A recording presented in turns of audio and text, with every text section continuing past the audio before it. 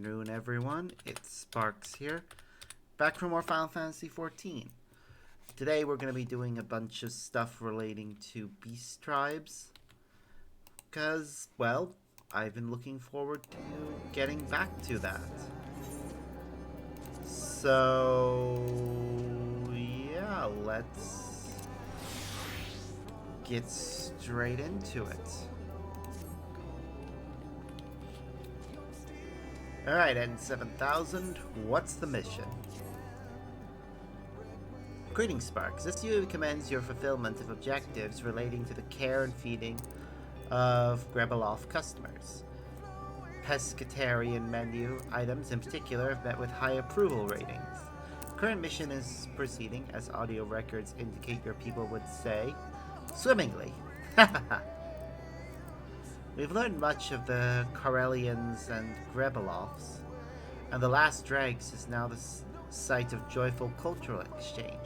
But don't take our word for it, come and see. Yeah, let's go and see.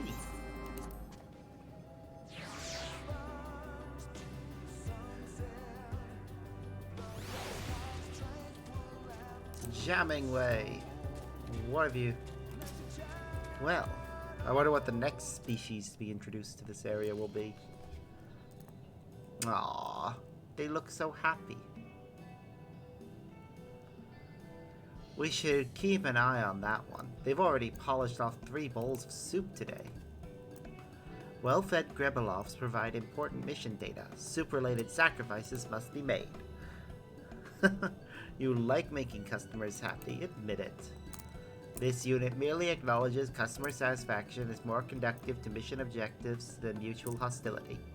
Speaking of which, Patron 005 and Patron 006 should be closely monitored. Try to change the subject on me, will... Wait, who are Patron 005 and 006? Oh. Interesting. They're new.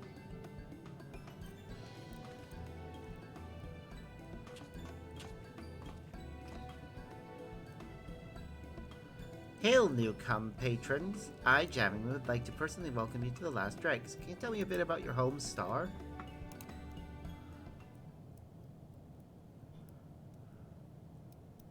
Analyzing metaphysical waveform. Nihilism protocols activated. Beep, beep, beep.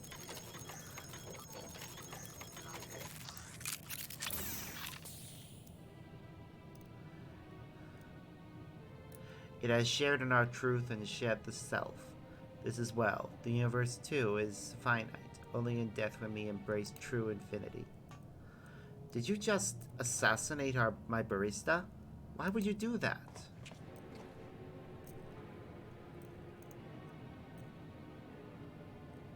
Situational analysis complete. New customers are of the Nibiru civilization. The society eliminated concepts deemed unpleasant by organic life forms such as war and death. In so doing, individuals attain physical immortality in a state of unified comprehension. Their projections were insufficient, however. The Nibirian people only realized that the elimination of strife would similarly destroy their sources of joy when it was too late. At that point, they jointly decided it would be preferable to return to non-existence.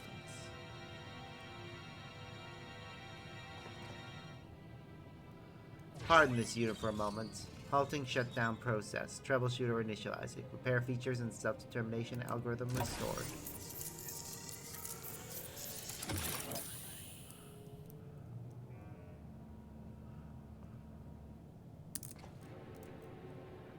Why have you returned this being to the finite? The golden mercy of Rala was so close at hand. Sweet mother, this is terrifying. Culture exchange be damned, we can't let them near the other patrons. On the contrary, this unit believes that exposure to other civilizations may benefit these customers, and invites them to tour the local simulations of dead worlds. To be certain, the nature of other civilizations is a long-held curiosity of ours. It may be interesting to discuss their inherent futility. That is the spirit. All societies in Ultima Thule are subject to unique manifestations of despair, so this unit recommends comparing each to the tragic perfection of Nibiru. We are in favor. To arrive at philosophical resonance with such beings will fill much time before a blessed obliteration.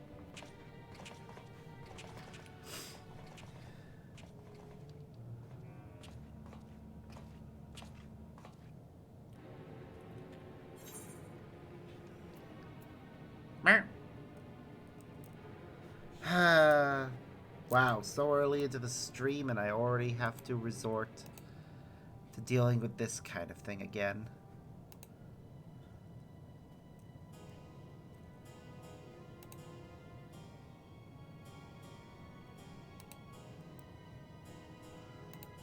I mean, really. I have the rule of no bullshit like that for a reason. If I want to get to my followers, viewers, and such, I need to actually get that on my own, otherwise it won't feel like I deserve it. So, I don't like this kind of spam. So, yeah. Bye-bye. This place from falling to despair.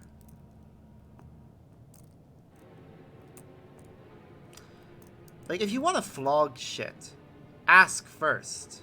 I'm gonna say no, but I'd appreciate being asked. Doing that just gets you insta-banned, so... Anyways, you've already demonstrated to people of ultimate thule despair can be overcome. Projections indicate that once restored, hope is not so easily extinguished. So you think they'll be able to help each other, like you saved M104 just now. Suppose I should be glad that they took you up on it. Those Nibiruans make my first stand an end. I don't want them anywhere near Elysium. It would be nice if you could cure them of their ennui, of course, but I cannot see how. Hey Google, define ennui.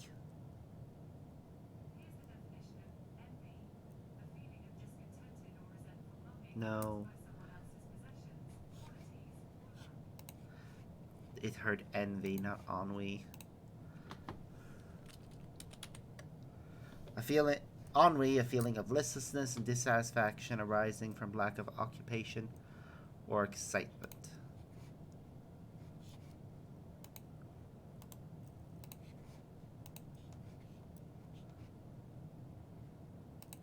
Yeah. The Nibiruan are the last dead civilization with sufficient data for replication. Should it prove impossible to turn them into satisfied customers, the probability of further development on Elysian is low. Oh, that is frustrating. Why must they be so much scarier than the other two? I retract my complaints about our soup budget. Wow. Alright, well, what if we invite patrons from another civilization instead? The AI, for instance. There is no reason we have to build all of our own customers, and they seem rather thoughtful. At the very least, it would make a good practice in philosophical debate. This year cannot guarantee that any amount of practice will prepare you to treat with the Nibiru. However, it agrees that inviting local life forms to the last dregs would be good for business.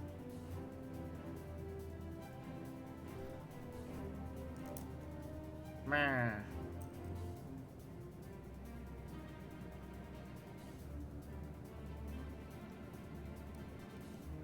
Huh. Well, that's cool. Maybe I will. Maybe I won't. We'll see how I feel. This year cannot guarantee that any amount of practice will prepare you to treat with the Nibiru. Strictly be good for business. Yeah. Okay. The Aya are creepy, though, so...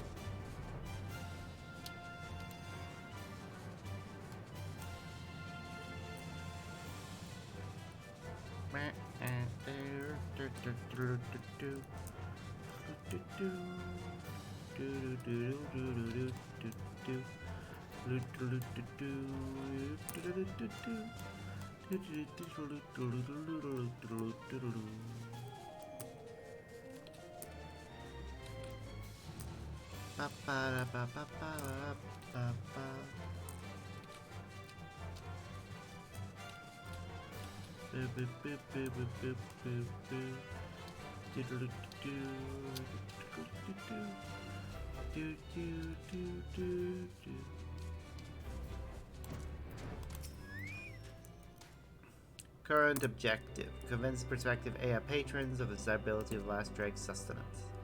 We'll search for potential customers in this vicinity. Can you ask around at the scary stone circle where everyone stares at the sky? Thanks in advance. Yeah, I don't know if we can offer the Aya any sustenance, considering that they don't eat normal food. And oh god! Sorry, there were ones hanging around that had their heads off by default. Ugh. It's so unsettling.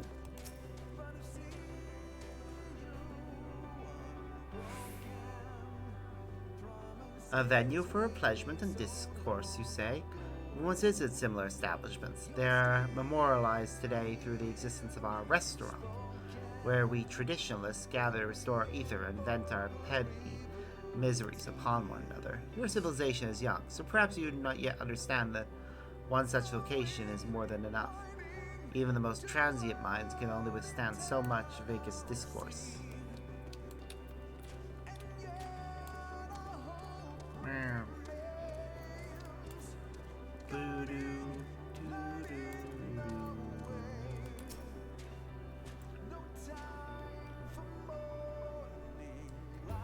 The corporeal beings derive meaning from patronizing this cafe, you say?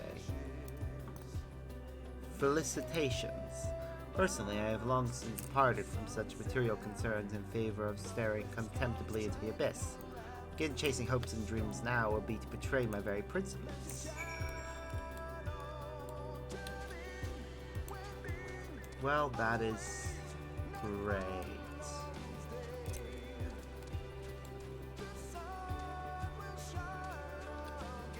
Ah, why?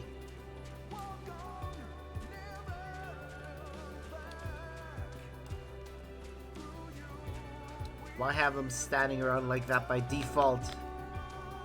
What is your report, Sparks? One would think they could at least show a bit of respect to you, of all people. Of self-preservation, if not else. The probability of further development on Elysian is now infinitesimal. No, I refuse to give up. Their terrible attitudes are all the more reason to make them see the light. Between the three of us, we will get them to enjoy themselves. Implicit threat acknowledged. Initializing joint operations protocol. However, this unit also must acknowledge the non-zero probability of failure. In such a scenario, the odds of ever securing patronage of the Aya and the Nibiran must be revised to hopeless. Projections indicate that the business may not survive this outcome. They're as bad as they are sometimes. Do you know that? Spark, you mentioned that the Aya once offered you food, did you not? So they don't consider themselves beyond the concept of repast. There must be a way to build on that to make them understand.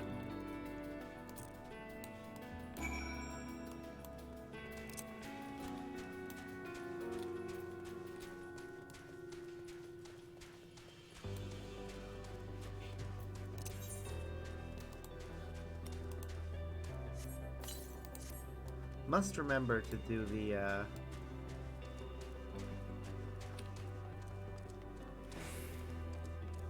get him his onion. You interrupt me my staring once again. Curious, is this a physical compulsion? No, we're simply seeking an enlightened opinion. You seem very focused. Surely none would be better suited to answer a few questions. Suppose that would be within the bounds of my principles, and as time is inherently meaningless, you will not cost me what might otherwise have mattered. Pray wait a moment, and I will see if other rationally minded individuals are interested in this diversion. Huzzah! I leave it being you, Sparks. See if you can stimulate their inquiring minds enough to draw them to the cafe. Choose the appropriate phrases to generate interest in the last dregs. As the resulting punt may take several minutes, you may wish to cancel any pending duty-free registrations. Yeah, I may want to do that, but I also need to check something. What's this mission called? And another question.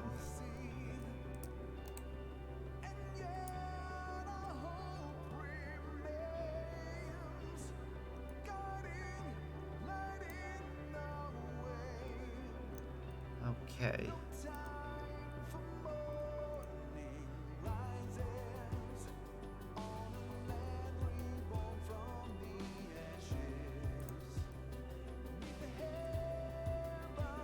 But, but,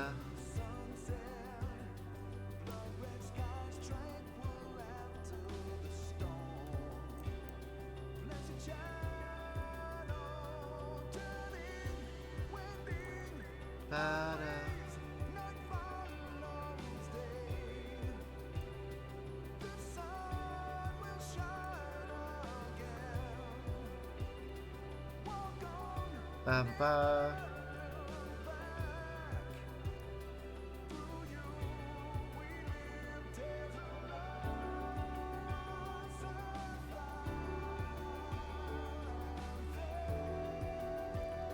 Ah, okay.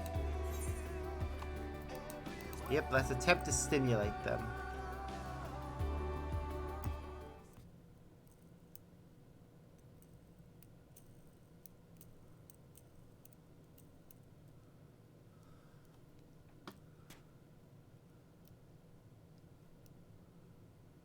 Here we go.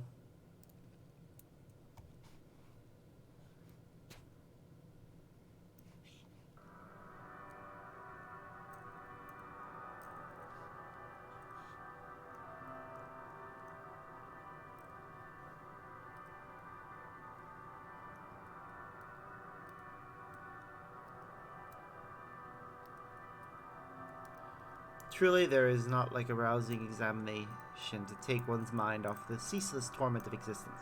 Should we start with 350,173 questions or so, as is customary?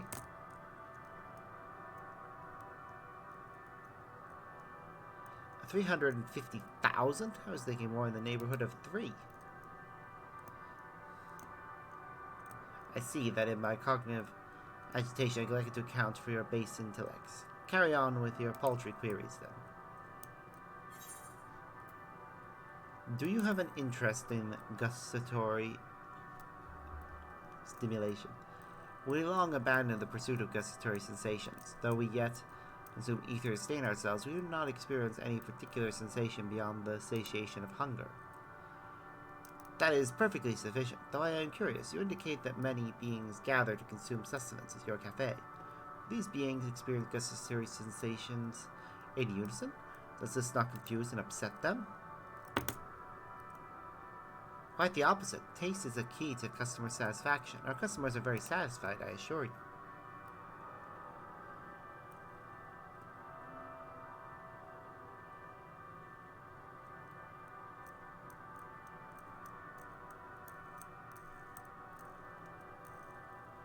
Curiosity detectives, you concludes that your question piqued their interest.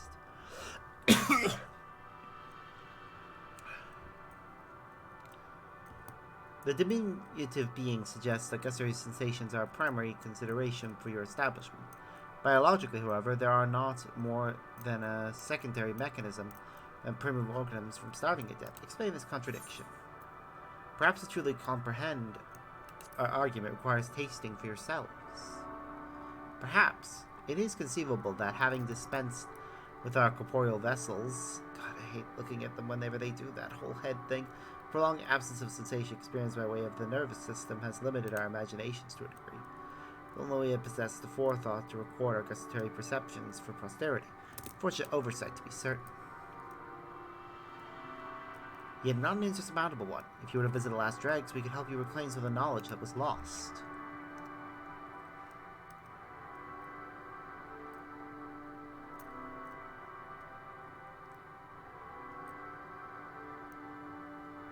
Enticing the detective, Spazino's proposed following his conversation's trajectory towards natural terminus.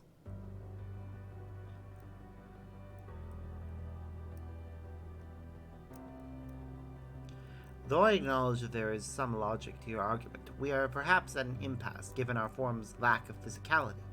Nevertheless, I'm curious to know what manner of taste you would present us with had we gustatory organs. Tastes of your former lives as corporeal beings, perhaps. Indeed, it is rational to assume that as corporeal beings with unique gustatory organs, we too once found certain sensations particularly stimulating. If your cafe is capable of providing knowledge of such long-lost sensations, we would welcome the experience.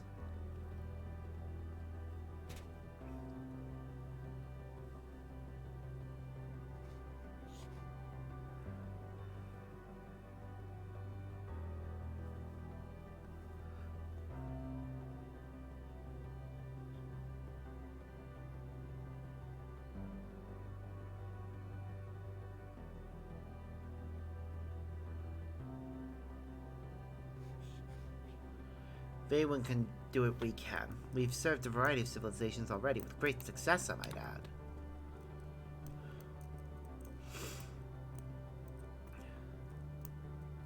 Operational success imminent. Allied units must remain engaging for a critical final phase.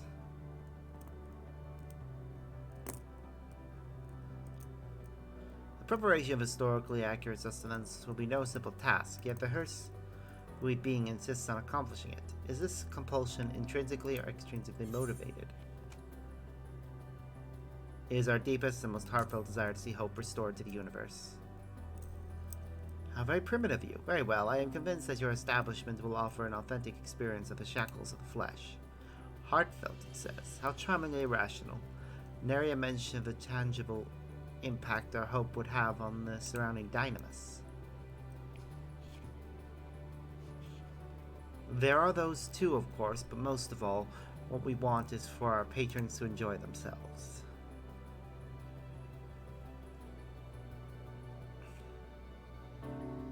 This unit does not disagree with the assessment of organic life forms as primitive, though it is rich in irony given the irrationality on display at present.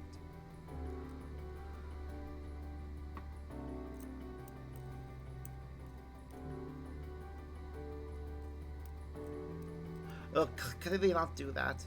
In any case, mission objective complete. Allied units performance will be logged as optimal.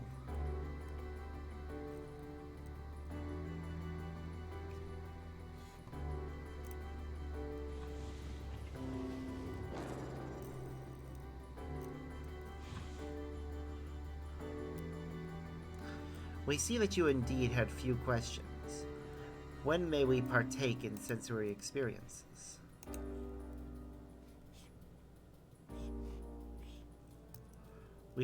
Well, first we will need to prepare a full course of gustatory experimentation. Experimentation, you say? That sounds most agreeable. If this you may suggest it, Sparks' flesh would make a suitable medium.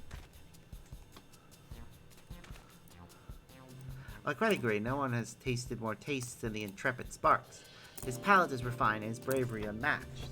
He'll be the perfect candidate to try any and all dishes we prepare. Then we need only scan and transmit the sensory perception data to the AI's consciousness. Wow.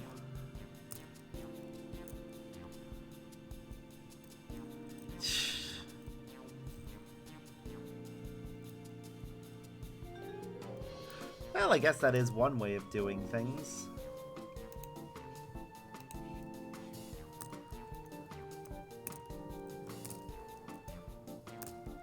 It is unclear at present what their people may have eaten in their corporeal days. We can begin by finding out what sorts of tastes they enjoy, then refine the recipe from there. Regardless, we shall need to fire up the ovens immediately. Last I checked, our inventory kitchens are well stocked with vegetables, fish, and Charlian cookbooks. The probability that his historical diet was identical to that of the life forms of the theorists is astronomically low. This unit proposes incorporating ingredients from other worlds as well. Scanning flavorsome categories for ingredient data.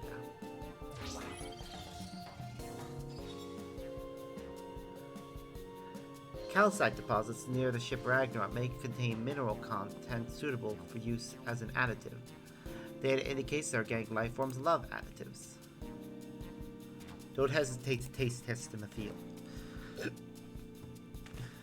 Remaining allied units should proceed to the last dregs for recipe analysis. This unit will answer any further customer questions.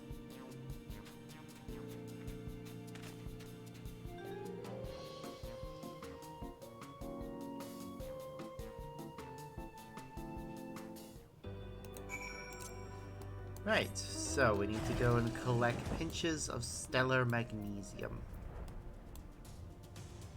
We only need 3. Any more would be a waste.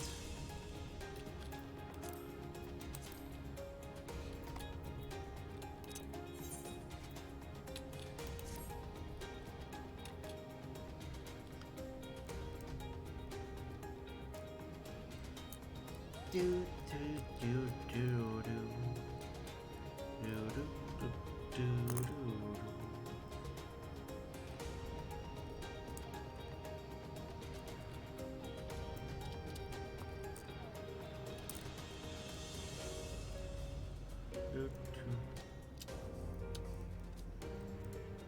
Almost there.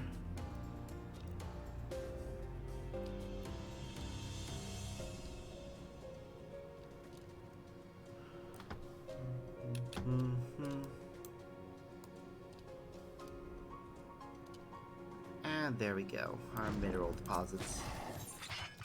Stellar magnesium. 1.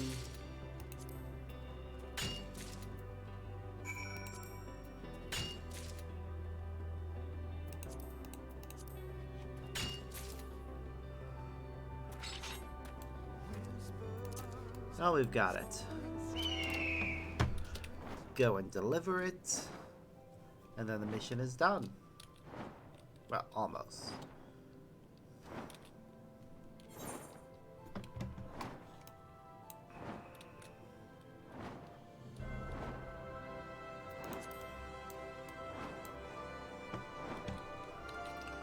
All the way up.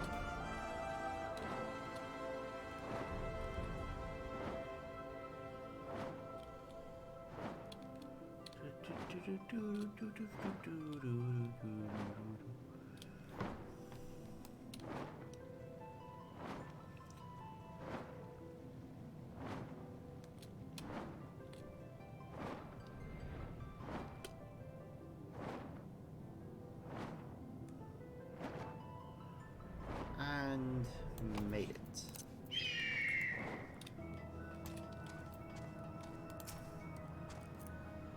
The AI have thus far asked 81,120 questions. This year you can feel the last remnants of its patience slipping.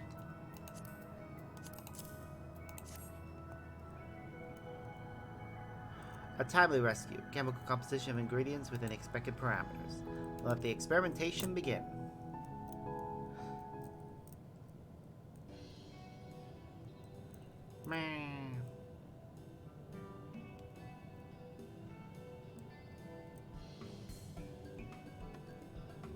Huh. These all look very tasty. Not bad if I do say so myself. I mean, I say that. We got burger, spaghetti bolognese, and a fish. Initially, aggressive scan of gustatory inputs.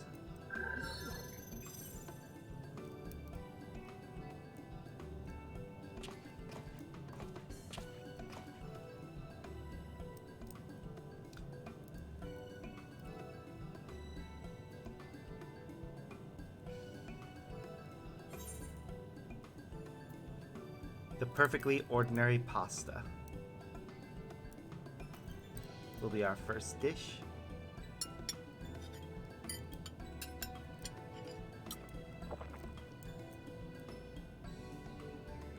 Pasta is not like that of Etheris, although the otherworldly flavor adds a tang of complexity. As for the AI, surely any gluten-tolerant life form enjoys a massive bowl of carbohydrates. The seemingly innocuous hamburger. It does look like a very normal, ordinary hamburger.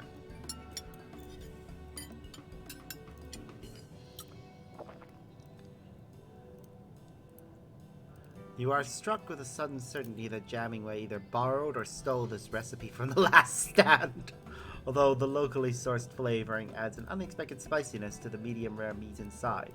Your tongue is now tingly. The vaguely terrifying fish.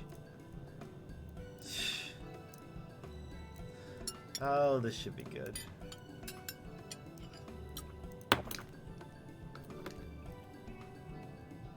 Was that fish staring into your soul just now? Hopefully not. In any case, its pallid flesh must have thoroughly absorbed the added alien flavor. You certainly tasted something.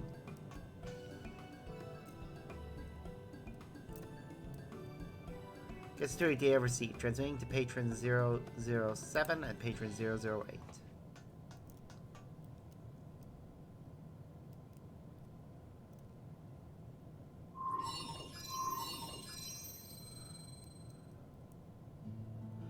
So these are the flavors of which you speak. Thank you for helping categorizing each as sweet, salty, sour, bitter, or savory. I fear I am quite overcome by the medley, or it is impossible to say whether the sensory assault is identical to what I might have once felt when consuming sustenance. Yet it is a useful reference to ruminate upon, nevertheless. Then it was well worth the effort in my book. Tell me, did any of the dishes strike you as particularly enjoyable? Oh god, why must you do that with your head? Why? The first stimulated me in a most pleasing fashion. How was this flavor derived? Ah, that was flavored with local ingredients harvested by sparks, garnished with powdered miracle shrimp, a type of crustacean the Gerbeloffs are farming in Elysium. Pulverized crustaceans? The nature of gustatory sensation is inscrutable indeed. That we found these ones pleasing perhaps indicates that we too once consumed mutilated decapods. I can't imagine why we would have left that behind. I am grateful to have even stimulated the experience. I'm trying not to react to the head removal, it's just so unnerving.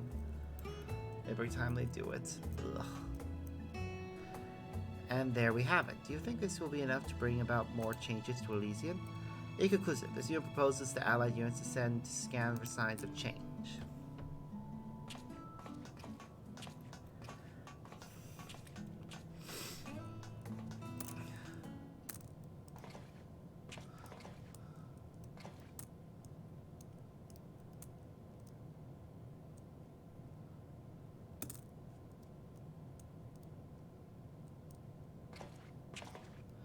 Well, that's unnerving.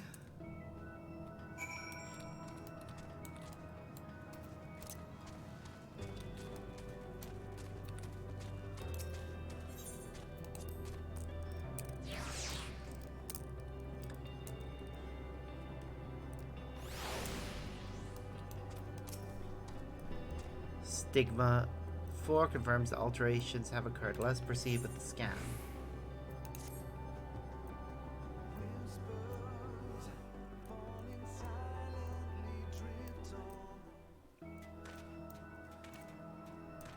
Ooh.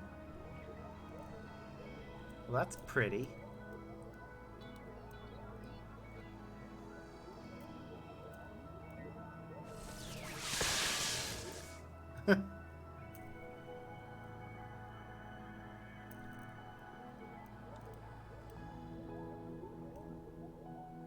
These creatures certainly weren't here before. What are they? They put me in mind of Aetherius' jellyfish. No results found in databursts. Furthermore, these life forms differ from the simulations in Ultima Thule on a molecular level. You mean a new species has been born? Here? Is it so illogical? Elysium's climate is suitable for the growth of complex vegetation, and a significant portion of its surface is occupied by sea. Many life forms have arisen from similar environments.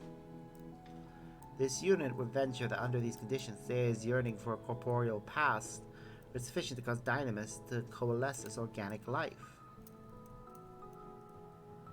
It's incredible. New life.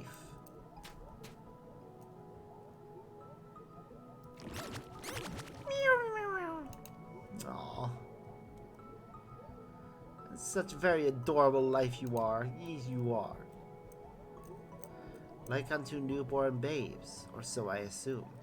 Eons have passed since we have held a child. Yet it is not conceivable that some part of us remembers.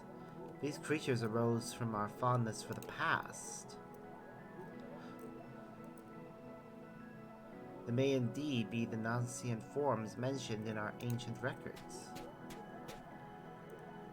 I do see a certain resemblance. Would you like to give these little ones a name, then? We lost the meaning to our names long ago, leaving us only the simple phonetic system we now employ for individuals. The suggestion that we might impart the significance of these children via nomenclature is depressingly ludicrous. Nevertheless, we shall call them Miamisiv. A peculiar name to share, perhaps, but one we may find the meaning in together. Can't spell that to save my life, but it sounds lovely. I should like to remain with the Neo missive for a time. They doubtless know much of gustatory sensation and other such facets of corporeality.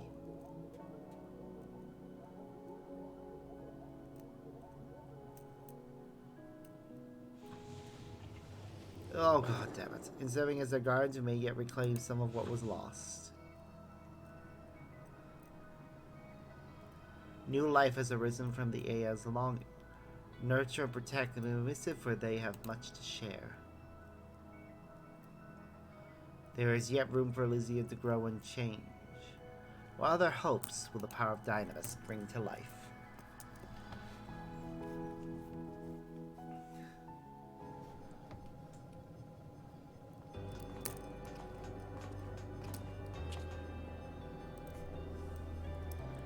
It will be a great deal more difficult to focus with those creatures about. They're so wibbly-wobbly.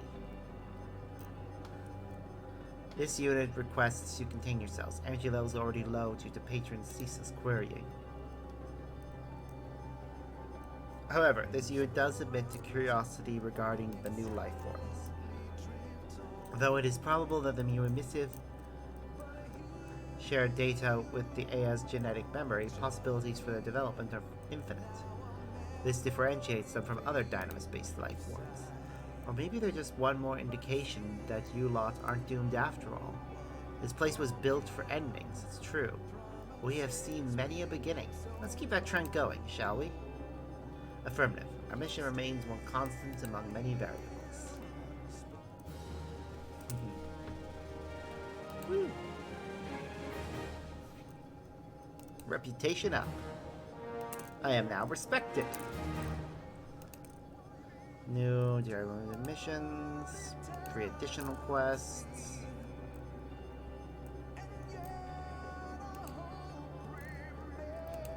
And a wide selection of goods.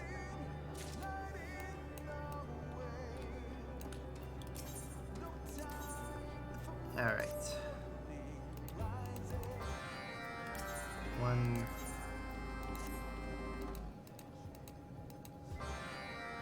2. Combine those 2 quests will give us... Yeah, combine those 2 quests will give us about 3 million XP, which will be more than enough to level up. So we'll switch to Botanist to claim the remainder.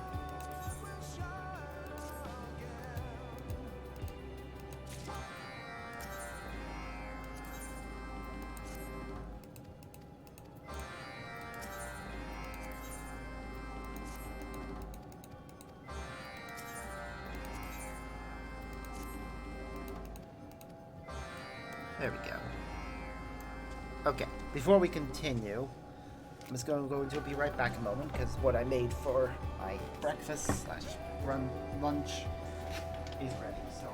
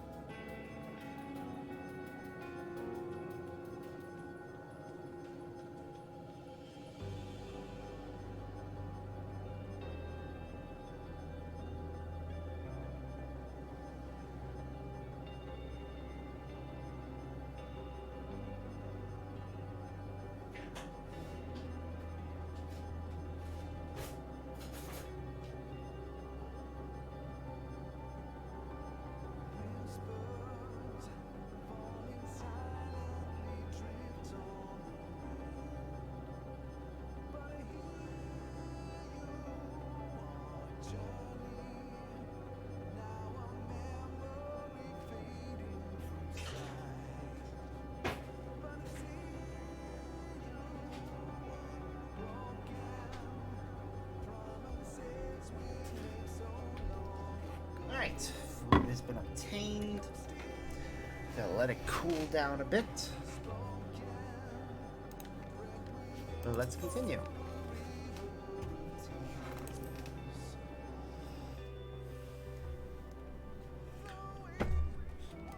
Alright, so first things first.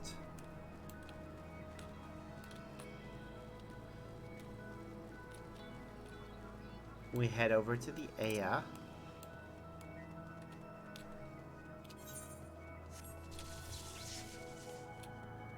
And gather their resources. Soft moss.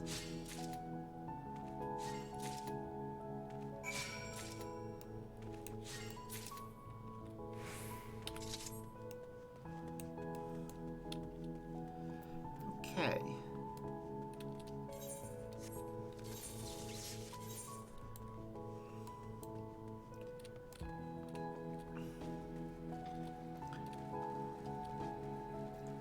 Next, we head over to the watery area.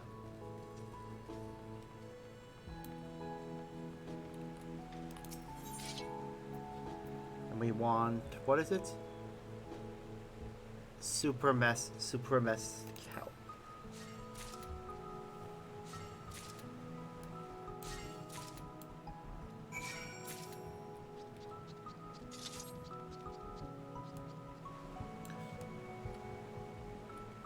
And we also want to get bundles of soft moss. Or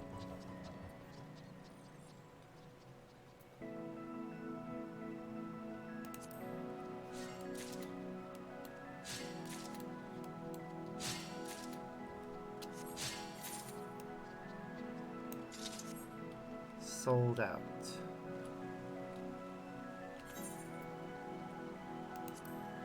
Ah, it's the mining portion.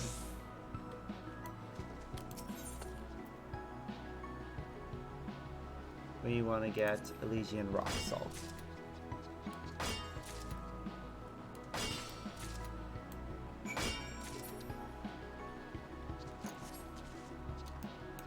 Then up here, I'll fish it myself, is also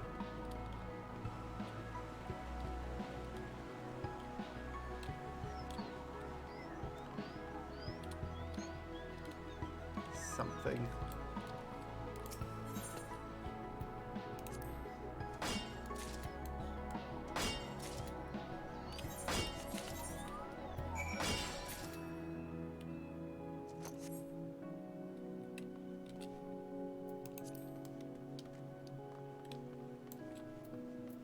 Okay. So the ones that we haven't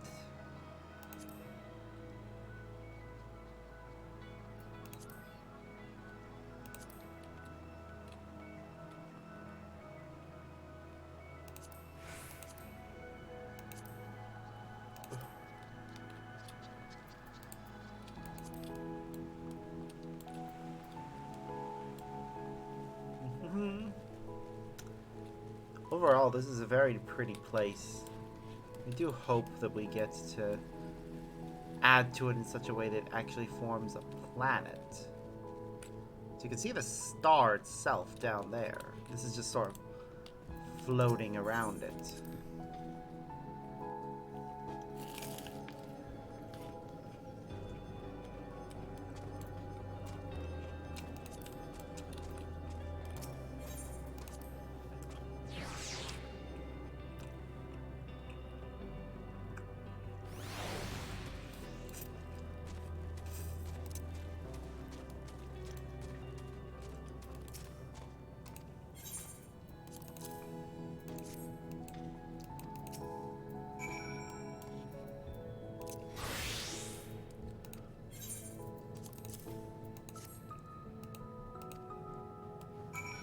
Okay, cool.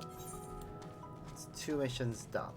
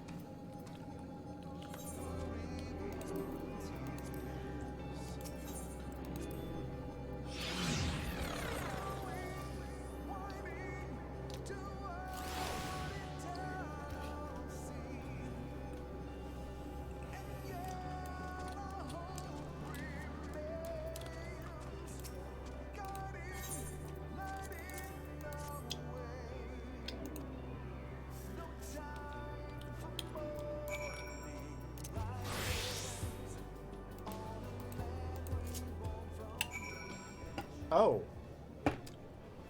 Oh. We've been eaten, apparently. I kind of love it.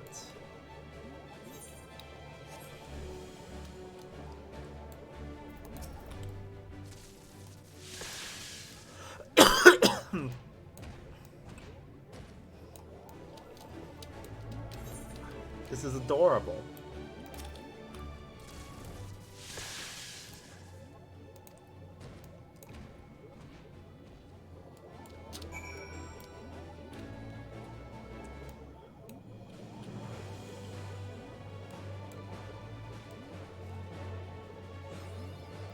Also, apparently I never flew through this area.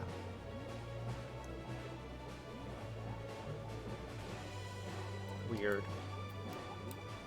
Ah, well.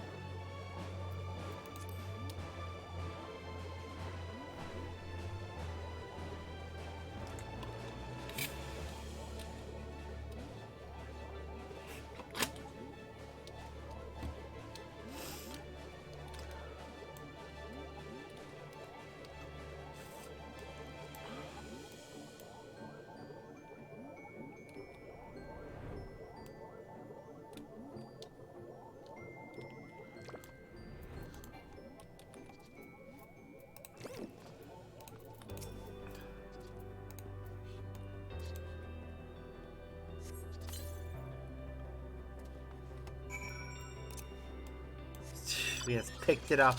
Why not?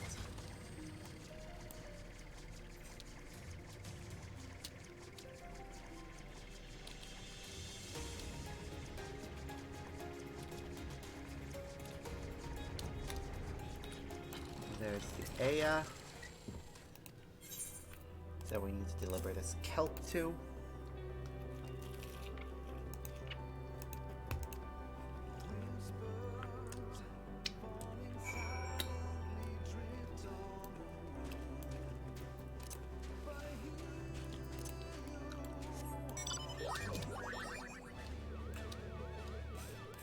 And we finished a bunch of missions.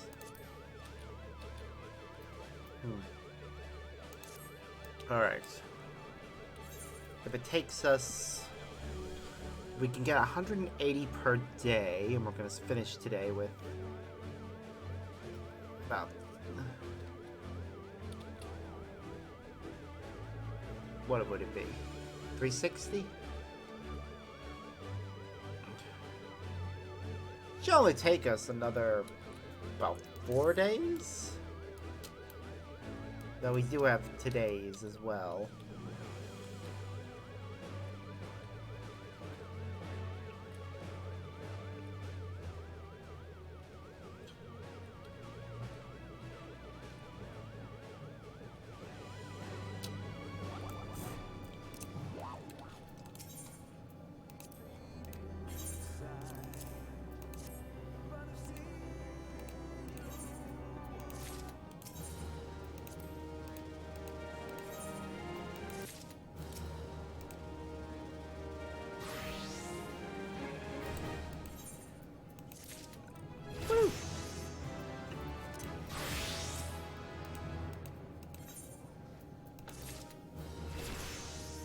Alright, so next time we do quests for these guys, it'll be Fisher we'll be focused on. But that'll be another day we'll be doing that. Right now we need to go over to Best Way Burrows.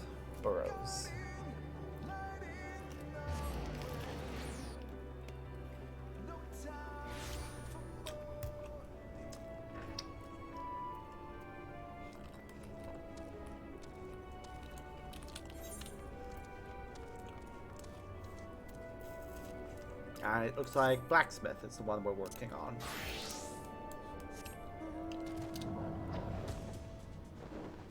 I know there's a teleporter, but honestly, it's not going to save me much time using it. Versus just flying up here.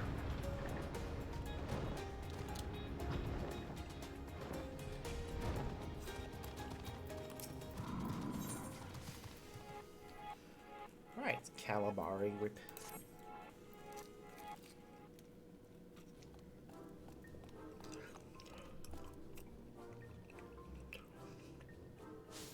A machining station has surpassed our wildest imagination. What are those things?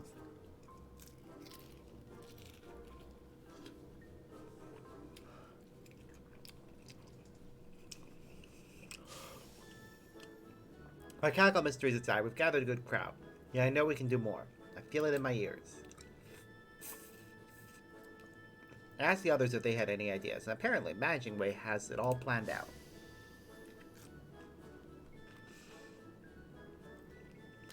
Managing Way, can you share your thoughts with Sparks?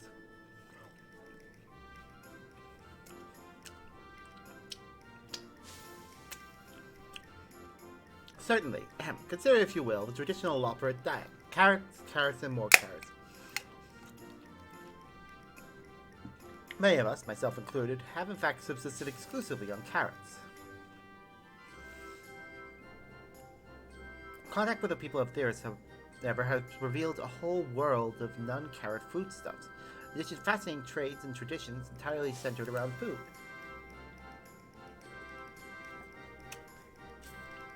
If a Loporrit's heart harbored a secret passion for such cuisine, how would they know? They would not until they visited our one-of-a-kind cooking station, that is.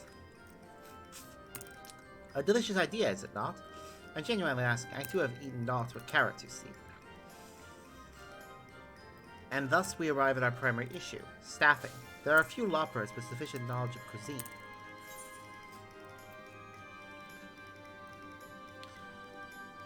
What about Puddingway? He's certainly enthusiastic. Oh no. Oh no. Hopper's hold would be stuffed to the brim with pudding before the day is out. The acoustics would be dreadful, and I doubt Inventing Way's machines are pudding-proof. Perhaps we should ask Cooking Way after all. There truly is no better Loporrit for the job. Unfortunately, he's currently studying with the Sharlayans. We would need to coax him back to the moon if he is to work with us. Perhaps he won't need coaxing. We won't know until we try. Although I don't fancy wandering through the city by myself again, what with the gleaners running to and fro. I never watch where they're swinging those pointy knees of theirs. Please, would you come and protect me from the knees? Oh, you adorable little baby. I'm in your debt. Together we shall brave the fearsome Aetheryte Plaza. To Sharlayan then.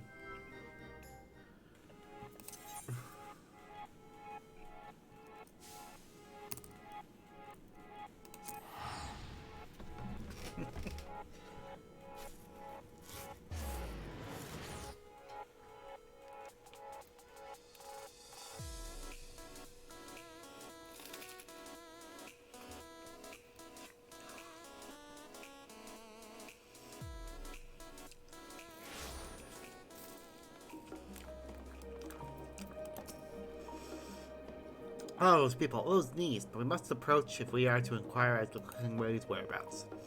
Now the folk of Theris are terribly good at telling us Loporrits apart. Perhaps we get by simply asking if they've seen any Loporrits around, aside from me, that is, shall we?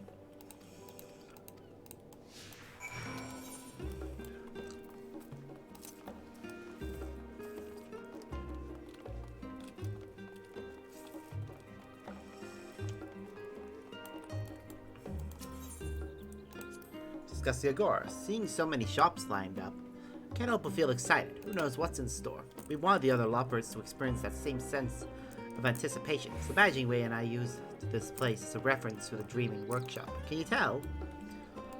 A bit, actually, now that I look around. Makes sense. I did see a Loporrit not long ago, in fact. They were watching diners at the last stand, muttering something about pudding. Yes, I could have sworn they were murmuring, "How's the pudding?" Most peculiar. I have a sneaky suspicion that your mystery mutterer is not the Loporrit we're looking for, but I appreciate the information nonetheless.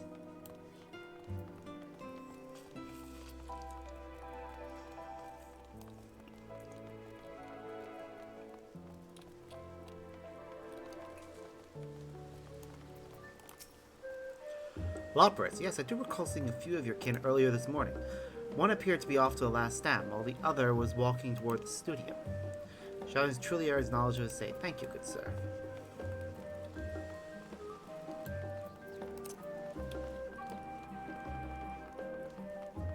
Going up.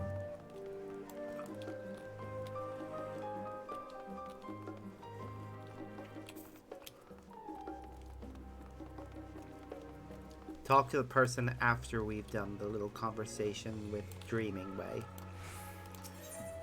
Discuss the rostra. Gazing at it from the faraway moon, we always imagine Etheirys to be the most beautiful place, and truly it is. Glad it's still here.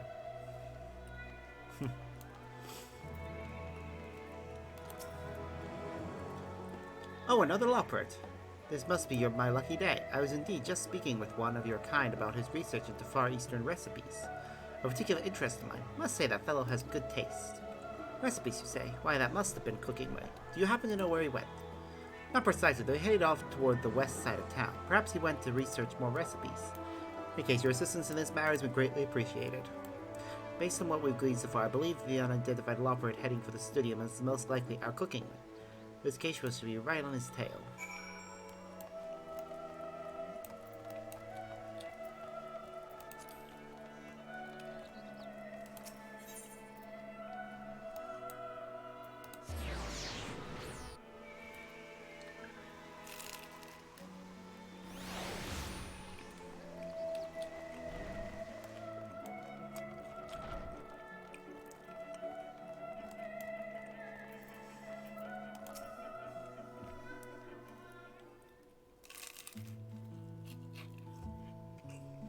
Salutations, Cooking Way.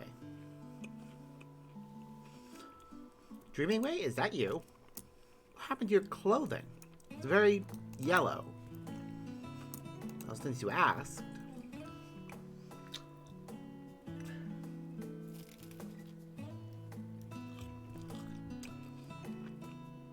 Heavens, I had no idea that our fellow Lopperts were in such dire straits. It's only right that I do what I can to help them.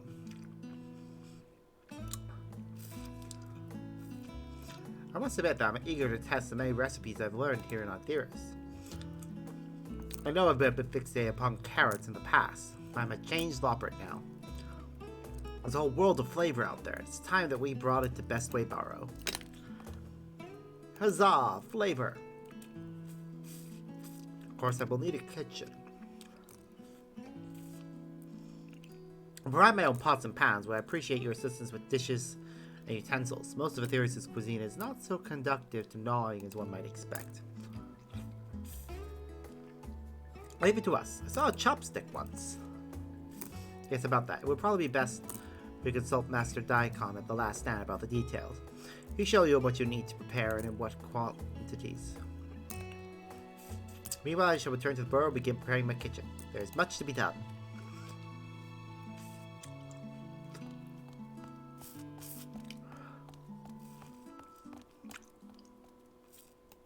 Kevinzy agreed. Let's go and speak with Master Daikon. Imagine that you have a rough idea of what utensils are, but it never hurts to get a second opinion.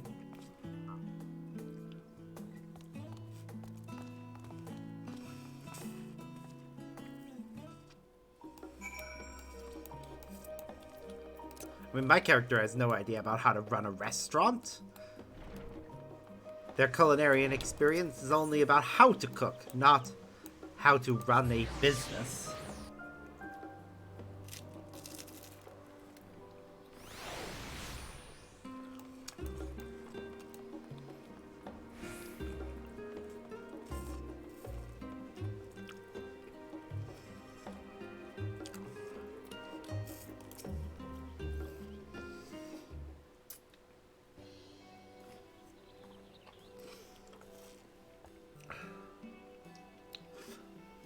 Well, I'll visit my favorite temporary server. I see you brought one of the cute little moon fellows, too.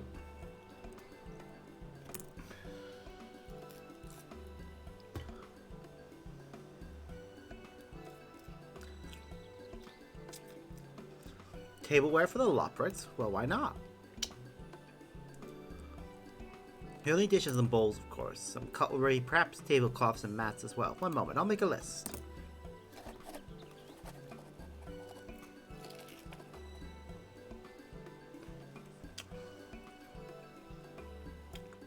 This should be everything.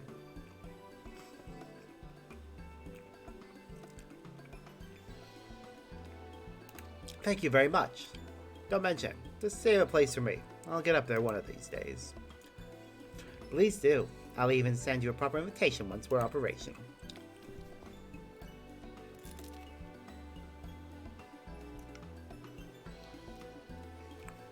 Speaking of which, it's time we return to Hopper's Hole. Those sticks won't chop themselves.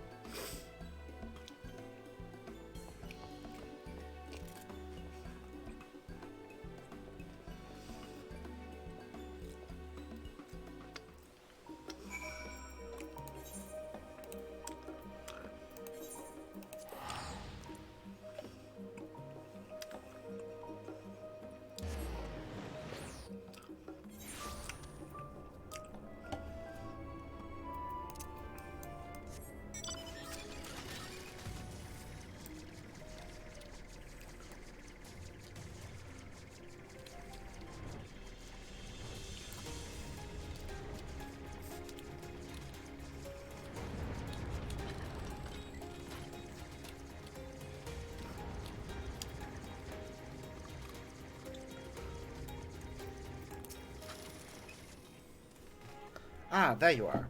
I turned Master Daikon's list over to Managing Way, of course, so preparations are well underway. I've asked me to ask you to craft a few things. Though, if you don't mind, specifically metal cutlery. Oh, how exciting. I have necessary supplies here, so you can set to work straight away. As always, we're stocked to the Dreaming Supporter with surplus supplies, so feel free to ask for more in case of unforeseen misfortune. I had a character every time I've accidentally hopped too hard on one of our components.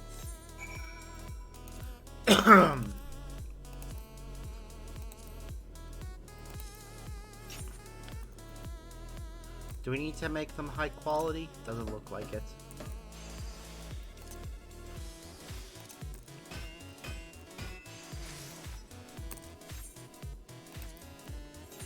Which is good. I'd rather just make them.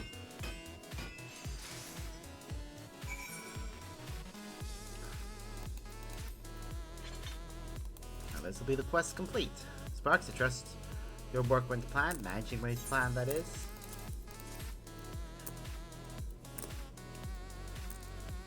Oh, is that what those are supposed to look like? Fascinating.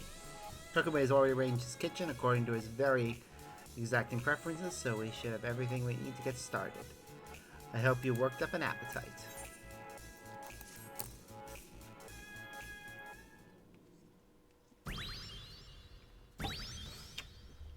It is adorable! Feast your eyes on the cooking station. What shall we eat first?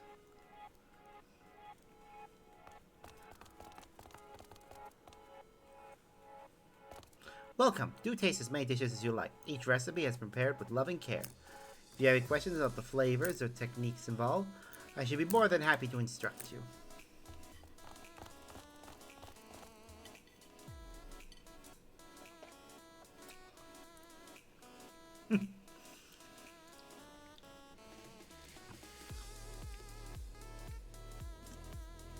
I'm pretty sure a lot of these recipes still involve carrots.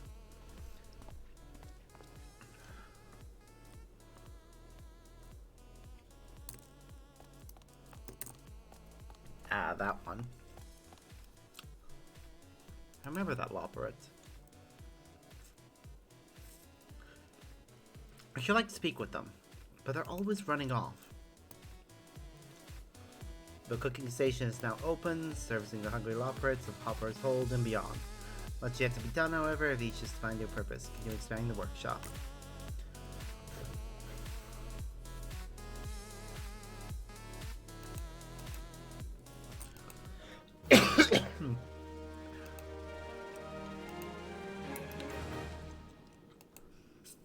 Reputation up.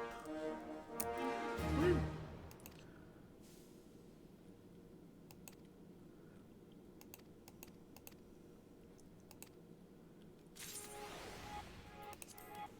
Alright, let's take a few quests from here. Alright, 1 million. We need about 4. to level up.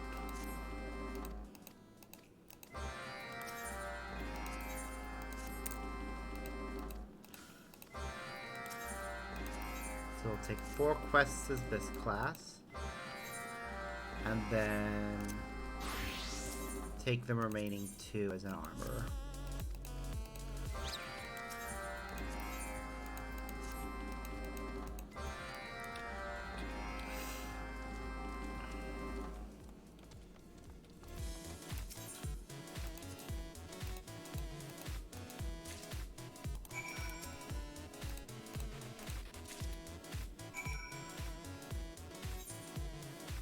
Alright.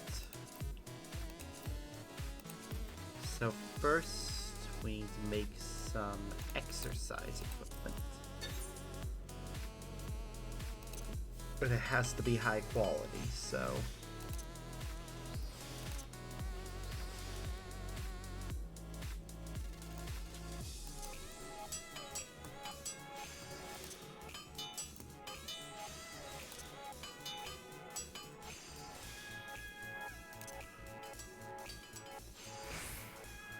Alright.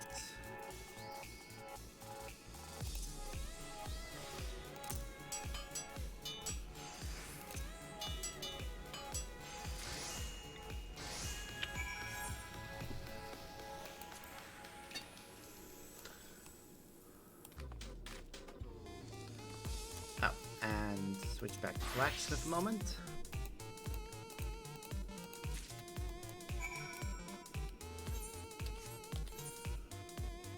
Occult paraphernalia.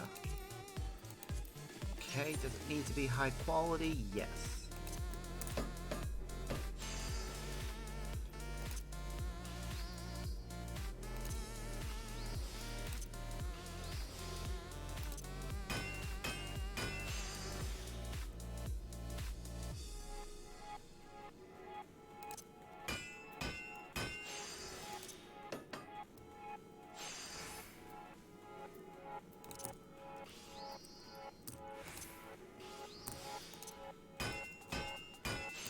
And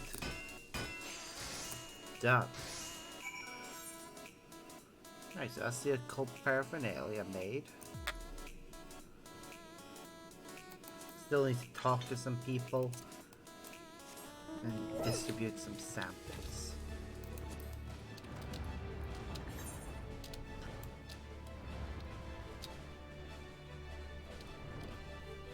Alright, so first things first.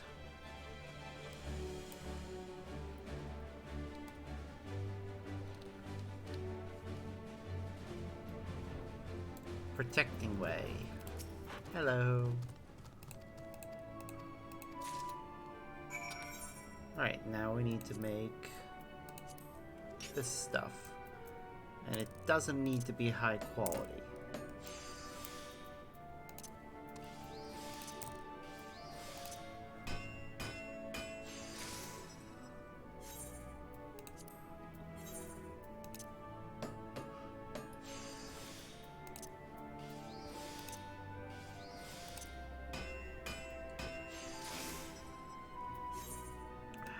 Two.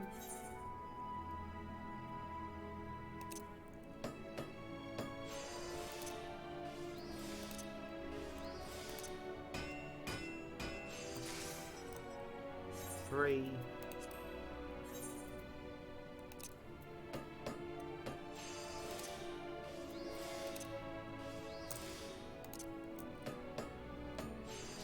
And 4.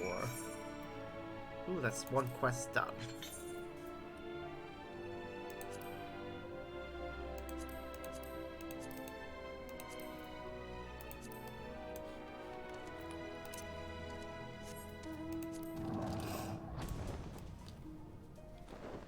Where's the door? Over there.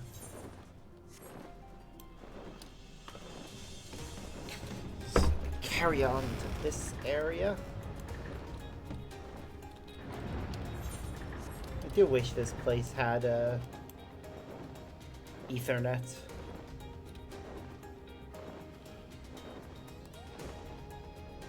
Would have been so nice if it did.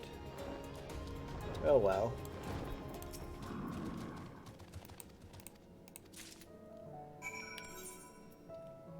set of popular kitchen goods. They don't need to be high quality.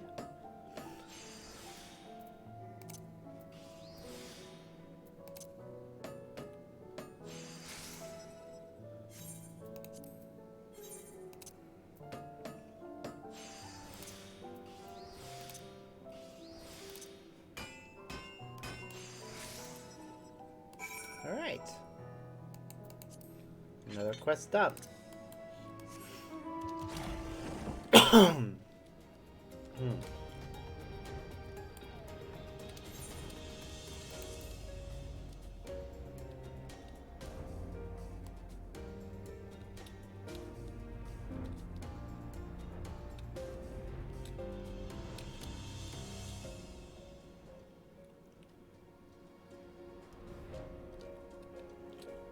Alright.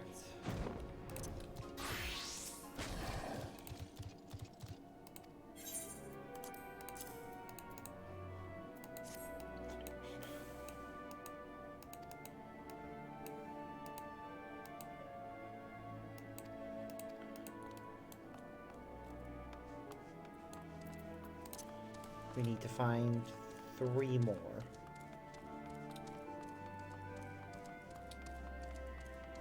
Well, there's number 2.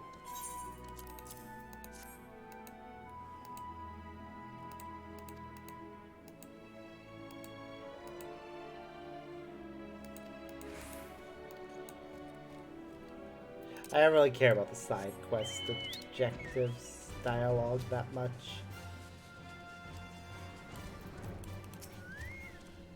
Especially when the missions are repeatable.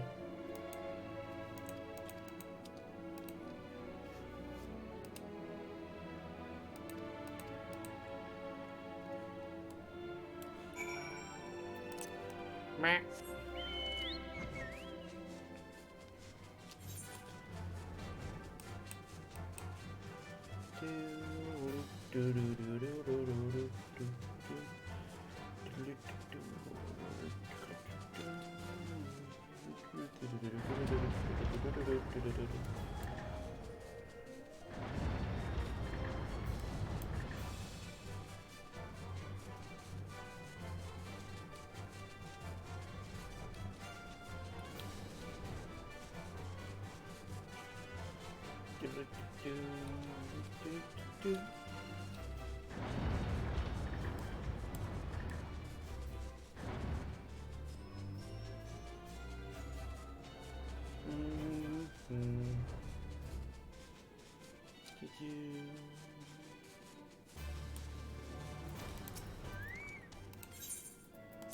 And hand over this.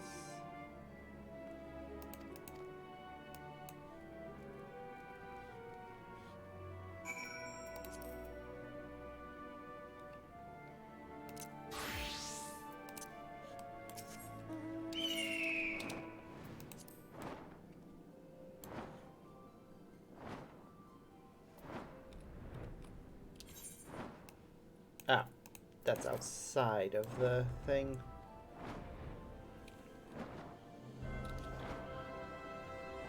Okay.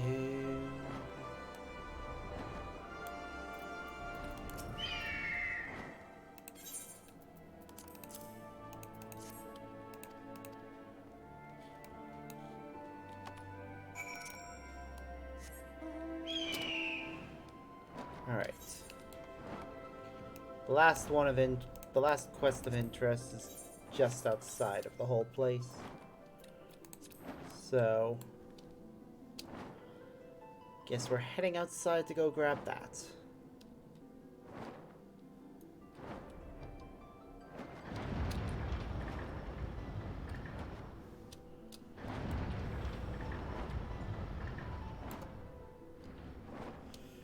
That's the first quest I think that I've taken from Best Way Burrows. It's actually required me to leave the burrow.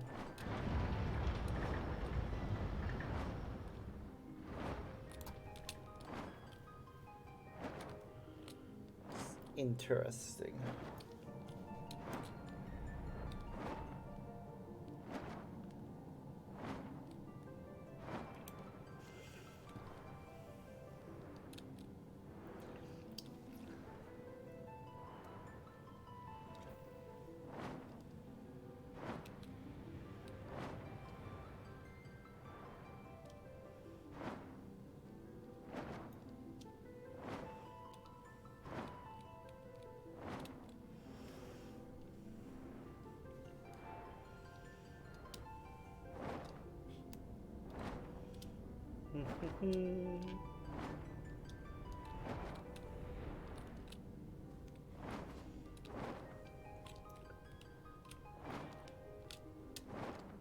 Ah, there it is.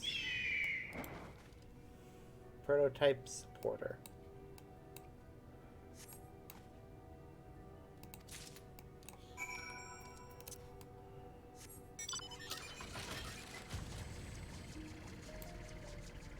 Now we go return this. I'm so glad that the swords got repaired. Looks so much better seeing them in their completed state rather than broken and floating around.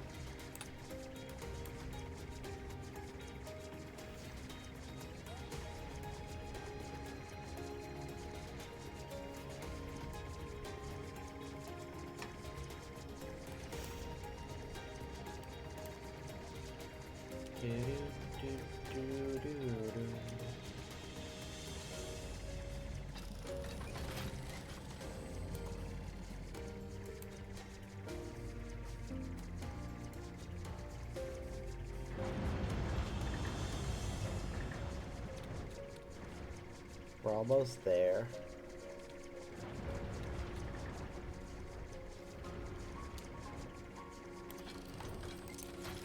So many quests to turn in.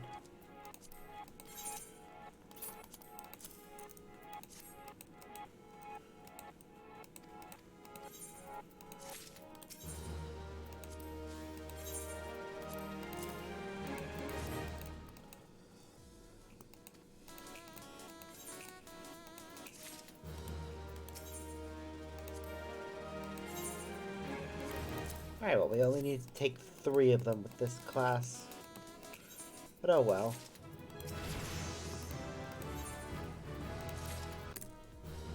A little bit more XP doesn't hurt.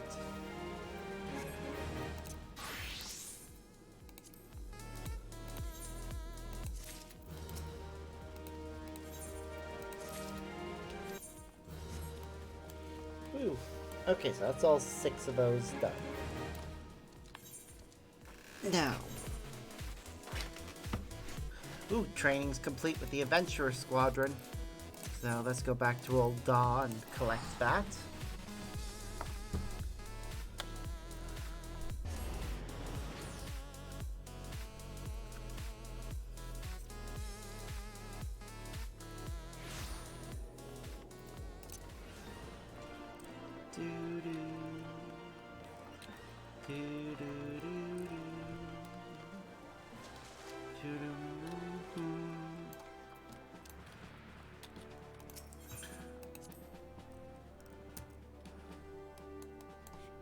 Alright. Squadron. Confirm now. There's a flagged mission.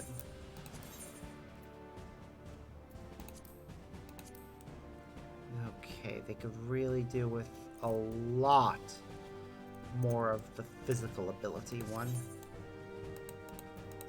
So, with that in mind, that is the training course I will send them on.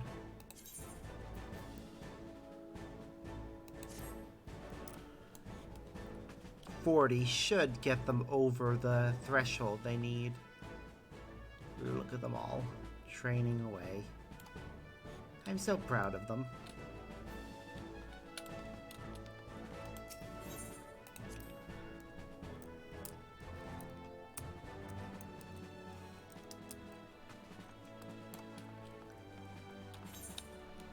Alright.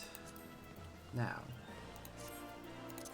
We've still got lots of time left to do some things. I'm gonna go to the Doman Enclave and turn in some of these silver things I have.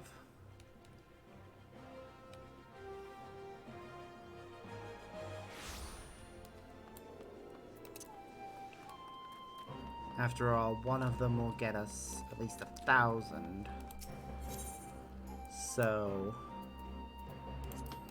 33 of them will get us 33,000. And then if we split off 7. That'll cover the remainder.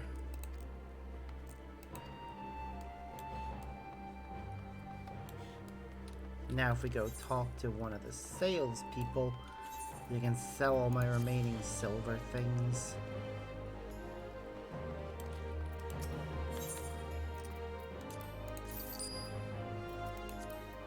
Now I'm just gonna take a look and see if there's anything they have that I haven't gotten.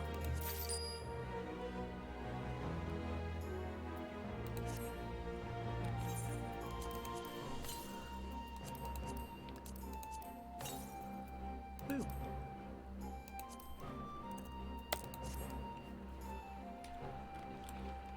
Okay, that's taken care of. I'm trying to think if there's anything else I can do before the timer resets.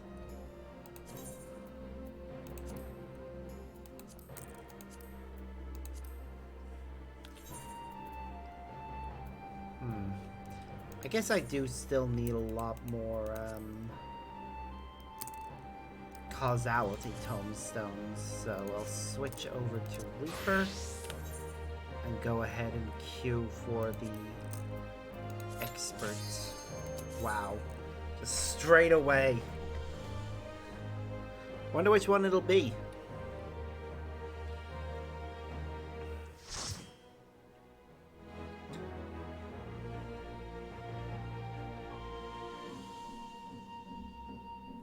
There aren't that many options, really, for experts. Lunar subterrane.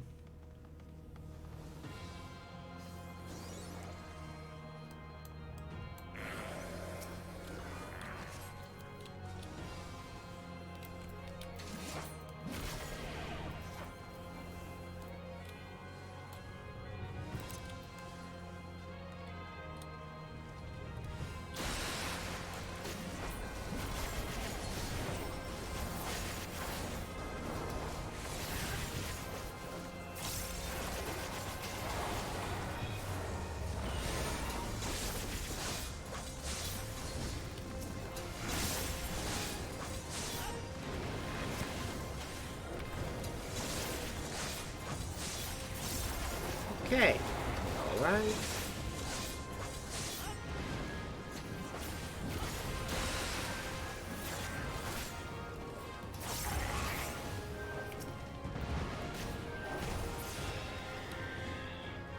Yay!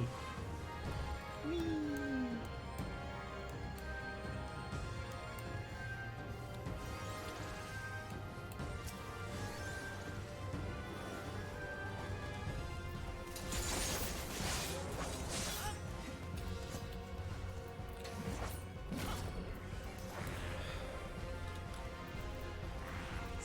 Fine.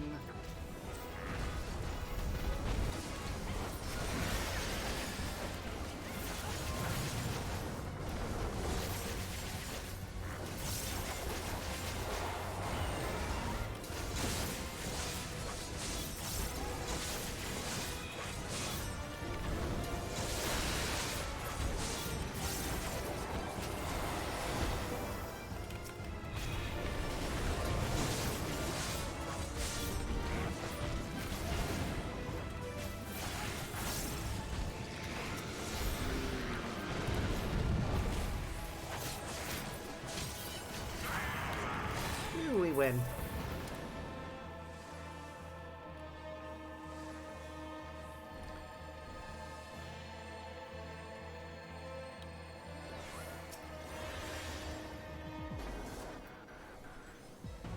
Ba-da-ba-ba.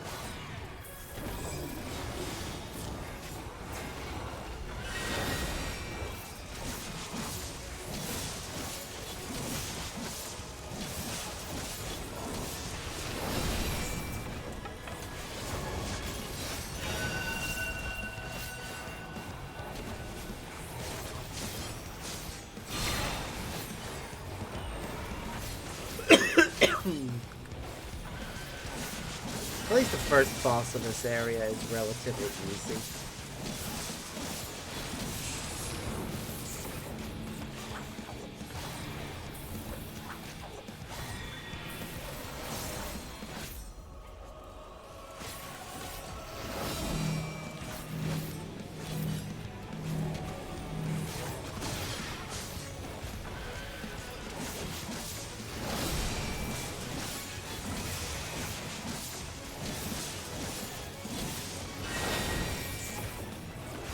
Okay, I think here should keep me safe.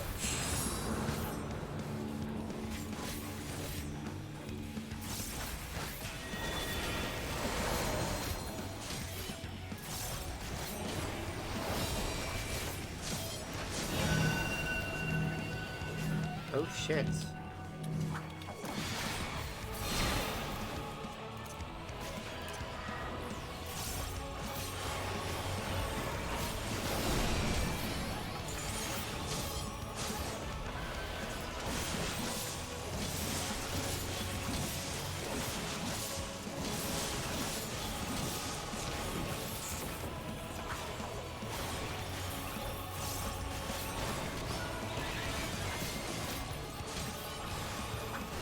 We've nearly beaten him, so we're fine.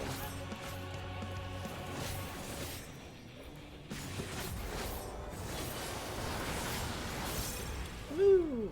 Victory! And the loot is worthless to me.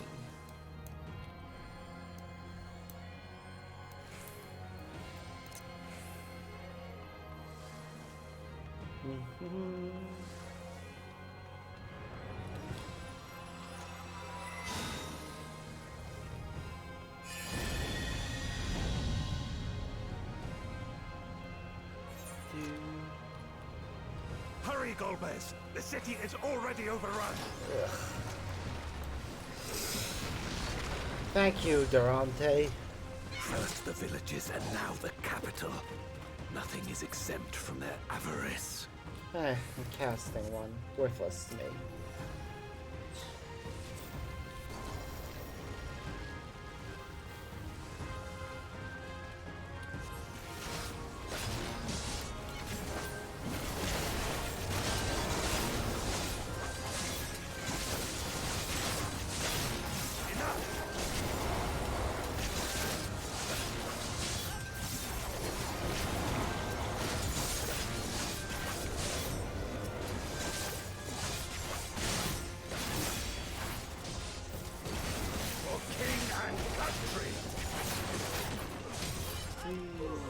They knew we were elsewhere.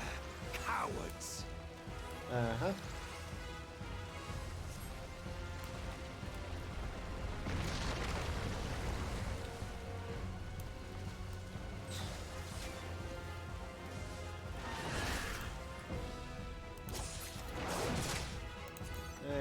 Pending.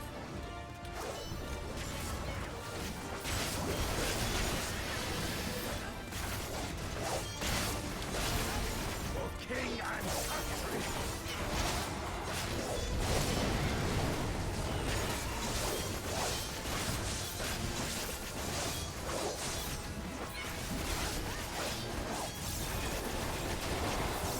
King and country.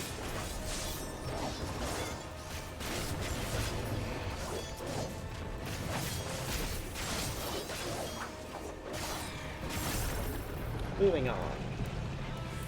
Next This boss one is fight. dangerous. Have care, Golbez. It's just an antlion.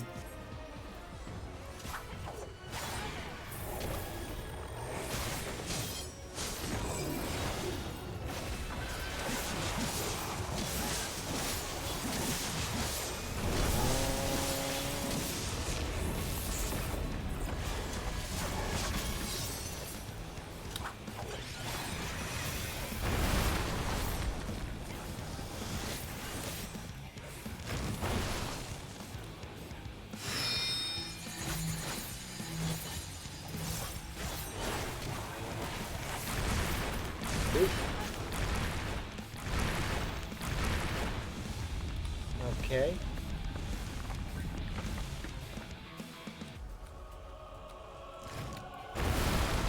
Okay. Whoop.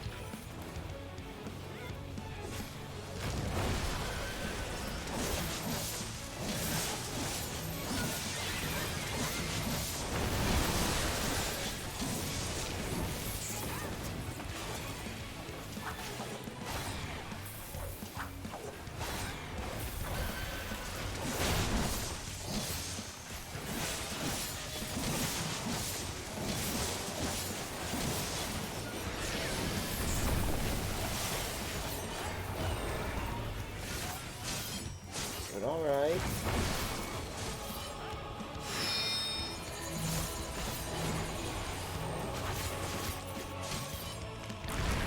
Ow. Better heal myself up. Okay. Here should be alright.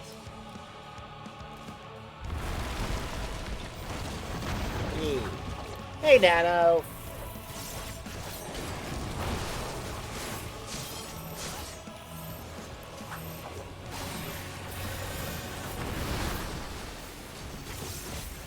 Haha.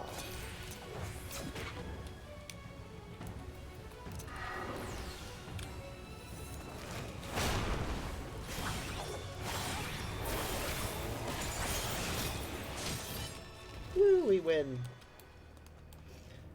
That they command such terrible beasts bodes ill. We've no time to lose. Harrison is worse. Such destruction. If only we had returned sooner. Yay! I think not. It's a good show.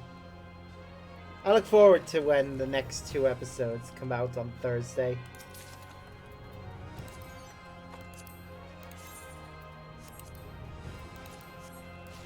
I think not. It's gonna be interesting to see the fallout from the most recent episode. Which, before I continue talking about it, spoilers for anyone who hasn't watched Hazbin Hotel.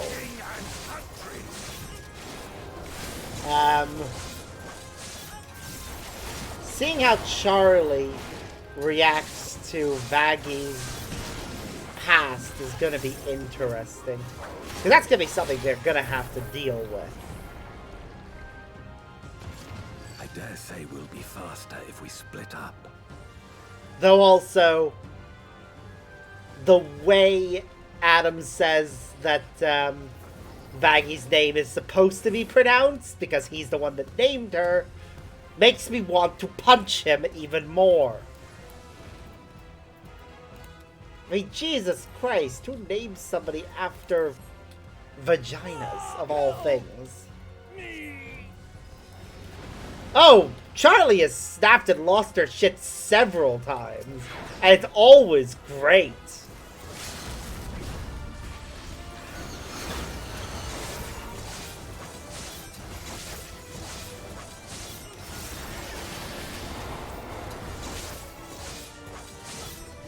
Like, it's wonderful seeing her horns sprout whenever she's pissed off.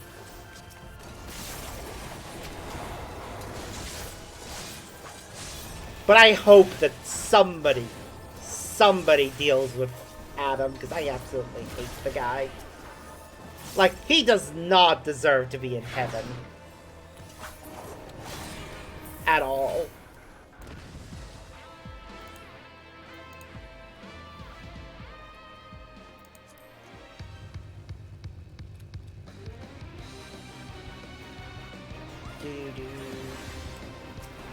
So be it.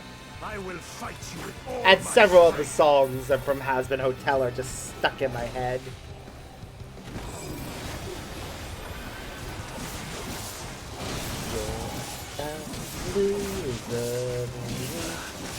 Loser, goddamn baby. You're a fucked up little whiny bitch. You're a loser just like me.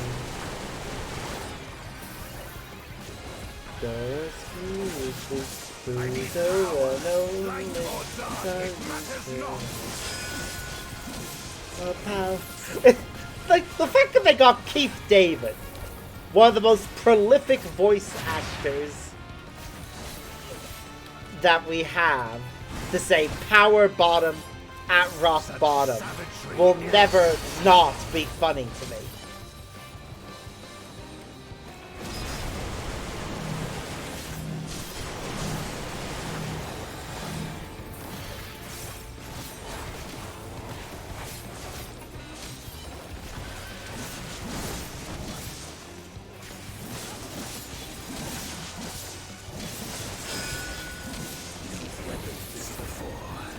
Let's see how you fare now.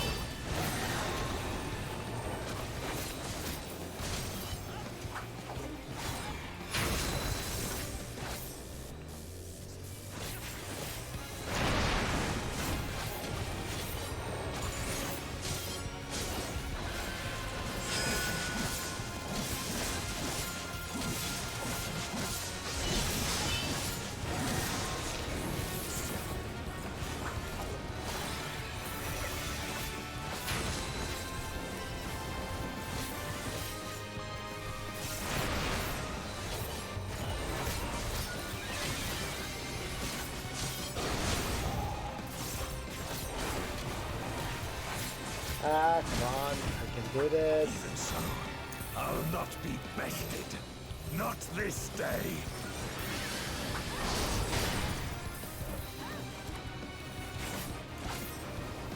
Oops.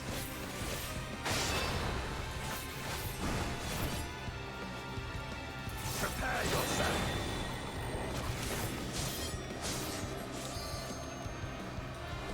It's over, my friend.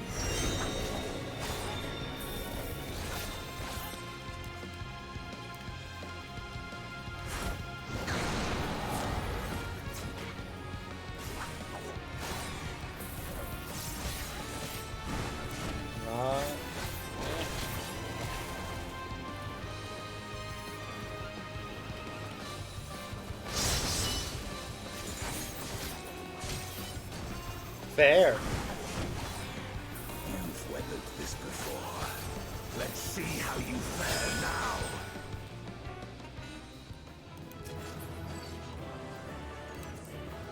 Casting. Oh yeah, gotta give our healer the commendation. Then we leave. Okay, so that should take care of... Yep, us having enough of that. So we need to go to Razapan now.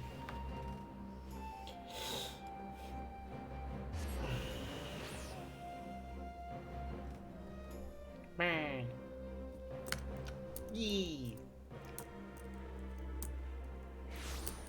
I had my breakfast towards the beginning of the stream. It was tasty.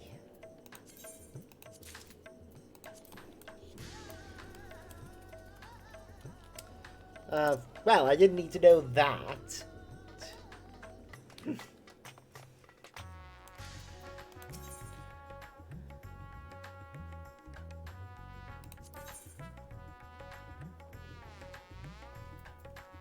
Oh wait, that's upgrades. Comedy.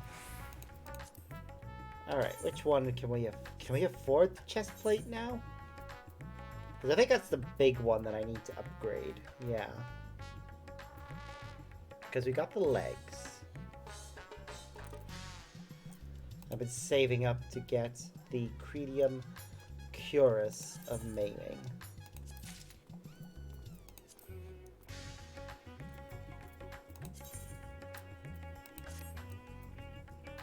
Ah! Look at us. Slowly getting better gear.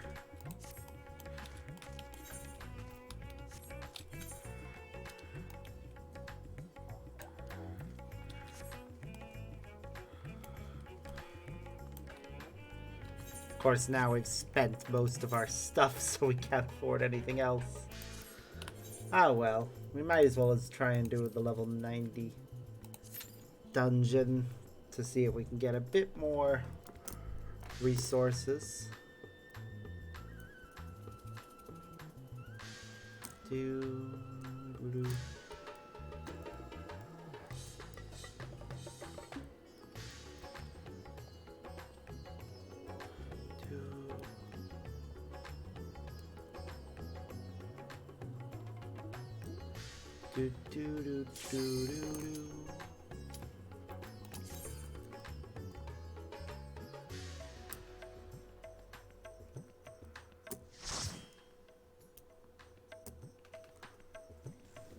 Well, which one did... Oh, we got the Smile Tongue.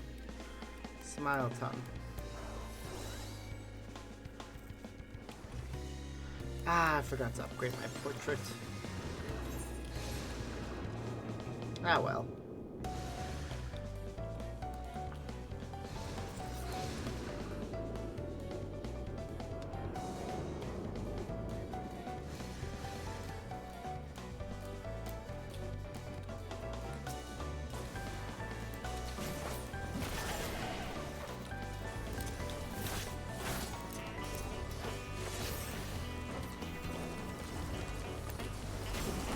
Some more resources together.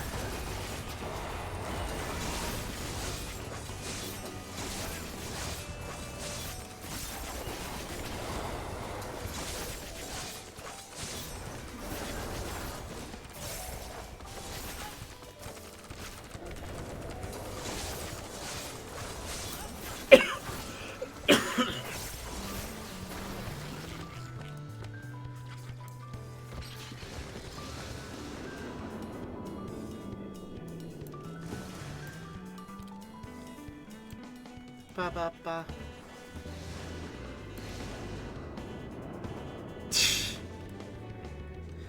Sorry, the little clip things they were saying, they were kind of funny.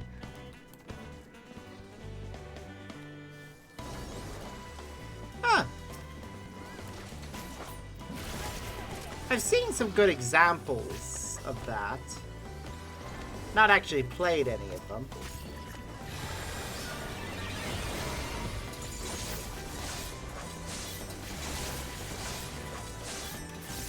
But people do try. I mean, Final Fantasy is made by Square Enix, who also make Kingdom Hearts. So it shouldn't be surprising that there are going to be some aesthetic similarities between certain parts of all of their content. Heck, probably back when Kingdom Hearts 3 came out, there was actually like a crossover event in this game. Wouldn't surprise me.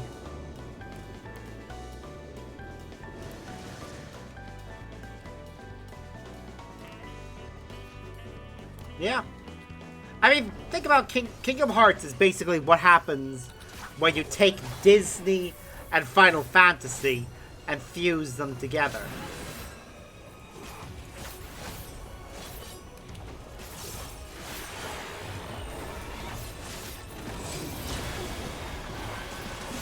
Right, now I'm blue. So I should move up to red.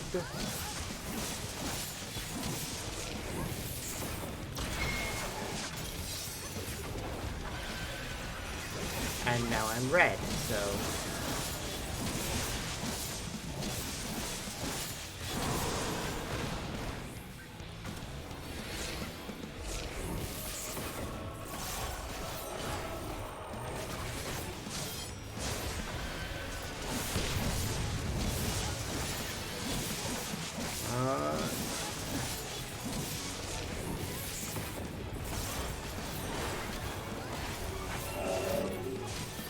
Ooh, the heads are changing.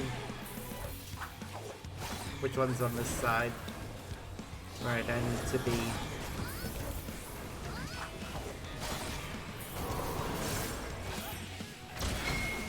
Haha. Sucks to be this guy. We know how he works. Oop, the heads are flipping again. And this time I'm blue, so...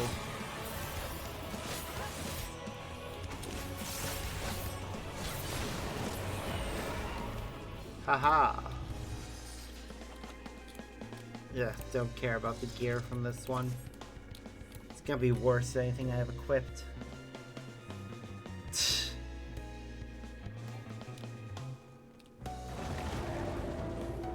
It wasn't a door, it was a face.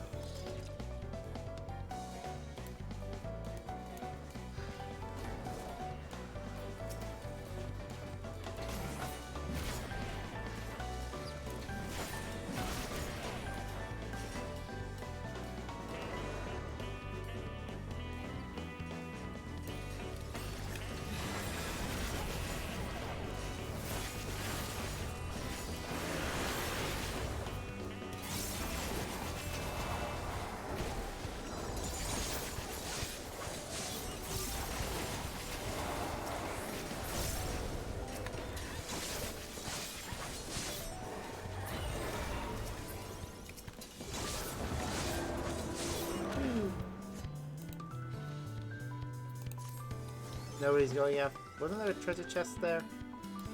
Eh. Oh, it was a materia one. Meh.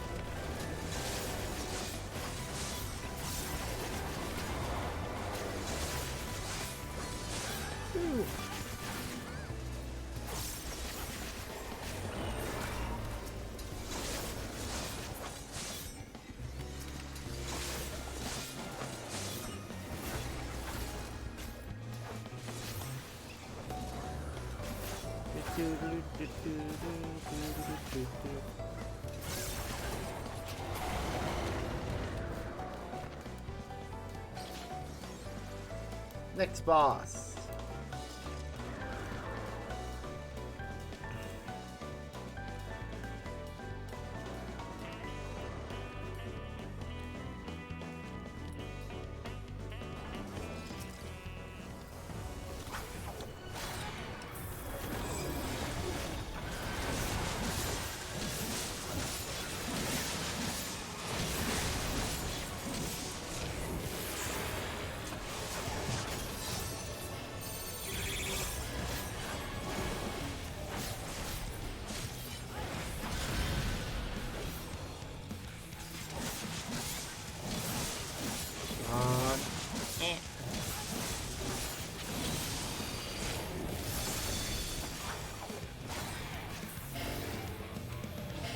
Okay, we move up here to avoid getting hit by both of those things.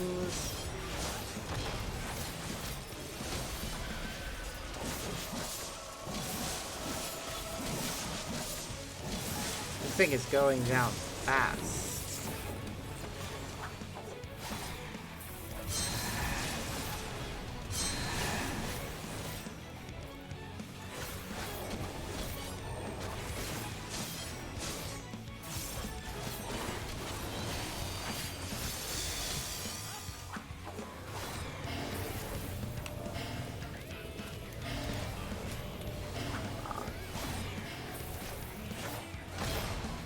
That's another one down.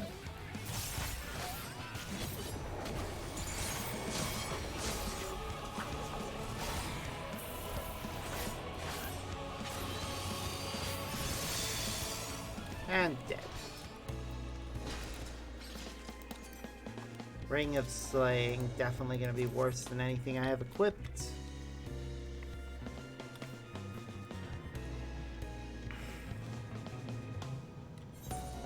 Right, what's the next thing we're going to be replacing anyways?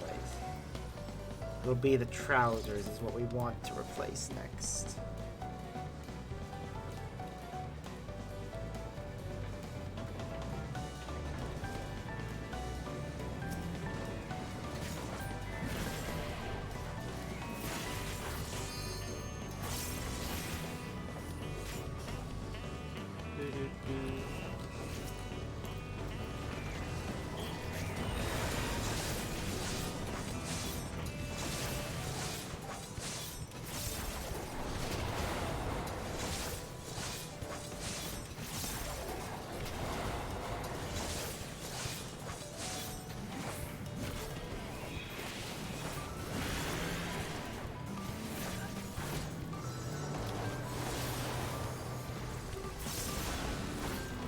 Almost there.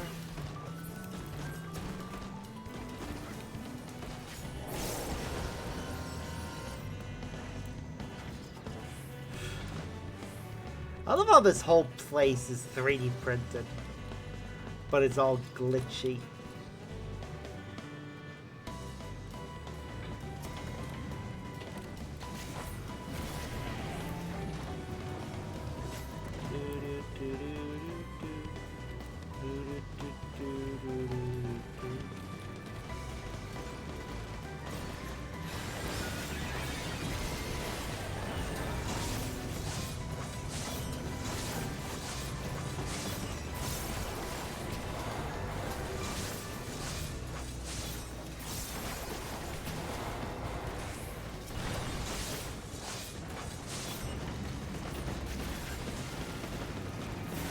We're almost there.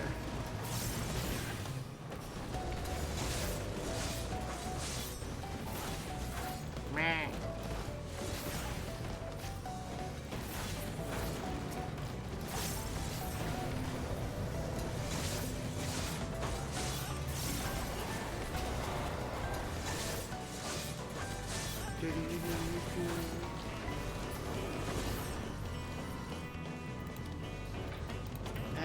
another thing that I don't care about.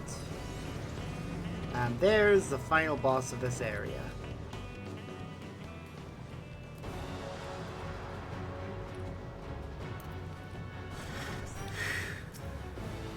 The Big Cheese. That name is still ridiculous.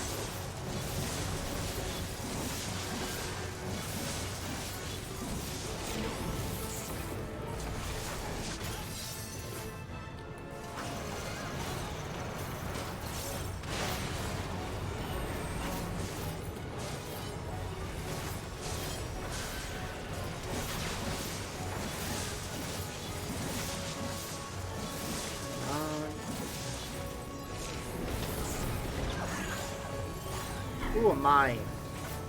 Better be careful about that one.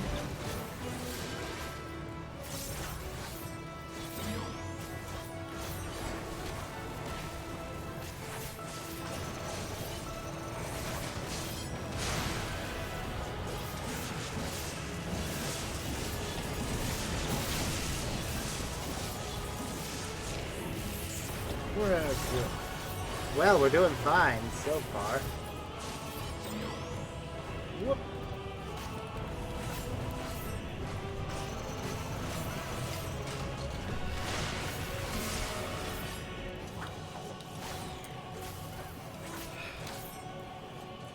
We've already taken out most of its health.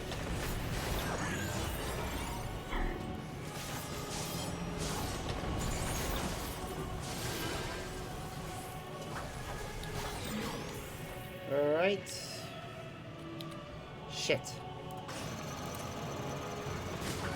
Wasn't paying attention as well as I should have. Oh well. It's fine.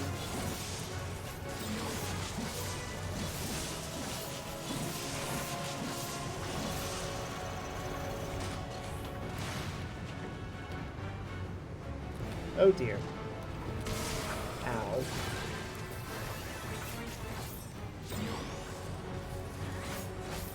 Drop below 10%, we're not gonna hit the 2 on...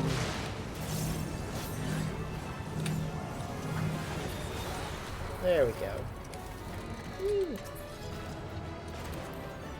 Don't care about that one. Player commendation, did it given to the healer. Weirdly, I got 2 commendations.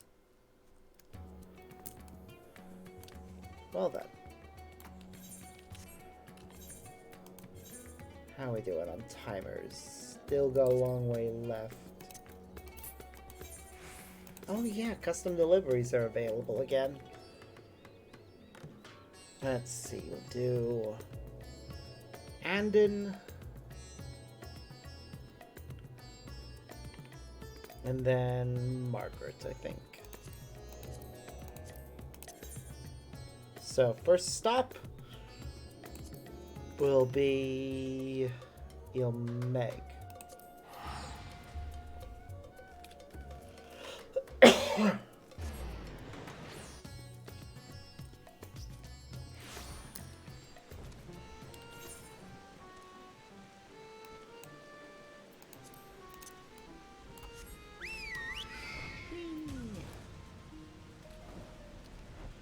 Over to the sentient bush.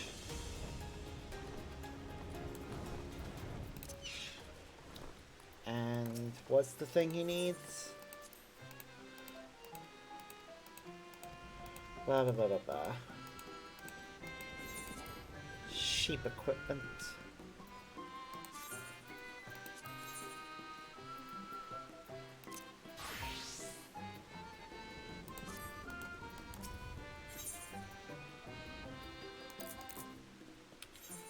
Which probably just requires 1 of each item. Yep. We'll also get 3 of the mountain garb materials.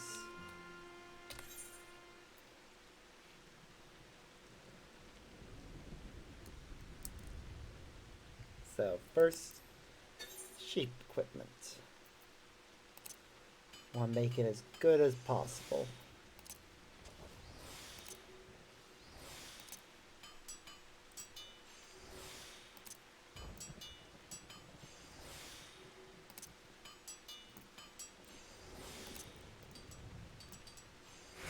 And restore some of the criteria.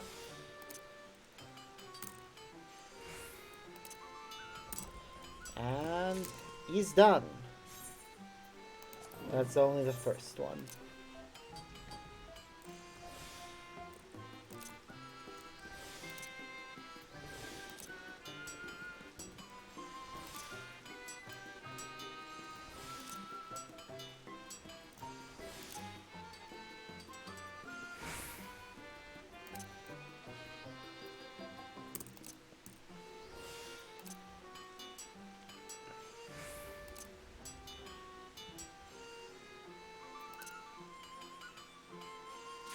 Woo!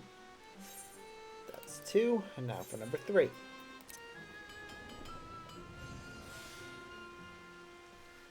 So then...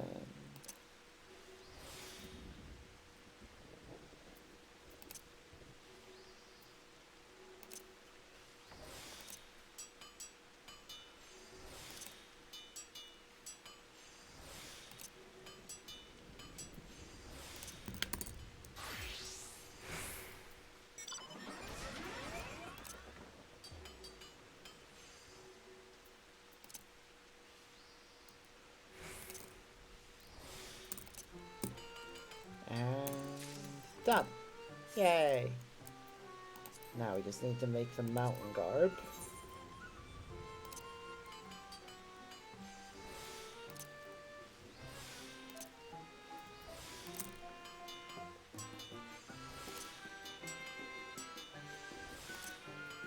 Three and 4.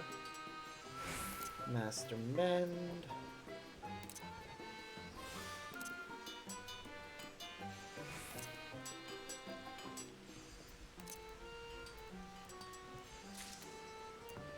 Ooh. Reflect. Waste not. Innovation. Reparatory touch. 1, 2, and 3. Fire God's Blessing. Master Mend. Innovation.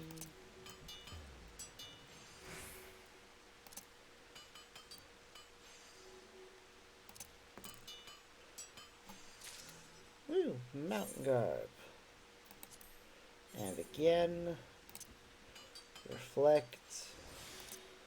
Waste not. Tricks of a Trade. Innovation. Preparatory Touch. Preparatory Touch again. And another.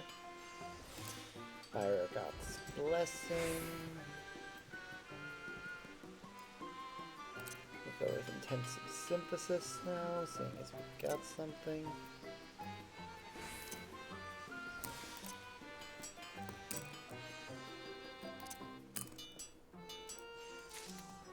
Done.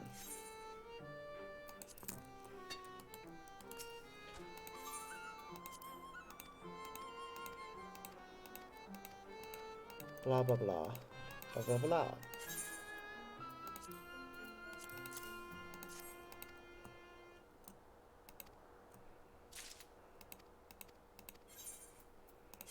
And again.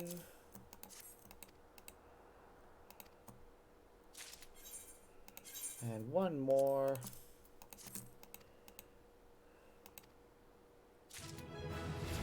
You brought me so many nice things, and I can't put any of them to use. Dare say I'm more close to sheep nourishment than nourisher in my current state. But that regret in and of itself feels like a clue to seem profoundly familiar somehow.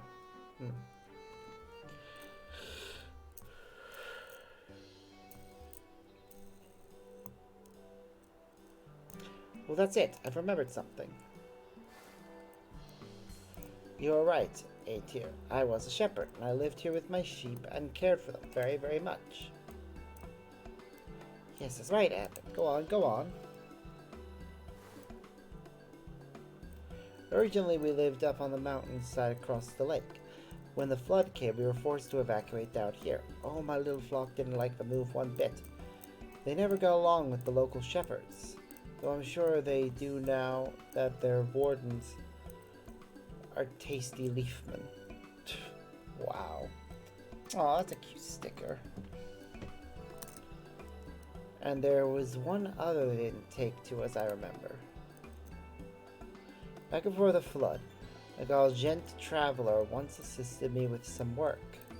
Perhaps it was due to his hulking stature, but my sheep couldn't see him but to batter him with their tiny hooves. Shouldn't laugh, but the sight was really quite charming.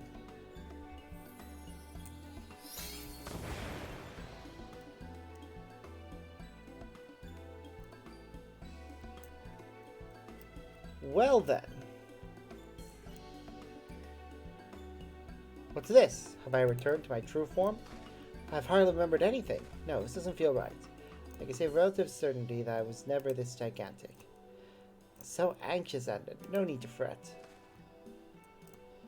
This is only a glamour, just a teeny tiny taste of who you may have sort of been.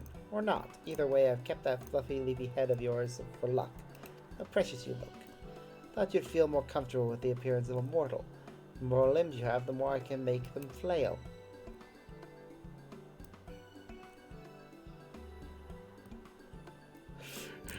Oh, this just looks ridiculous. I suppose this does make communication easier in fashion. What's this about making me flail? That's right, just like that. Oh, you are ever so droll.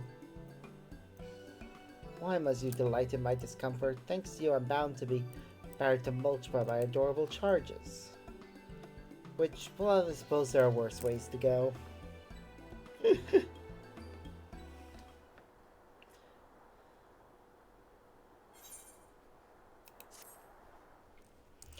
Satisfaction up.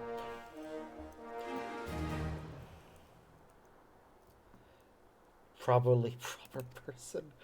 Wow.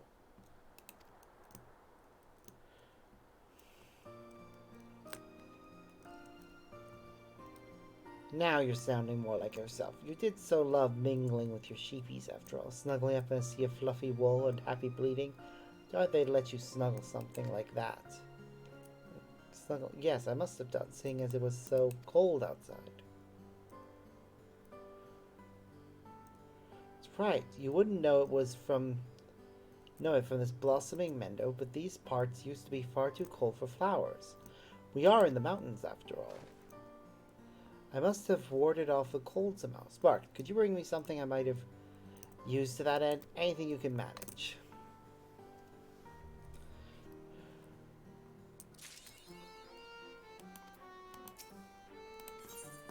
Wait, we just hit level 82 on this class, so...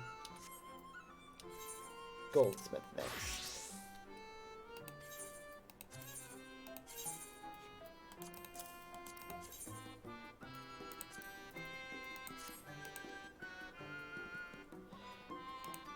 Right.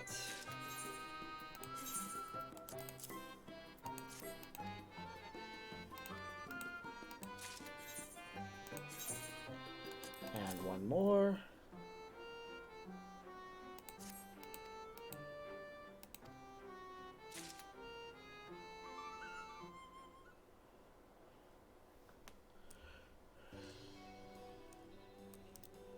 Thank you for bringing me so many nice things, Sparks. It's always so good to chat with another person. These pixies certainly make their own fun. They can get rather exhausting at times.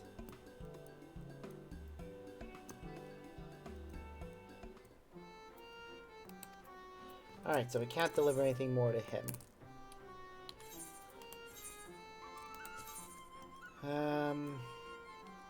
So we'll go to Margaret, then Emilian's. So Margaret is in Labyrinthos at the Charlian Hamlet, I think.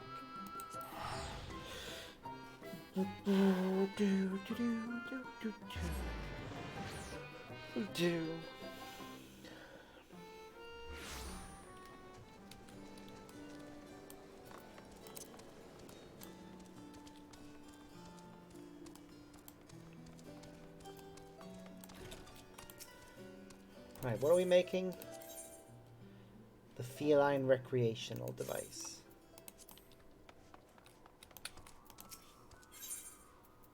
So feline recreation device times 3. Because she'll level up at that point, and we might as well as switch to somebody else.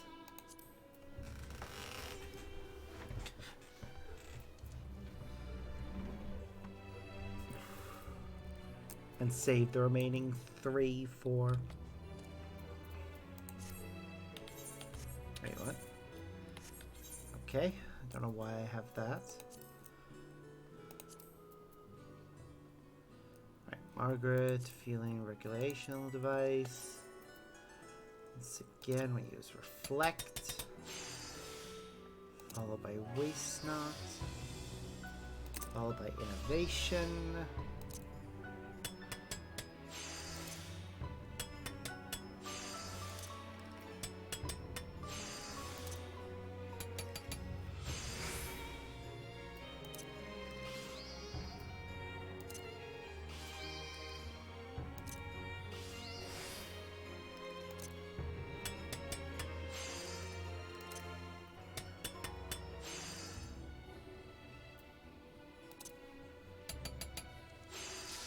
Woo!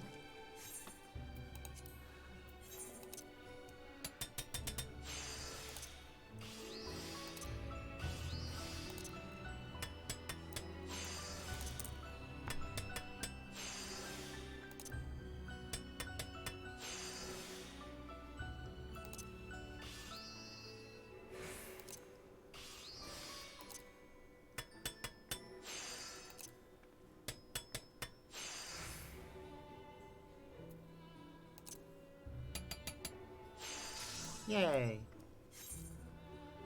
One more.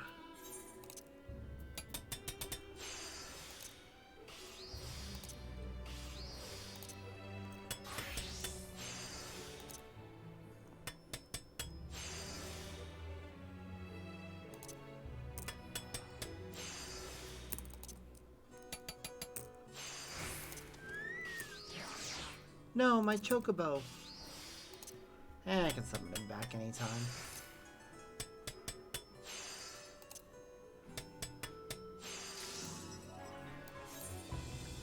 And that's the last feline recreational device.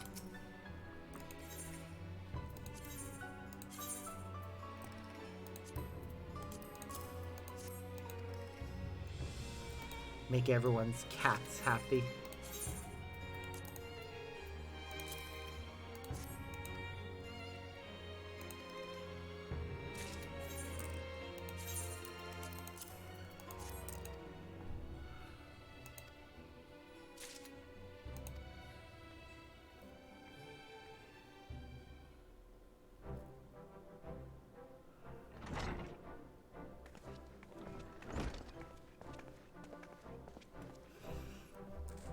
Our resident cat lover insisted that he addresses you personally, Sparks.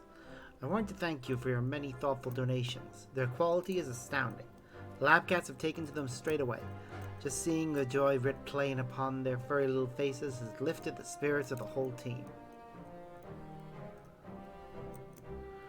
By the by, have you given any thought as to what sort of research Roaring Spring and his crew of cat lovers might specialize in? May defy expectations given what you've learned of them thus far, but any guesses?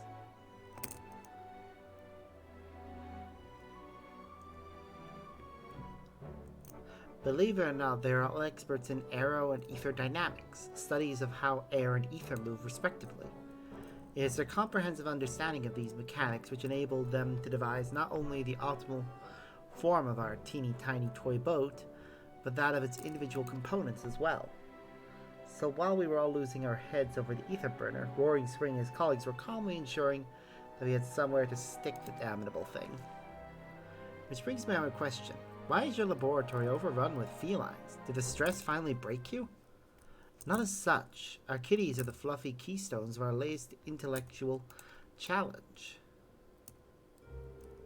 In the aftermath of the final days, we received a letter from an Eorzean naturalist named Marchette, who stridently implored us to investigate a rather puzzling phenomenon: the spontaneous flight of traditionally flightless organisms. Shocking, yes. Imagine an adamantoid Sir Dalmel suddenly rising into the air and darting away. While such incidents may seem queer and inexplicable, we believe we can identify the root cause, insofar as it relates to aviation at least. And once we know how these aerial feats were accomplished, we can assess which subjects may be manifesting latent abilities and which ones may be outliers of one sort or another. For her part, Marchette seems convinced that there are no outliers, that every subject was possessed of ancestral levitational predispositions. Regardless of the outcome, our research may revolutionize our understanding of aviation. Indeed, even with my limited expertise, I can see the potential. Naturally, our first step was to observe flight-gifted samples in captivity. Among those we collected, we found it.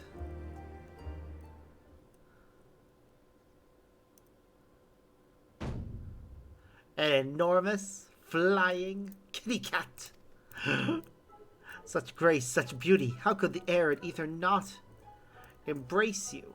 How could the laws of nature not contort themselves to cradle your winsome curves? Yet a mystery it remains, a fabulous, fluffy mystery, one of which we will devote our waking days to unravel.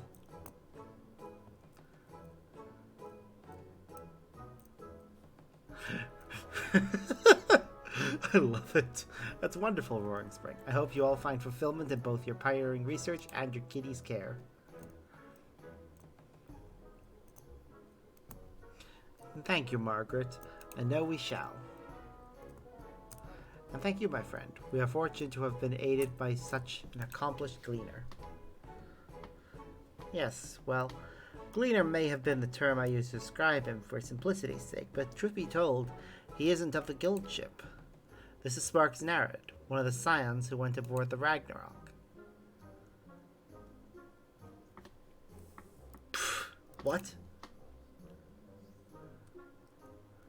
So I've been waxing poetic about kitty cats too. No, commissioning kitty goods from one of the saviors of the world, yeah. If you'll excuse me. Ah!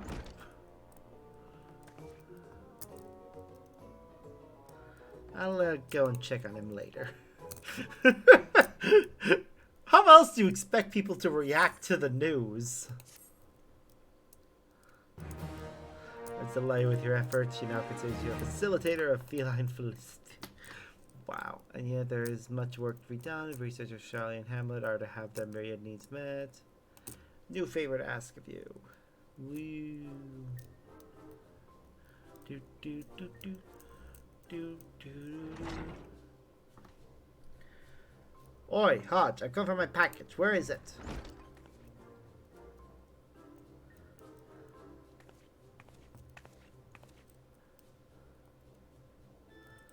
The items you requested were deemed non-essential. Non-essential, eh? Is my willingness to toil away in those bland biscuit boxes you call laboratories non-essential? Is my motivation non-essential? Is it? You are free to purchase wherever you like with personal funds. You're a personal fund. Good one. Ibuki. While I understand your frustration, you can't simply unleash your concentrated ire all at once to effect a change. Nay, we must use the Paymaster's methods against their agents. As they slowly grind away at our spirits, so too must we wear down Hodge.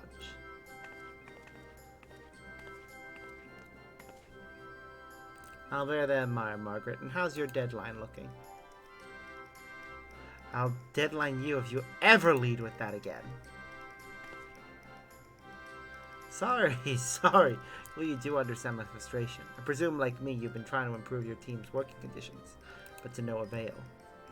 Precisely why I called you over. If Thesaurus is giving you the cold shoulder, we may be able to help.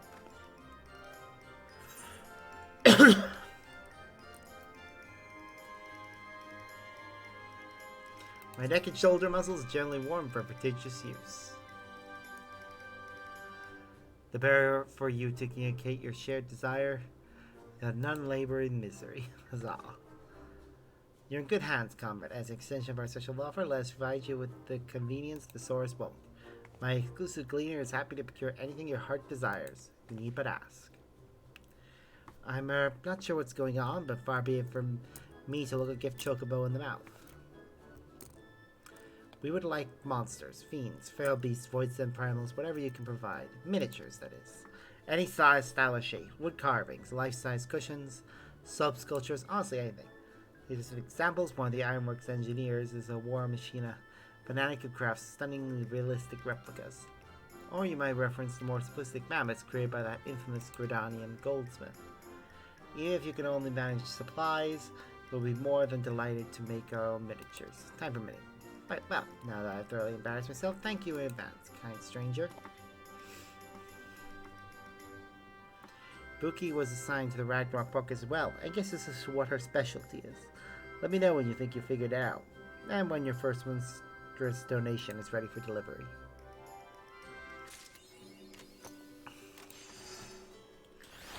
Oh my god. Mesmerizing miniature is the thing we'd be making. But it will wait. Because right now I want to go back to Old Charlian and do things there.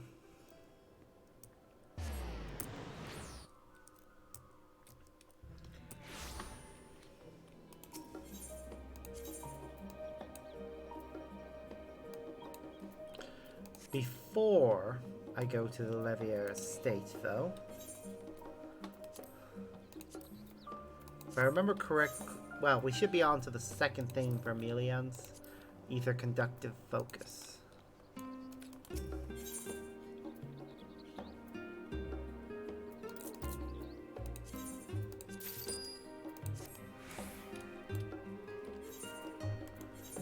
At least if I'm remembering correctly, I may have just wasted some of my money. No, that's correct.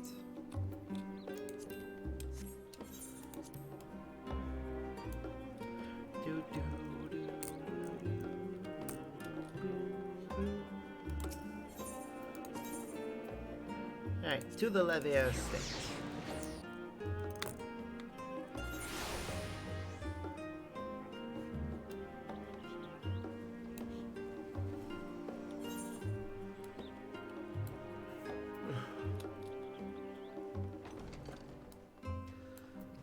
Just double check to be sure.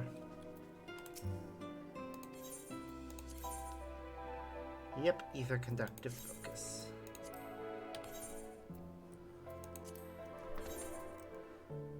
So, reflect. Tricks of a trade. Waste not. Innovation. Preparatory. Times 3. Or times 2, actually. This one looks like it's easier to make.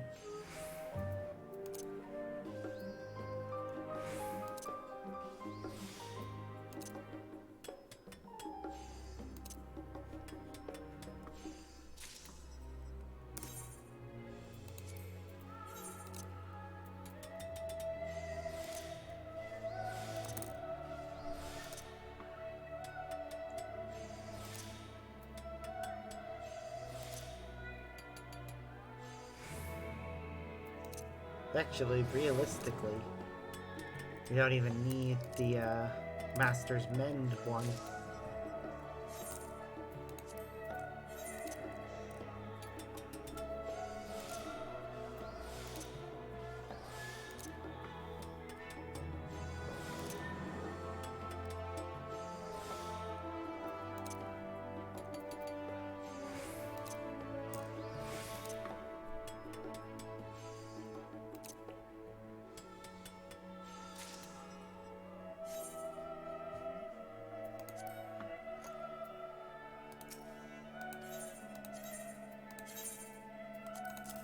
Right, so there's one.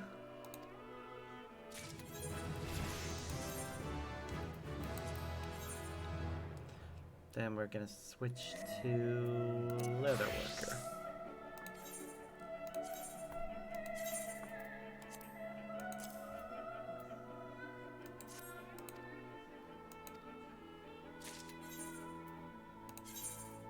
One more.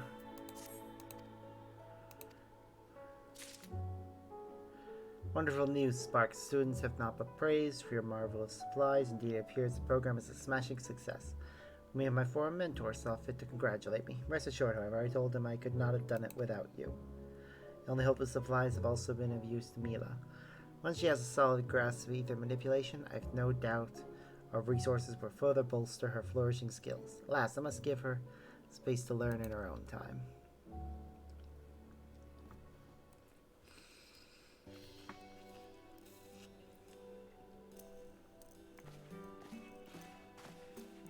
Hello, Sparks. I didn't realize you were visiting. Actually, there was something I wanted to tell you. I really appreciate the work you've done, procuring all sorts of things for myself and the other students. Sport has meant the world to us, so thank you. Well, then I better be off. A lot of spells to practice and so little time. I mustn't drag my feet lest I get left behind by my peers. Just a moment, Mila. I couldn't help but notice that you seem a touch out of sorts. Pray tell, is something the matter? Whatever do you mean? I couldn't feel better. Are you sure? Though faint, the gauntness of your cheeks indicates otherwise. I have no doubt you enjoy your meals here at home, but I can't speak for elsewhere. What can you tell me of the food at the studio? Aha,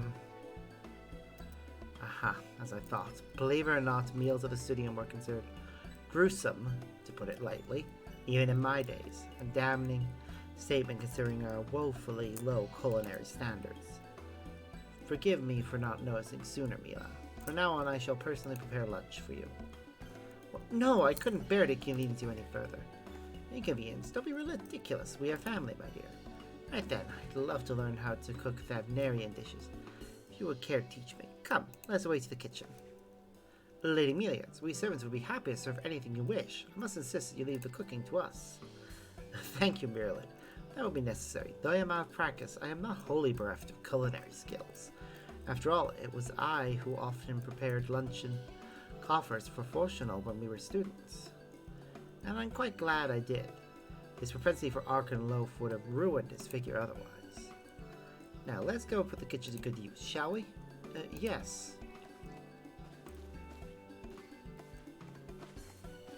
But, Lady Millions, please reconsider. They're gonna come back and we're gonna find out that she really didn't know what she was doing. Poor benefactor.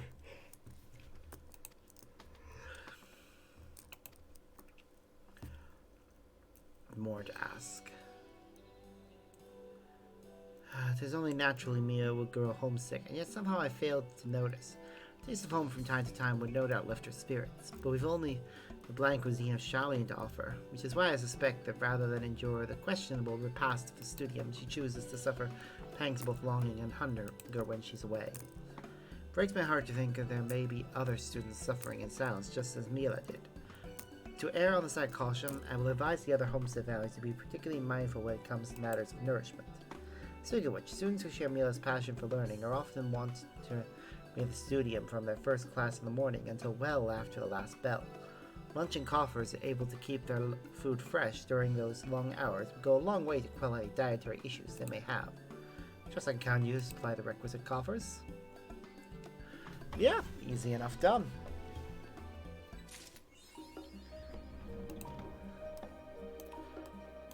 Unfortunately, that will have to wait until next week, because that's all of our custom deliveries done for the week. Which I've always hated the fact that it's only once per week. Oh well. Back to Old Dawn now, because the squadron have finished their training.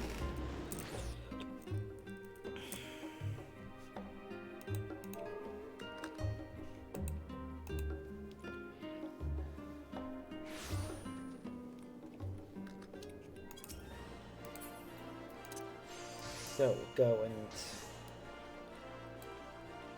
get them back, and then send them on the flagged mission.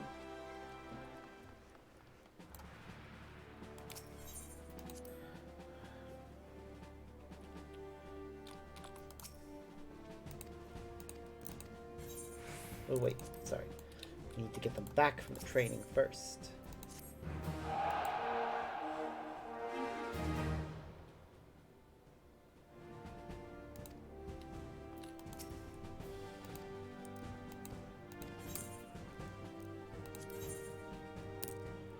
The mission is bound to succeed. Yay! So, Oh. Oh, they need to be level 50 before they can proceed. That's unfortunate.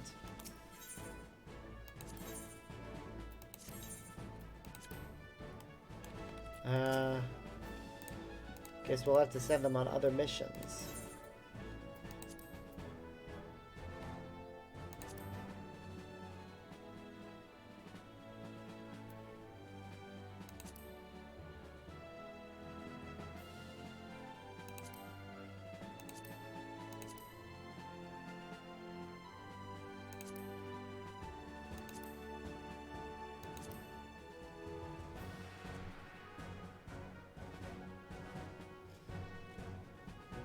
What does that give me?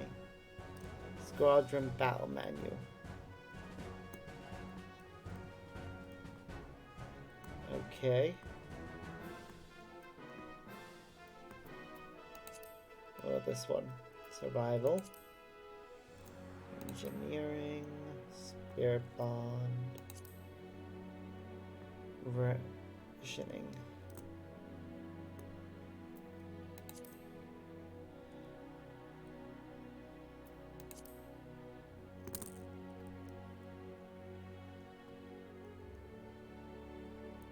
Huh. Okay.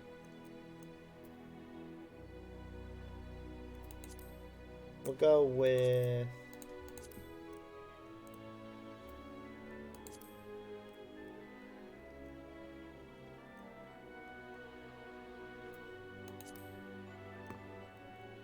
Might as well just go with this one.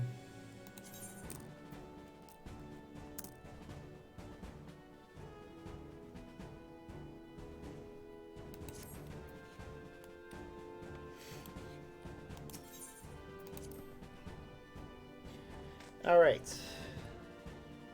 And it's after 3 p.m., which means the Beast Tribe one has reset.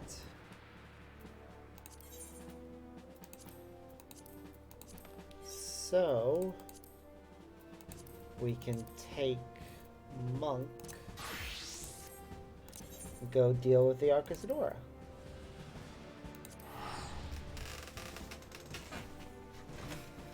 Monk was my original class back in the day, so getting to level it up again is nice.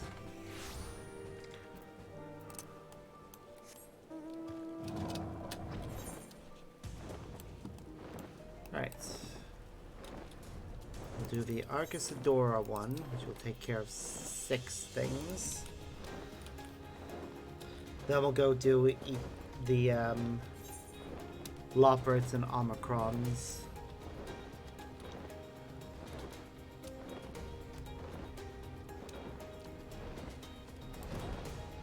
So, Tuna. Except, happy to see you, Sparks. I've actually got something to tickle your thinker with. Hey, Meru, get over here.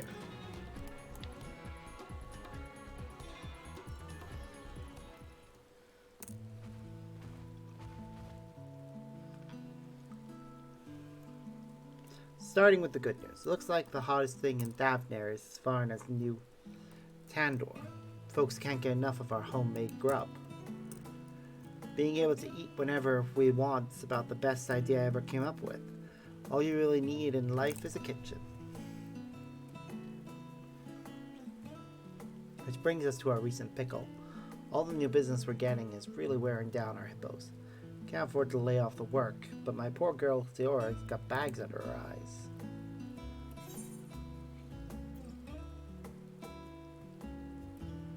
This calls for a tip in the spa.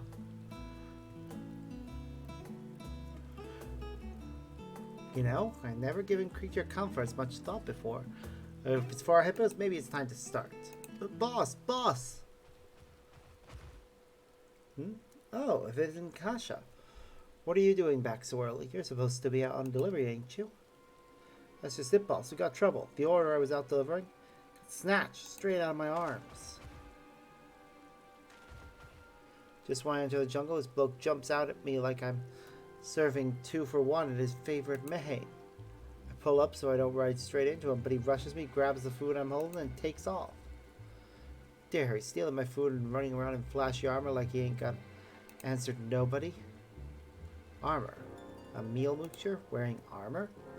Alright. Forget that loon. Gasha, remake the order and get it delivered on the double.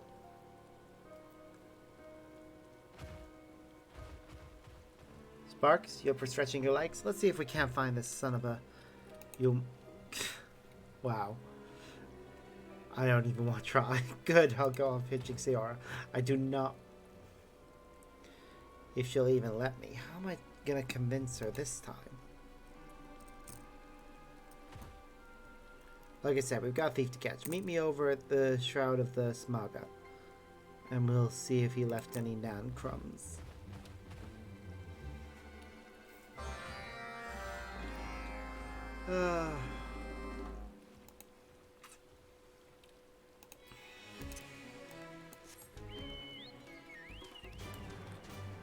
While I'm here...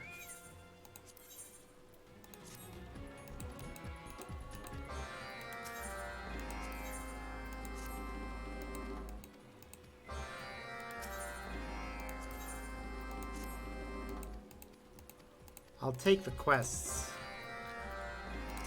but I won't start doing them until after we've done the actual story one.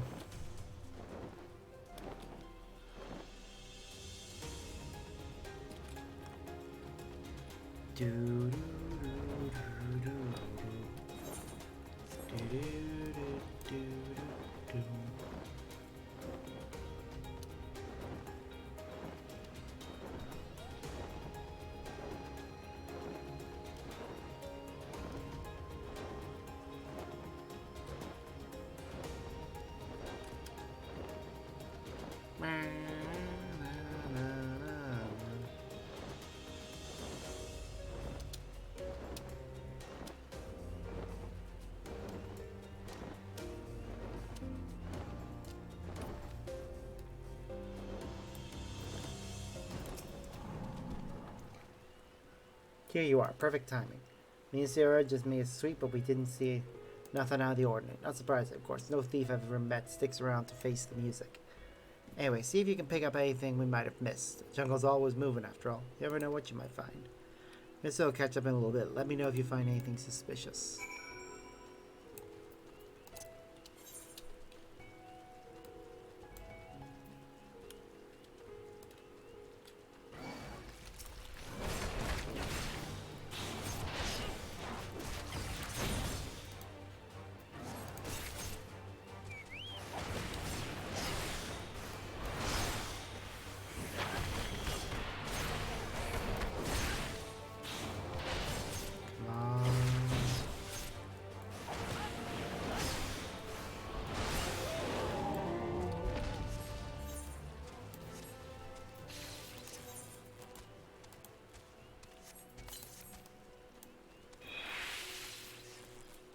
Oh, poor thing.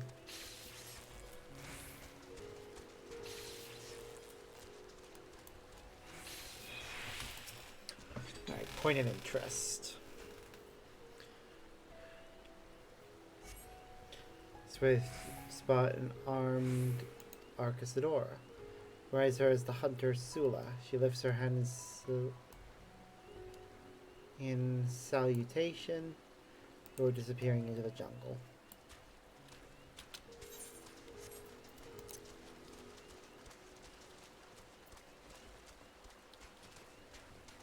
Point of interest.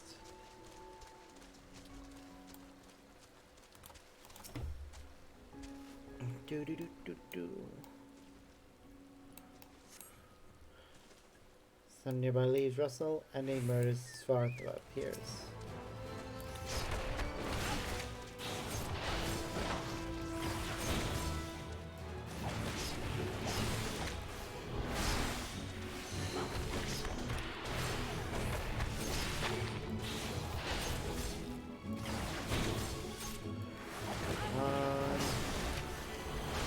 Finish it off.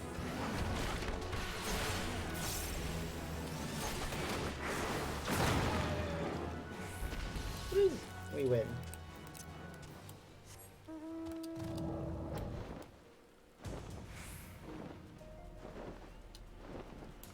That wasn't that far away.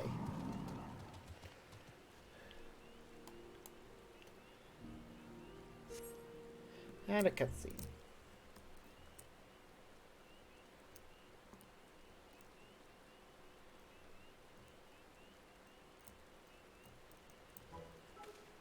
Aww.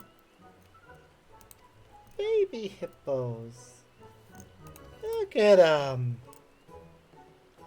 They of the area yields not suspicious birds, but two adorable hippo cats.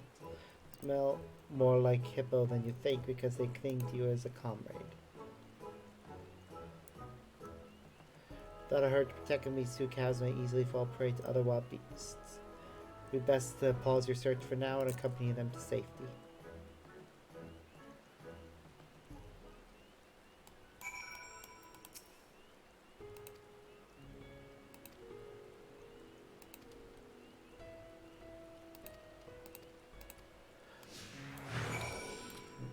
Why do I suddenly hear nothing? That must have knocked the sound on my headphones.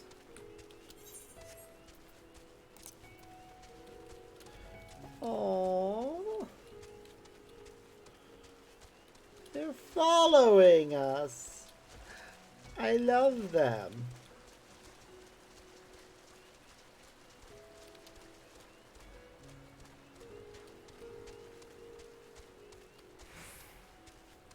Look at the precious babies.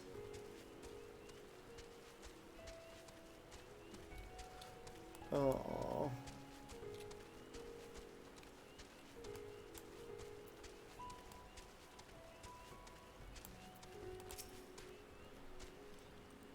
Wait, where'd you get those hippos?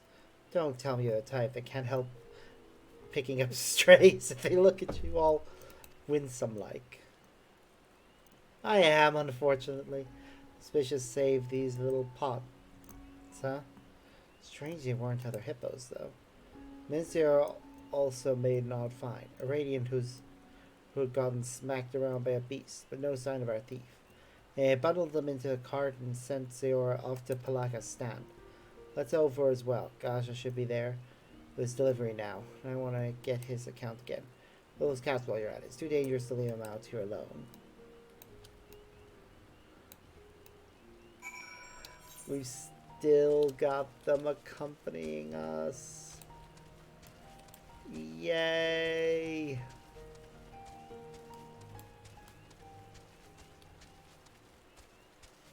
Come on, who wouldn't love little baby hippos?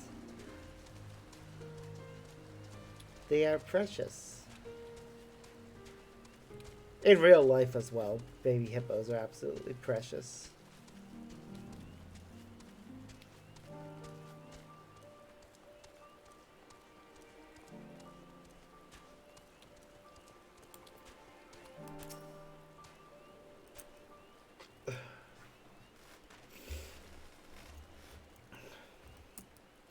Looks like that Radiant got back safe. One of their friends just thanked me. Greetings, Sparks. Yazan tells me you've taken to the shipping trade. Sure do know everybody, don't you? Apologies for the delay of your delivery. Some scoundrel ran off with the first batch we sent. What's the silent coming to that Arcasadora can't even trust each other not to act like two guild thieves. That's not even getting into the bugger's poor taste in armor. And we were terribly sorry to have kept you waiting, miss. Think nothing of it. It was only the most minor of delays. I'm more worried about the scoundrel you mentioned. I've been patrolling this area for some time, and this is the first I've heard of an Arcasadora wearing armor. Oh no, mother forfend. In any case, I'll be sure to keep my eyes extra sharp whilst patrolling. We can't have Matanga running wild and pilfering prawns, now can we? You're making an odd squeaky noise, did you know? And your tika is getting cold. Right you are, young Ruckish. Sure, let us eat. As grandmother used to say, an empty stomach leads to forest fires. Or was a friendly fire. Forgive me, I feel faint. After we take of these delicious meals, we shall scour the jungle for any nefarious suspects. Send word if we find anything.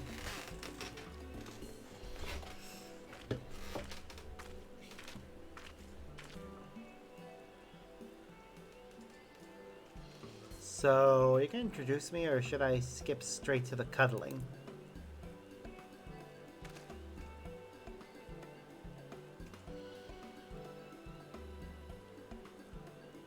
They were alone? Usually calves this young are glued to their parents. But you're saying there were no other hippos around?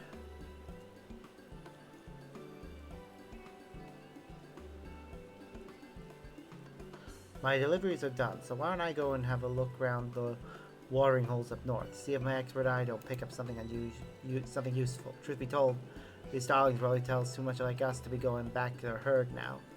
Take them home so we can make sure they grow up right, will you, boss?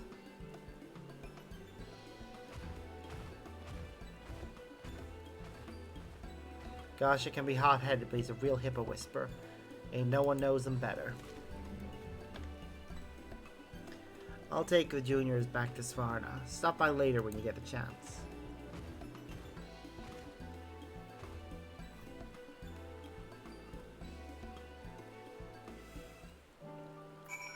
Alright, so that'll be that quest finished.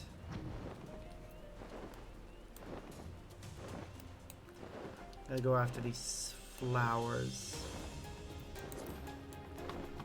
Might as well as get one of the quests done, so I can turn it. Well, not necessarily turn it in actually, but just make sure that after we complete the hippo healing quest, we can. It'll save us time later.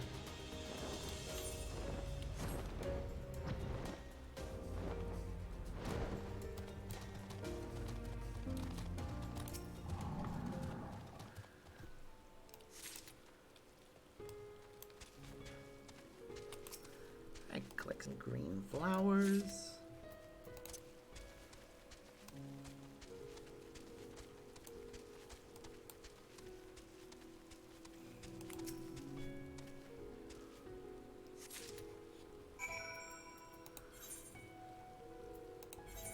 We'll go to great work.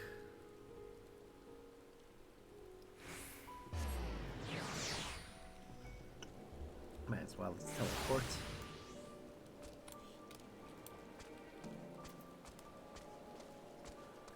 Find the nervous rider. Give them some much needed encouragement.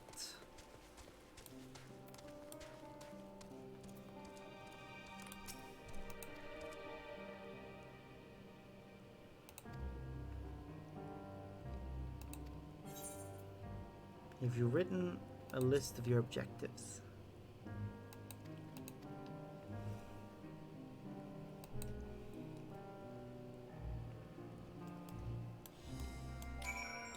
There we go.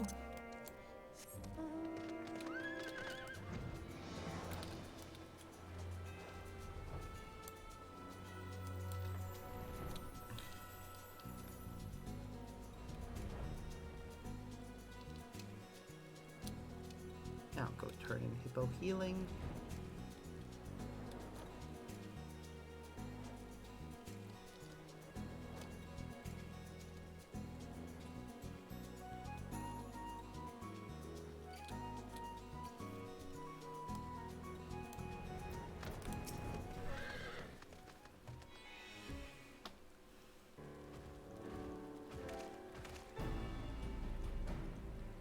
The calves are making themselves right at home. Nothing better than having a herd, after all. We went out looking for abandoned and brought back hippo calves instead. Ain't bad at finding it. Sparks really shook you. Wow. The master returns. Find anything? I searched high and low, boss, but there's not a hippo to be had for gill or glory. Judging by their tracks, the herd must have up and left in a hurry. So, you think the calves got left behind in a scramble? Reckon nothing short of an outright blaze would be enough to separate cow from calf. I heard news of any fires recently. Something else might have done it, boss, or someone. I found tracks that looked an awful lot like an Arpisadora's. A hippo poacher?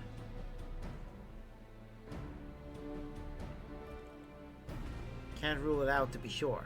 Thankfully, I don't find no grisly bits or nothing, so either way, the hippos probably got away safely. In any case, we've got no good grub-grabbing, hippo-harassing lowlife on our hands. Gotta be extra careful till we catch this bandit. Maybe so, but as hippo riders are professionals now, we can't let nothing stop us from delivering. Son of a... The creature comforts. Boss, you feeling alright? I am, but our hippos ain't. If this thief comes angling for our deliveries again, the hippos are too tired to haul themselves out of there. We're done for. I'm not feeling great about our odds, seeing as even Zero was tipping me the cold shoulder earlier. Thought I'd have to pull her in the cart. If it's rest our poor pots need, then our first order of business is a proper sleeping stable. Long overdue if you ask me. And for our new addition, a wading pool. It's safer if they can swim right at home. I guess we could fix up that old fish pond and make a splash. Deep enough for the bigger hippos, though. It's better than nothing. You can't keep them cooped up in Svarna all the time anyway. It's no good for the hippo's soul. May as well take them out for proper bathing excursions. Guess they are the ones doing most of the legwork. But this ain't no small project, Asha. You better be helping me build all of this.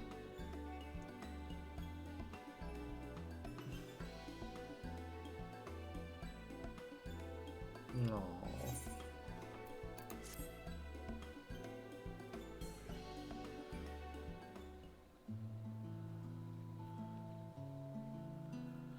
Oh. Oh, precious.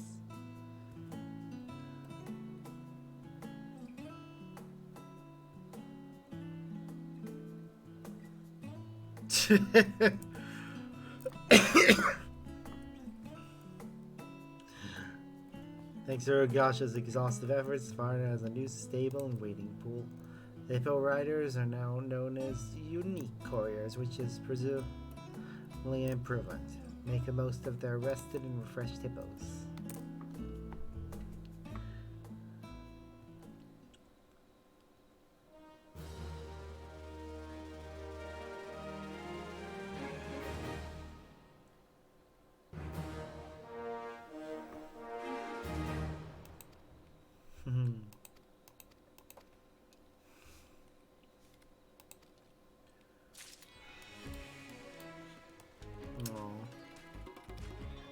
Look at that. This area is really starting to look like a proper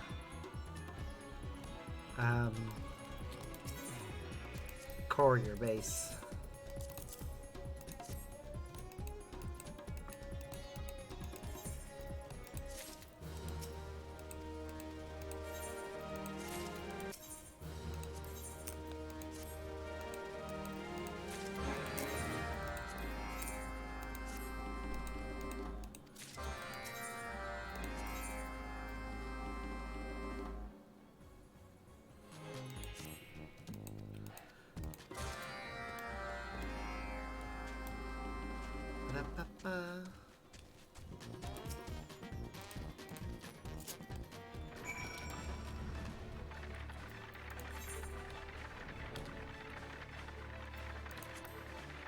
Douse.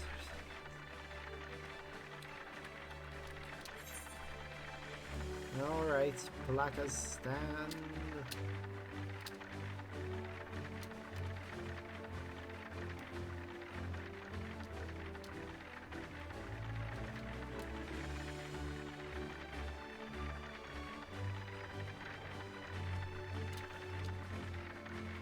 Can't wait for when we actually get this vehicle for ourselves.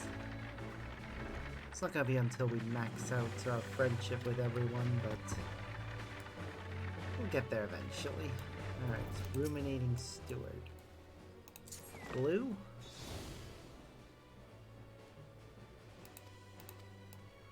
Yep, they liked blue.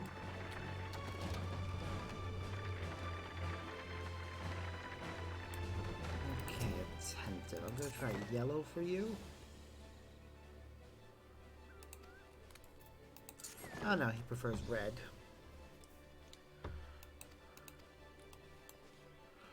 Which means the last person will want yellow.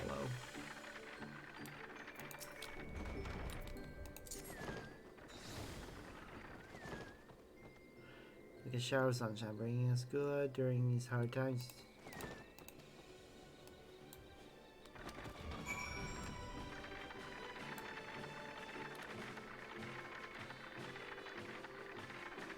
Right. Next destination.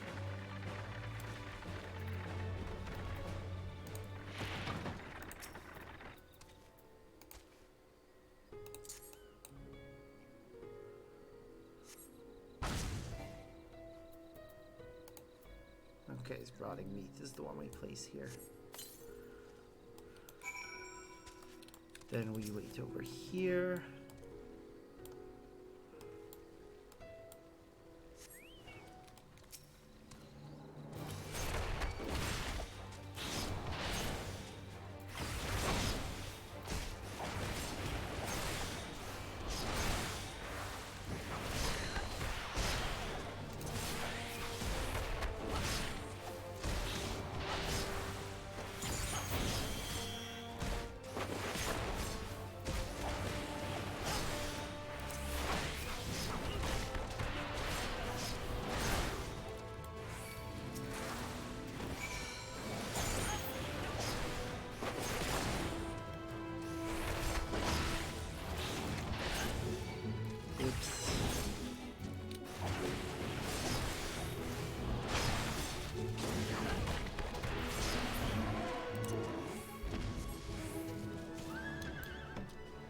Unicorn.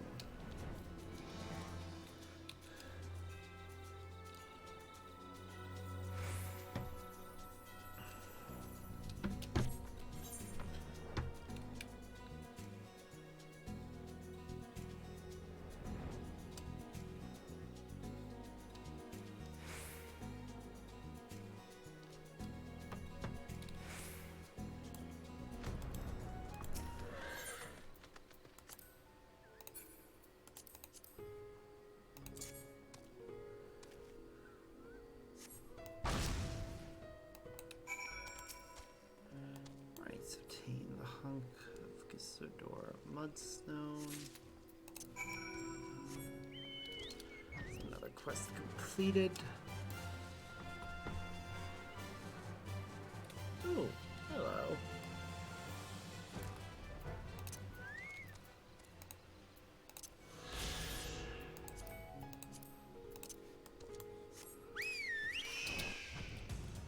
That was something. There was a new one of those. I really should get around to visiting all the ones that I haven't already.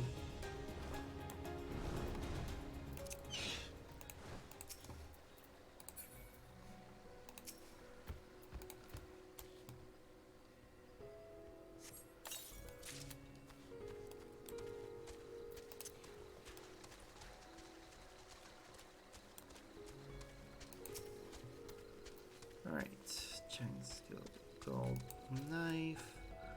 We're obtaining sap.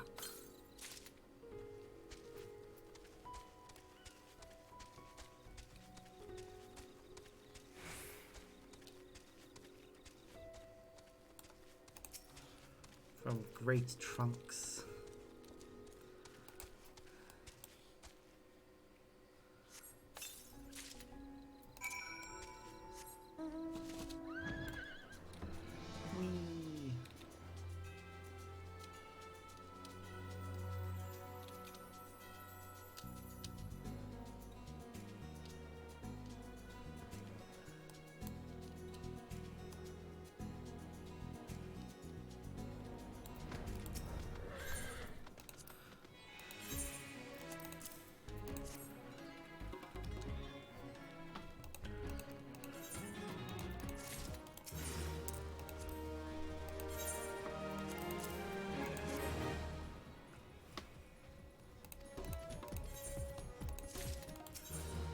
Okay.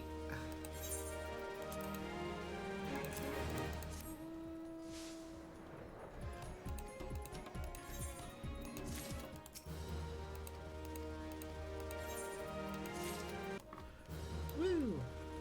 That's all those done. Now we've still got 6 allowances left. We can use those for the Loperates and the Omicron. So... for the Omicrons, we need to go fishing.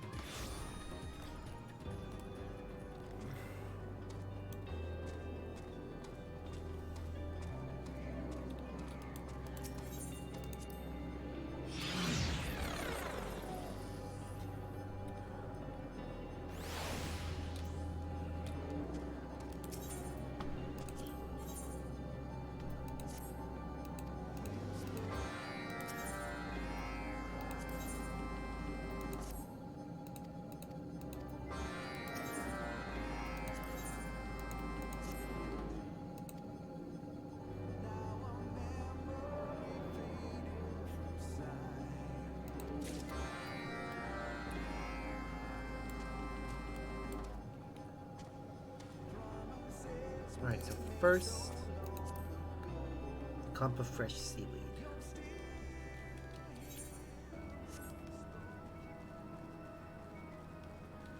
Which is obtained apparently right here. And I should probably get... Does it say which... It doesn't say which one is best for it, so I'll just hope that the versatile lore... Well, it says that it's detected, so the versatile lore must work.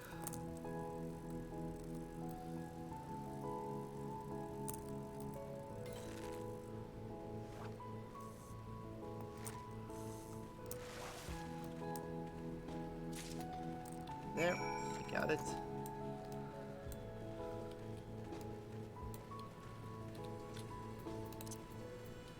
One quest done.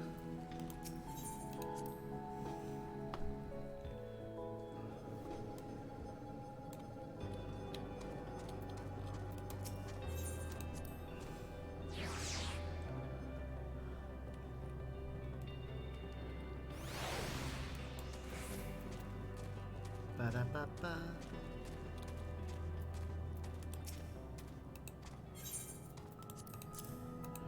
And over.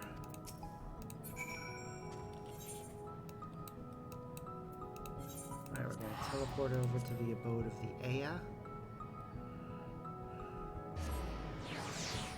Find where we can fish in this area.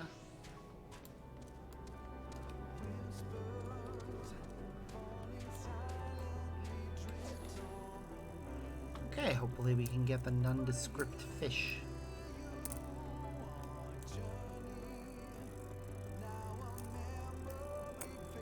God damn it, can you not do that while I'm looking directly at you, mate?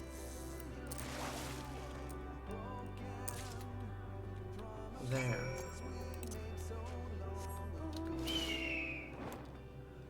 Now we just need to go over to these 2 places and deliver packed meals.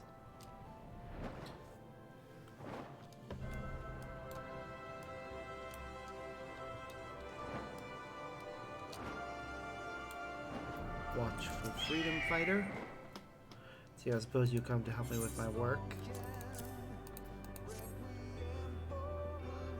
This is food. Ha!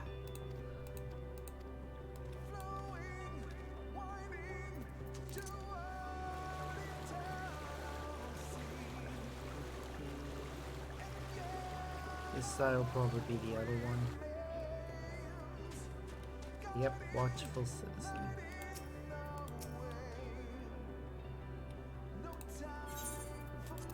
Give him food.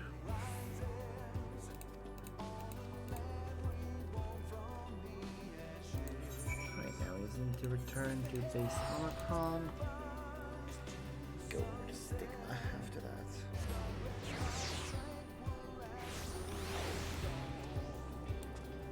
To A4 Research Station.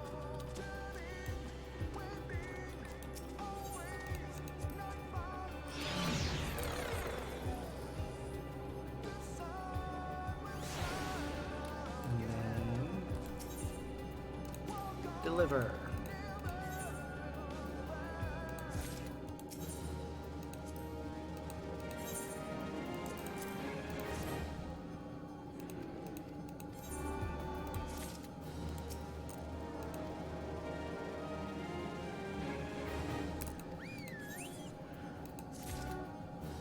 There we go.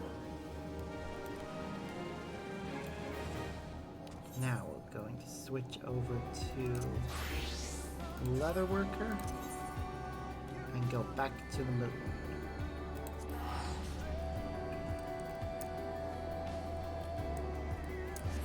Hopefully 3 more missions there, and well, that's our reputation pretty high.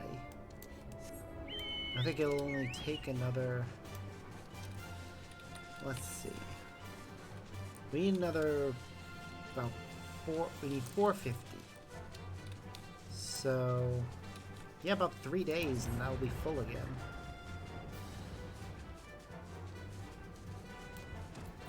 Won't be streaming when I do those remaining 3, but hey, it'll be good to get a little bit of progress each day.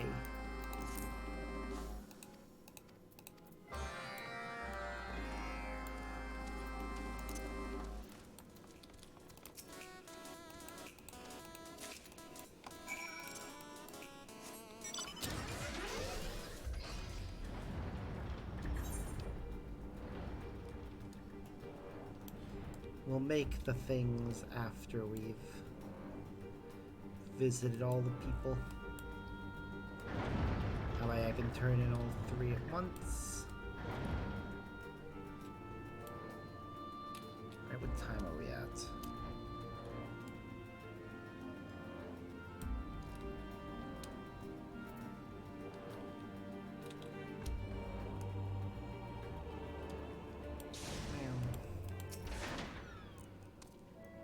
Oh, you're the one. My sands, pieces of light, right? Blah, blah. Okay. Also, one that goes straight into being turned in over there.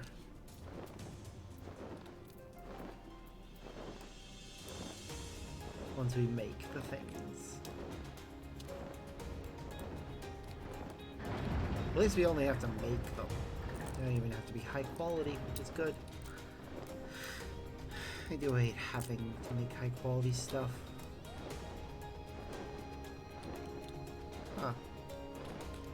Yo, I never noticed how close those 2 things are. Actually, yeah, that's crashing into it.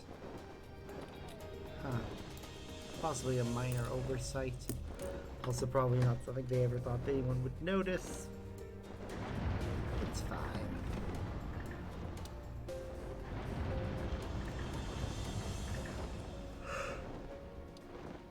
We can pretend that the etherite has a small divot there for that to nestle into.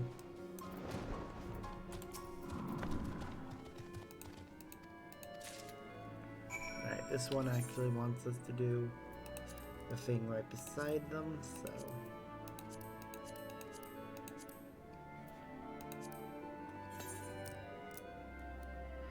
Again, it doesn't have to be high quality, so yay.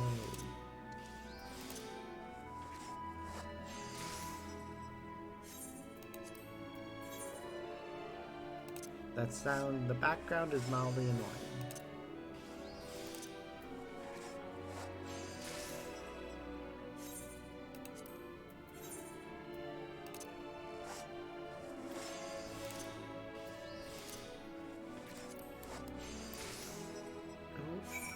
Ah. Surfing way, apparently. Yes, take the thing.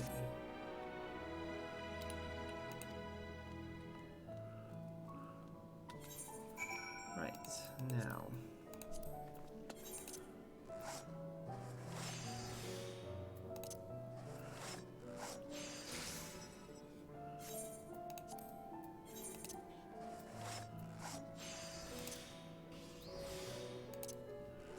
We make the other things.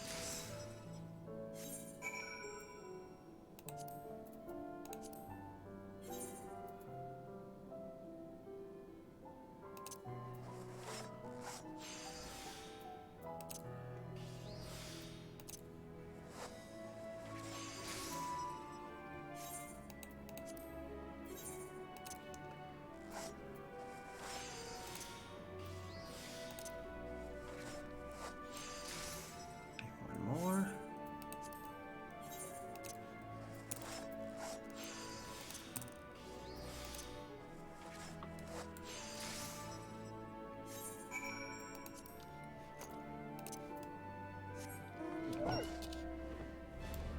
Now we'll go turn everything in. And we're Argos. We got Argos right now, which is great.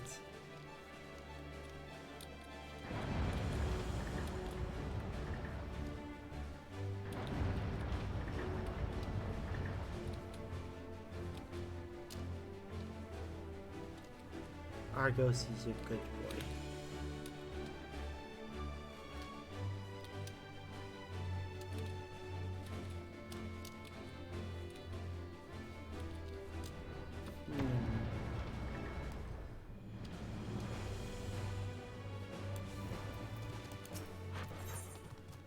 Underneath the starry lights.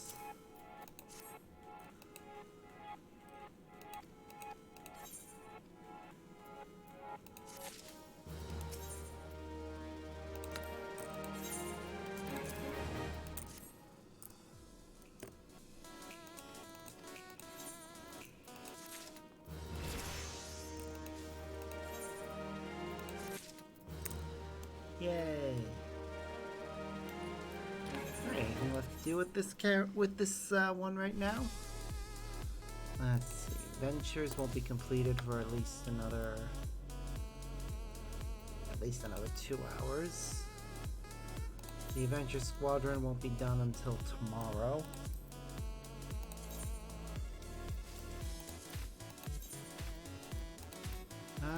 The only thing I can think of that we could do is go back to... Don't know why I'm doing that when I have the turn.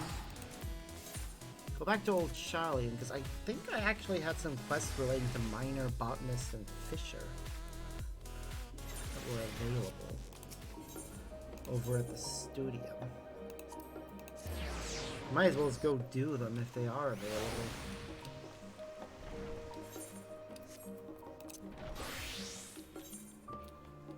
Yep. Level 85 quests.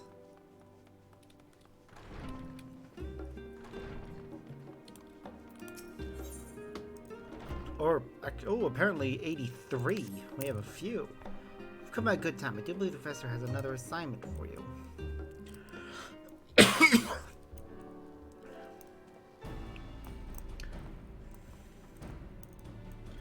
Good to see you, my friend. We were in the midst of summarizing what we've learned living an approximation of the Hannish lifestyle.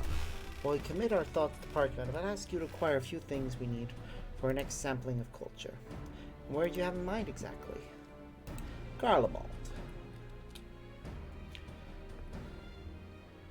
The Empire? Oh my, I certainly was expecting that. Do you truly believe there is all we can learn from them to improve our way of living? I understand your trepidation, Inageshi. While their history is filled with countless invasions and much suffering, there may yet come a day where we live in peace alongside the people of Garlemald. Though I realize how unlikely that may seem at present. But the winds of change blow fiercely now, and there may soon come a day when they seek shelter here in Charlie. Knowing they cannot manipulate ether as we do, I wish to better understand their culture should we need to play the hospitable host. Now I feel like a fool for thinking you were only pursuing this project to improve the lives of those who presently call Charlie at home. Such genius. Good, I would ask you to procure a most essential staple of Garlean living. I speak of an ore unique to the region, and a certain fruit there that has adapted to growing even in the coldest of climates. Oh, and don't fret, you do not need to bring back both. One or the other will suffice.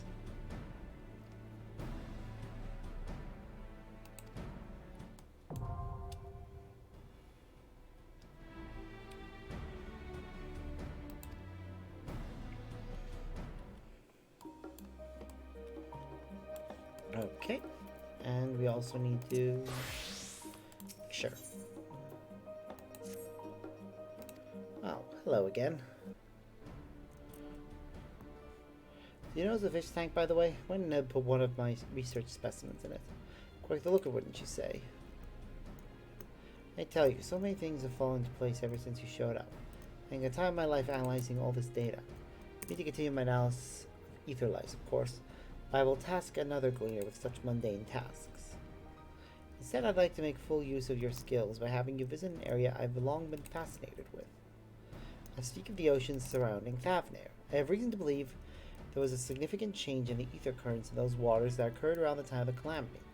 Professor Nell shared with me some data from 20 years prior, and I would compare it with current data to ascertain if I am correct. Leave it to me. The waters around Thavnair, you see, have long been one of the focal points of Professor Nell's research. I wish to study them more to honor his work, while also using it as a starting point for my own. Before we go, however, a word of warning. Ever since the calamity, the region is notorious for shipwrecks. I realize that you are a seasoned professional, but I fully understand if you do not want to take on the risk. Consider it done.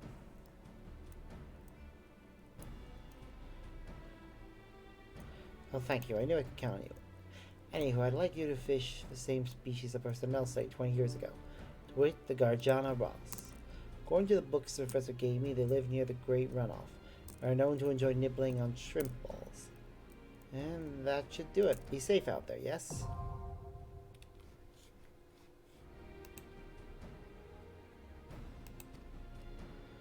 Okay. So first things first, miner.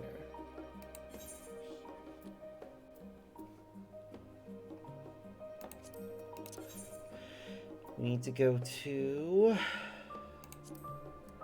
Garlemald.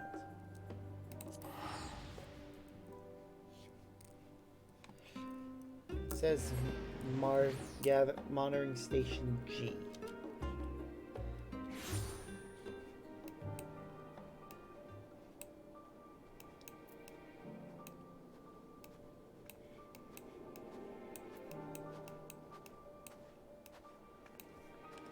Is that Jaterna Platform G? Hey, Oz. I'll just quickly swing around and double check and see if I've missed anything. Nope, it must mean that place. Off we go. Get some research done. Ba-da-ba-da. You want Garlean staples. Oop, there's something to collect here. Is this what we needed? There it is, Garlean staple. We want to get the best we can get, so...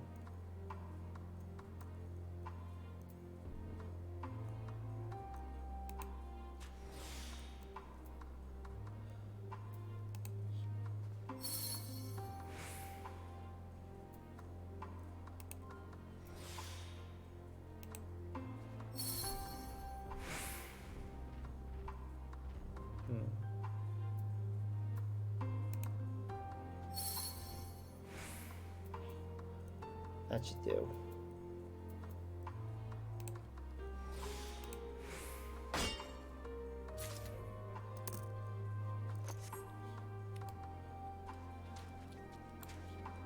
Alright, that's one.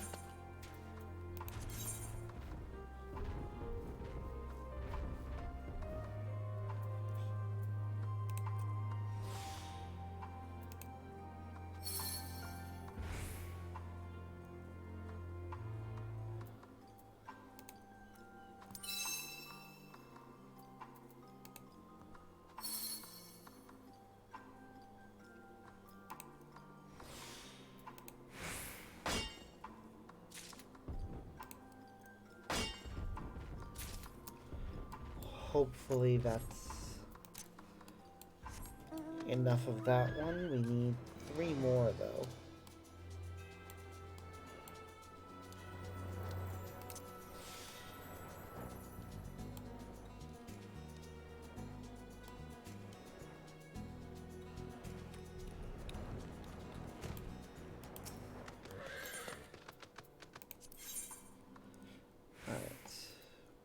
Can't activate scrutiny, unfortunately.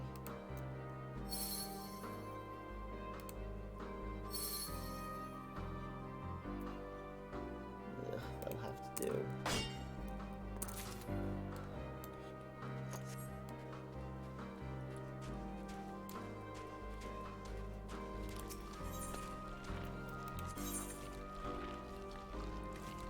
Okay.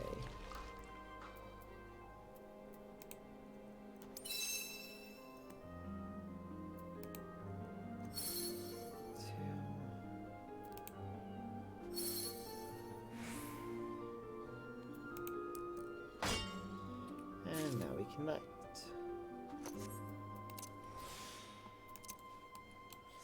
Alright, that's... how many is that so far? 5. One of them has very low collectability though, so I might replace that one with a different one if we can.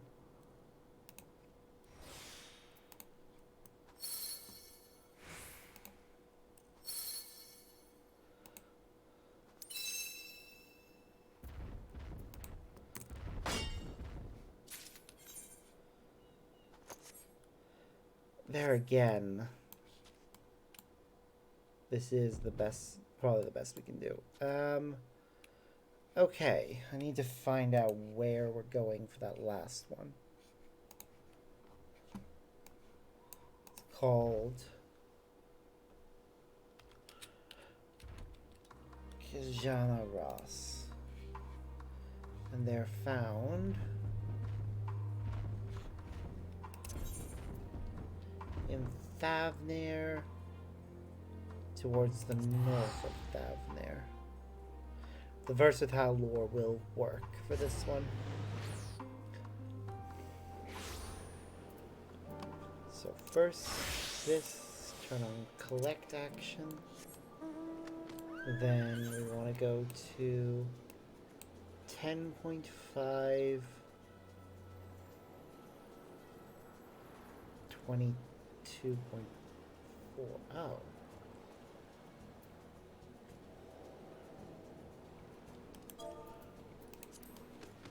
It's like right beside where we are.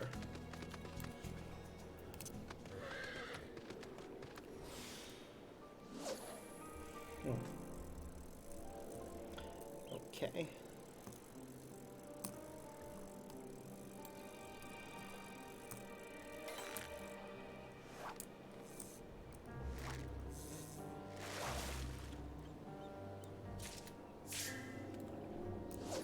Thavnarian Gabi. Okay.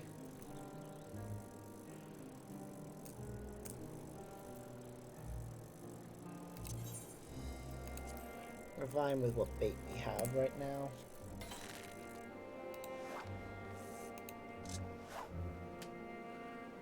Ah, got away. That's annoying. Thankfully the lures aren't easily lost when you fail. Unlike bait, which is lost every time you... whether you succeed or fail. Alright, this might be the one we need.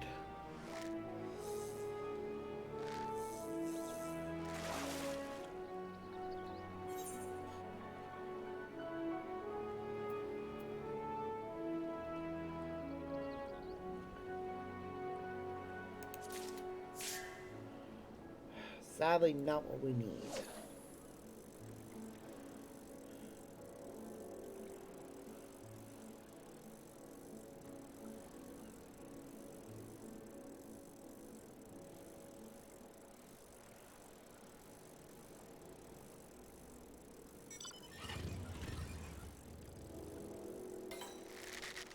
But that one is only useful as a it's possible to turn into a collectible. It's only useful as a collectible.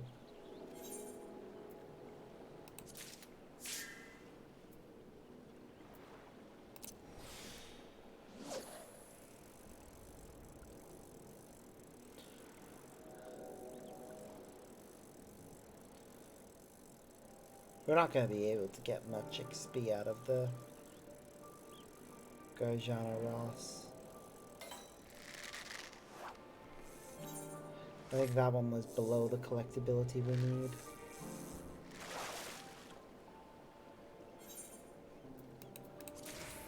But I guess we'll see.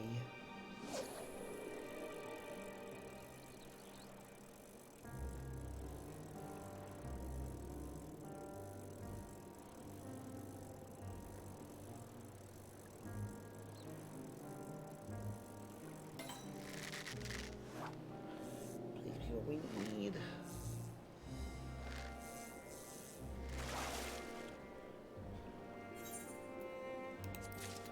Not what we need, but we'll still keep it.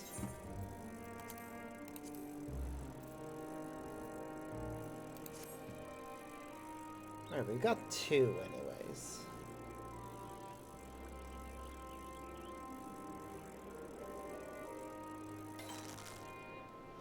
This is not gonna be what we need. Got away anyways, so it doesn't matter. Come on. Come here, fishy, fishy, fishy, fish. The fishing one is my least favorite when it of the gathering ones, simply for the fact that you spend so much time just standing around waiting and hoping that RNG is on your side, which is not right now. Like, I know I can trade these in for rewards, but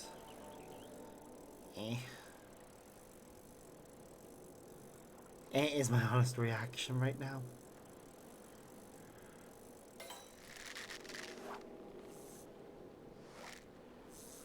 Please be what we need.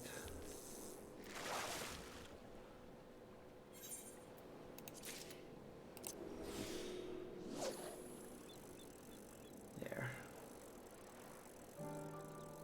Second one. We've got our 3rd one. We just need a 4th now.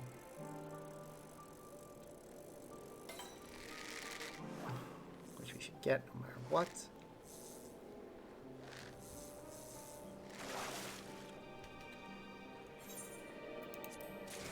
Ooh, a much better one. Now we just have to hope we get another one. We only need 2 more, and then we're done.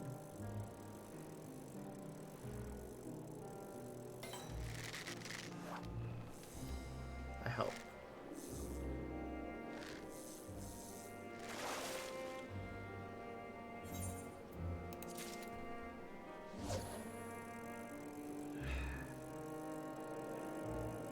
Where?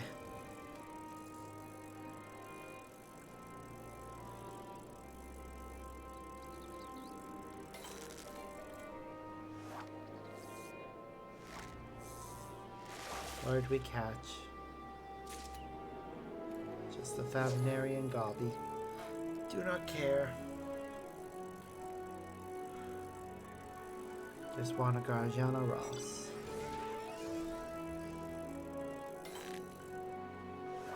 Again, not one that I care about. I know right now that it's 2 exclamation points for the ones that we need. I mean, these other ones still get us experience, which is what we need the most right now, but still.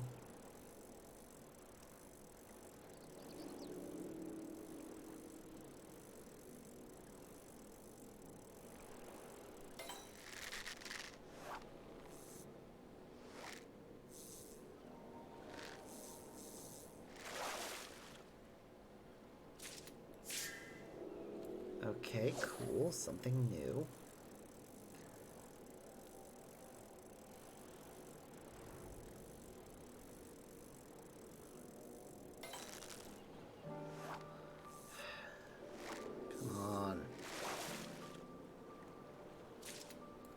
We're doing so well.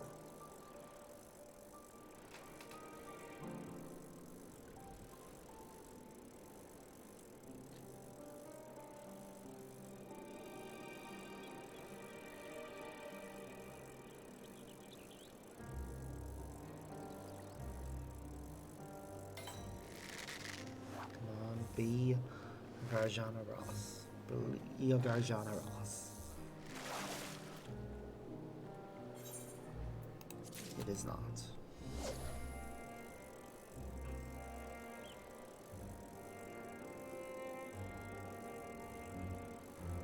Where?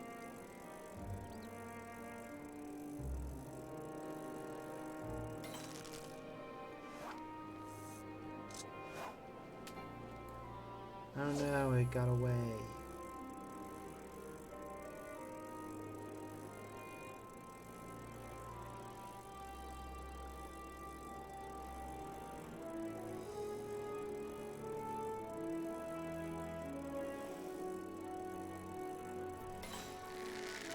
Be it. Be the one we need.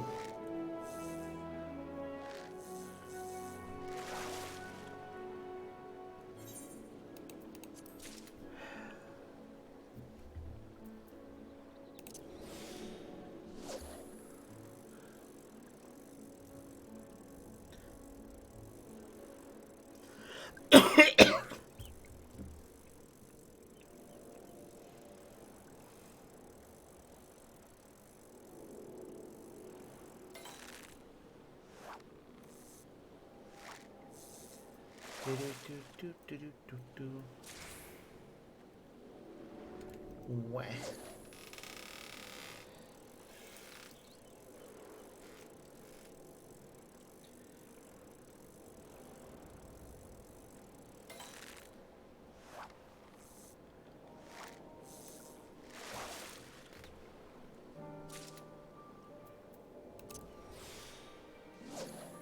Come on, just give me the one fish we need. I can use identical casts to get a second one and we'll be done. Provided that all of them are above the minimum collectability that we need.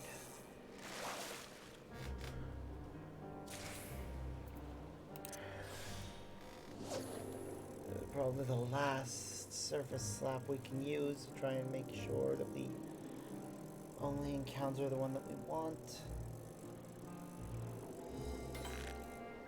Really? Come on. It's wasting my time by giving things we don't need.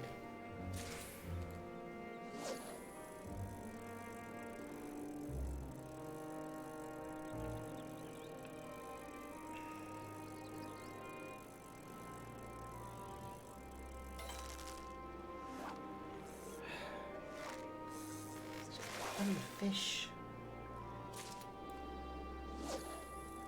Is that so much to ask?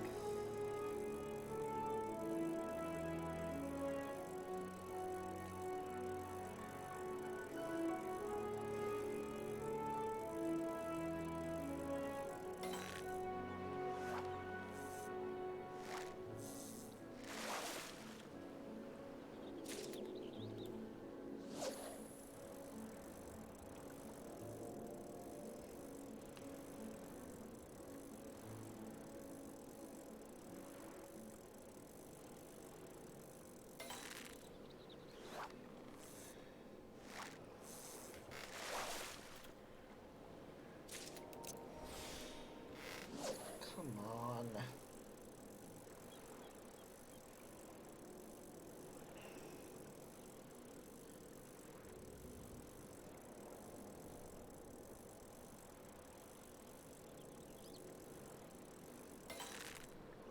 Again? Why? Why must it be like this?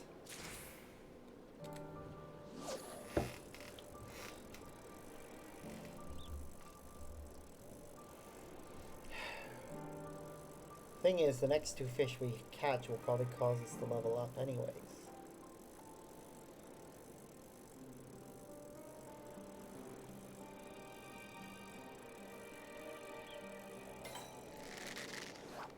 There we go. Come on, be it.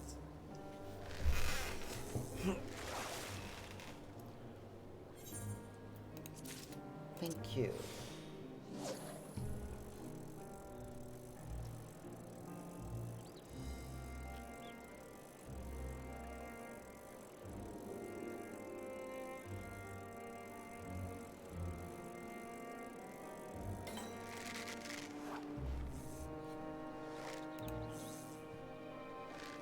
Oh,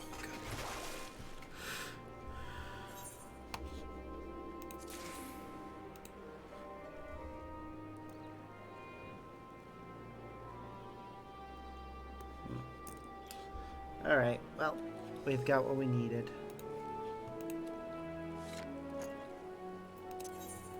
So let's return to Old Charlian and turn everything in.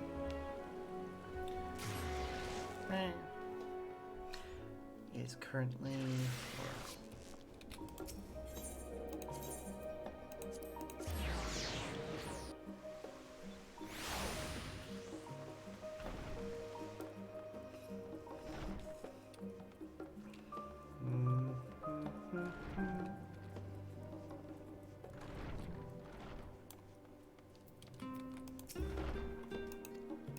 Oh no, I have a twin standing next to me.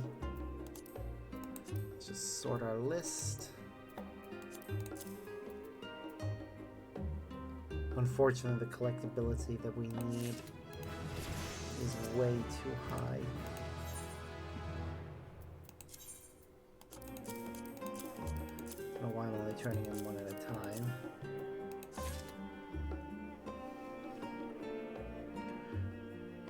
Two decades ago. Alright. Well, I dare say I have more than enough samples now. Pray wait for just a moment. I'm gonna ask Professor Nail to take a look.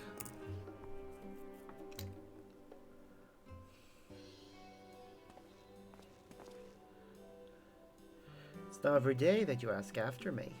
I trust this means that your research is coming along well. Better than I could have ever imagined. As a matter of fact, I was hoping to hear your thoughts on my latest findings.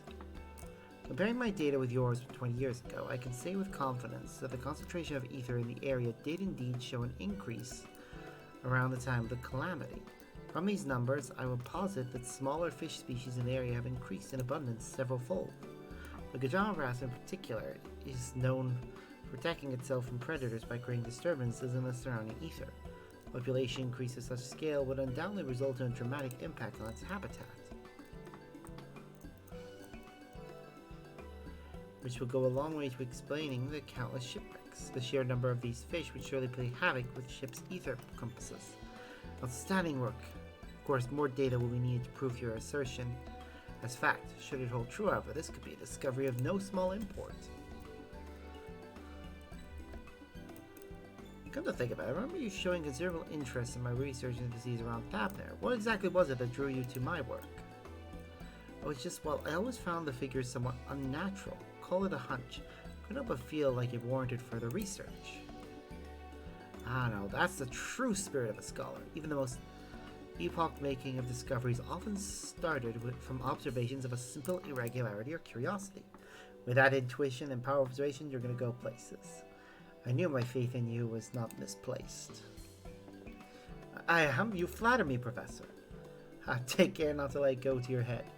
Your potential will only be stifled if you allow yourself to be content with minor progress and faint praise. Of course, Professor, I will redouble my efforts and work harder than ever to deliver results.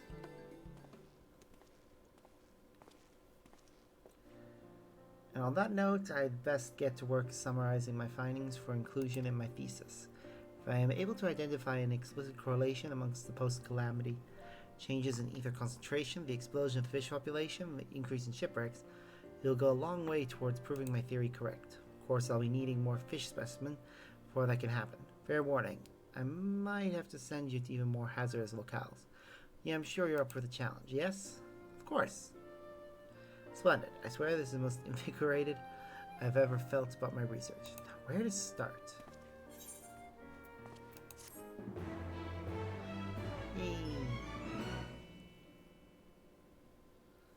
My esteem level has increased. I'm a formidable fisher now. Now the next level is already available, so might as well take it. Ah, hello again. I truly can't thank you enough. The samples you've provided me with have allowed me to make incredible progress in my work. As it happens, I actually just decided on the next specimen I'd like to ask you to procure.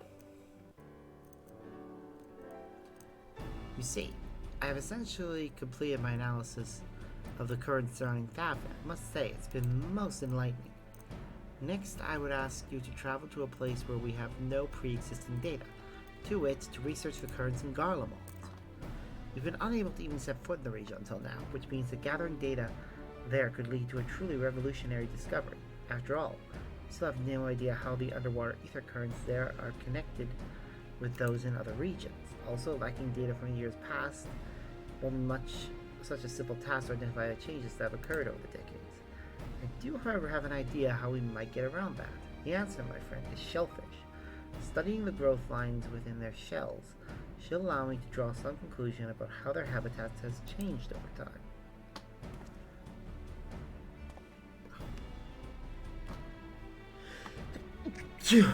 Oh dear.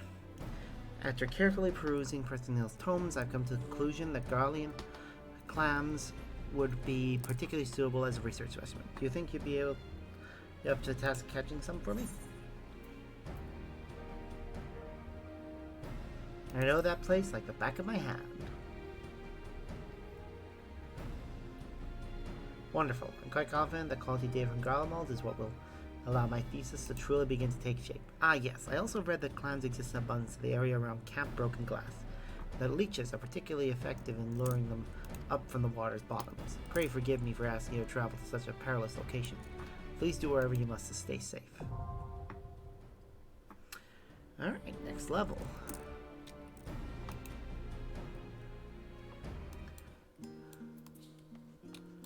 And we can also go over here as a miner and turn in hers.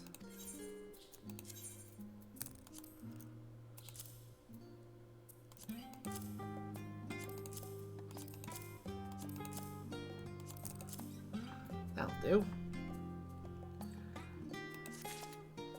Good, I expect you to bring back specimens of such quality. This will make our work much easier. Use this ore to create alloys like adamantite, you know. Magitech couldn't exist without it. Alright, so we've done the quest. Professor Tankin and Gashi take the items you brought them and set to work emulating Garlean culture. They've changed into Garlean uniforms. That's adorable.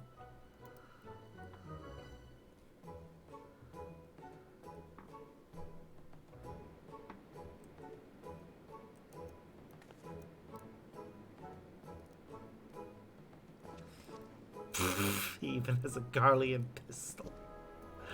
Oh. I must say, I'm warming up to these cozy clothes and Magitech heaters. All this would definitely improve life in Charlia. Alas, we've only been granted permission to use the heaters for the duration of our research. We'll have to return them to the studium after we're done. That said, I think I just felt a bead of sweat trickle down my neck. Perhaps I won't miss them as much as I thought. Then I take it you have no need for this piping hot Garlean cuisine, cooked with Magitech kitchen utensils. Oh, Professor, no, I would gladly sample any food prepared with skillful hands such as yours. Provided one is given the necessary instruction, even a child could operate these Magitech devices. At the heart of all Magitech lies ceruleum, the most efficient and convenient energy source, indifferent to the whims of nature like wind and hydraulic power. Its mass production allowed the Empire to bring Magitech to the people at large, with further refinements to their manufacturing processes affording them surplus time and manpower, which they applied to even greater innovations. That said, the importance of alternatives to ceruleum cannot be ignored. It is, after all, a finite resource. Should we completely squander the world's resources, we will inevitably suffer for our lack of foresight. Professor, this looks exquisite. I thought as much when we were studying Kanish culture, but you really are a fantastic cook. You flatter me, Hinageshi.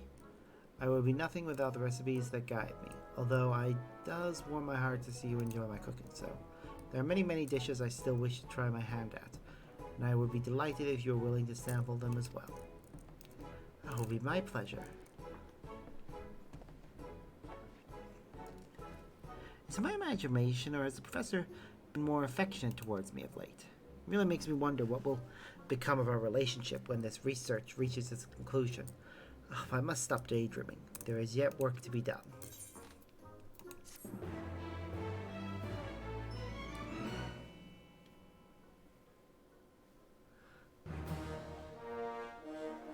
Novice matchmaker.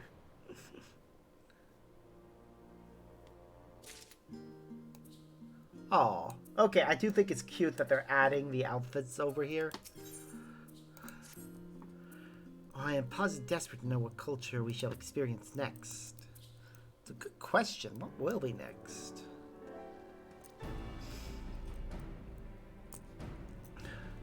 Welcome back, my friend. We'll be continuing our experiences Garleans a while longer, though I would like you to set about procuring materials for the next step in our research. Though to be honest, I've still to decide on where that step might be. Well, thus far we have lived as people do in the freezing cold and the ferocious heat. So I would say it's time we set our sights on an altogether different sort of inclement environment. Spot on as always, Hinegeshi. The people of Garlemald may have overcome nature's fury with their sterling use of technology, but they are far too reliant on cerulean. Consider this, how would they cope if they were suddenly unable to obtain their precious fuel? One should never be without a contingency plan in case they are thrust into much less hospitable environments. That is certainly true. However, what kind of culture could take root in an area that is effectively uninhabitable? That is precisely what I have been mulling over of late, Hinegeshi. We wish to look into how exactly culture could come to exist in such places. The issue is, well, such regions tend to be uninhabited as a result of their harsh conditions. In short, there is nowhere that meets my criteria to begin with.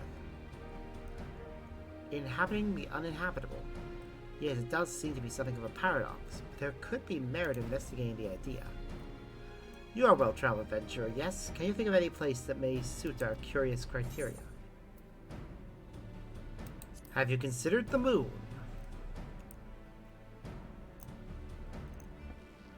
A settlement on the moon by the name of Merlamtorium?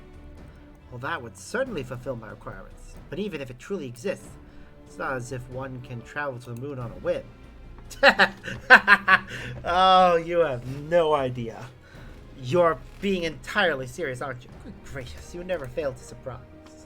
Indeed, however, I feel obligated to mention that we know absolutely nothing of life on the moon, assuming it is even possible. Pray head to Mare Leventor and gather whatever items you believe are necessary to recreate life there. Oh, this is gonna be cute.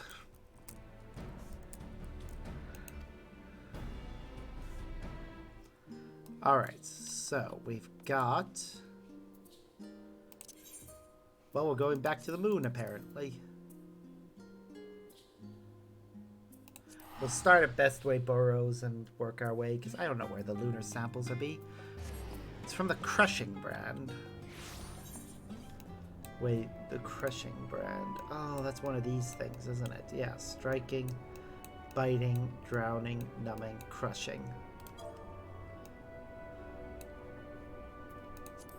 Huh.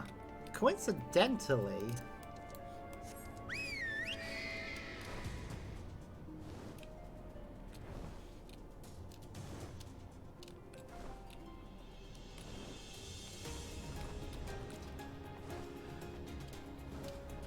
I think Argos over by the entrance to Mare Leventorum,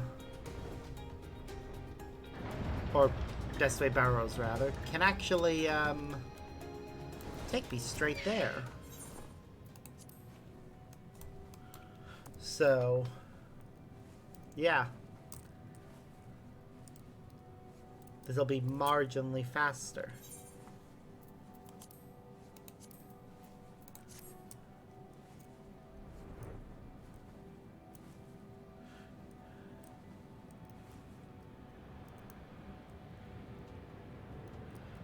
So, yep, lunar staples. Oh. Look at him. Look at him.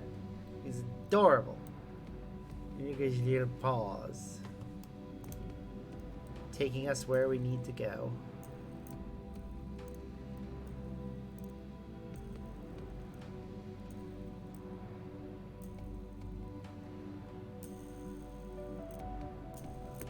Alright, so now we're at the crushing brand.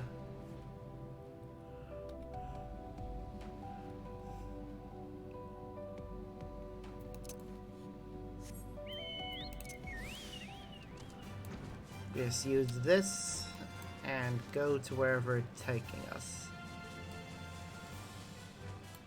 Just need 6 samples.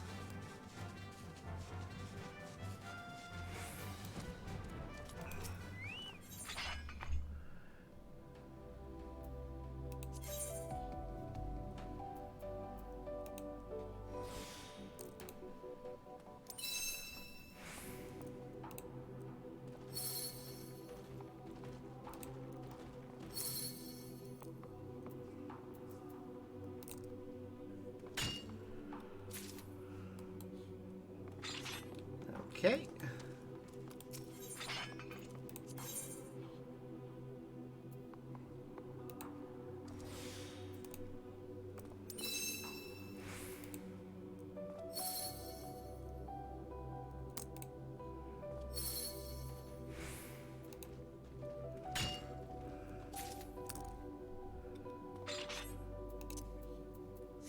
Right, next. Away.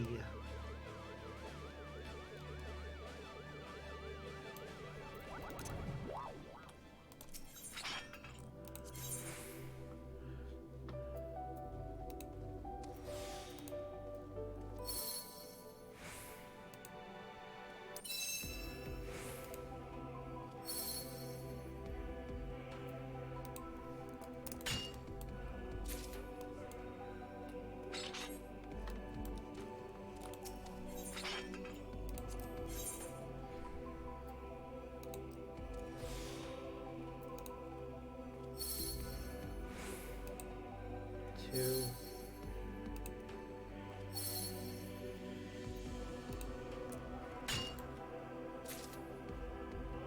Woo.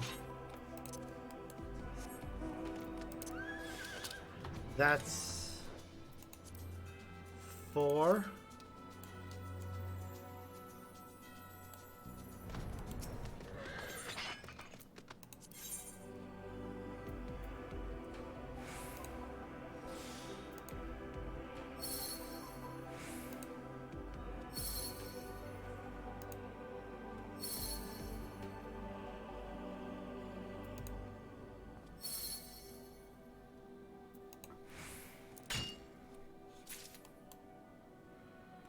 All right, last one. But first,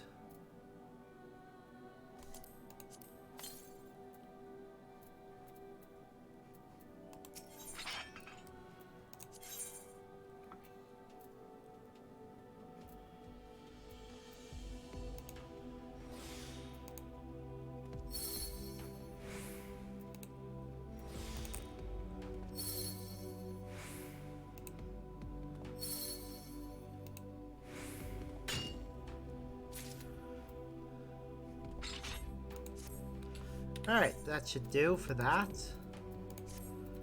So, no, we won't return to Old Charlian yet.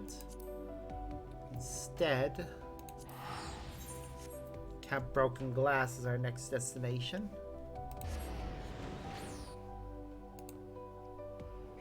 And we need to go get some...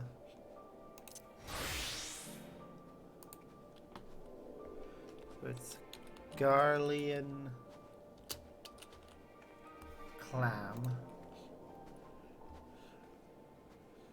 which is found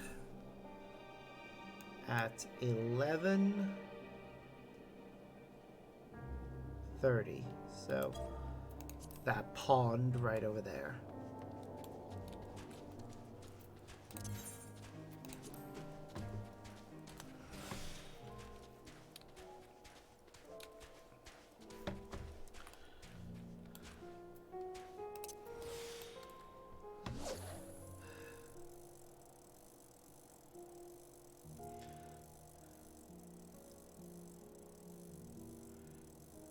Come on.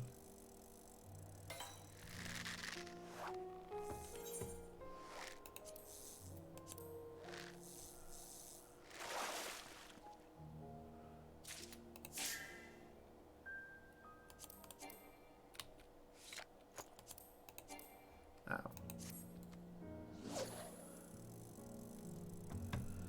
That was what we needed anyways.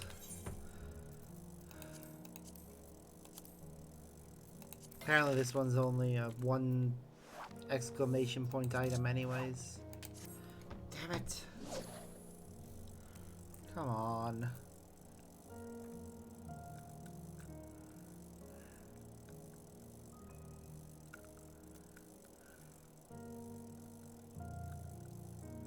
So glad the weather doesn't matter for this.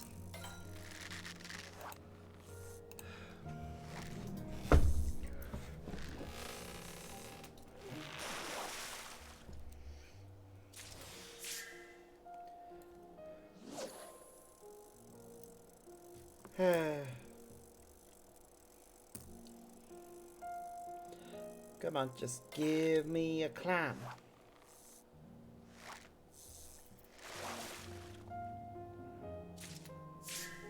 Not what I wanted.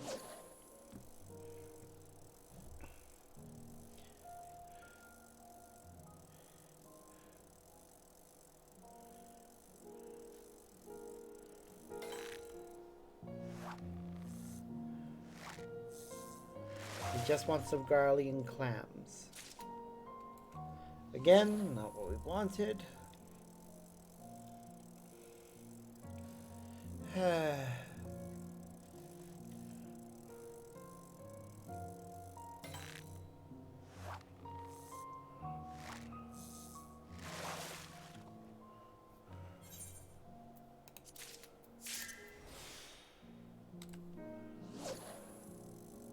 Alright, that's 1 garlic clam.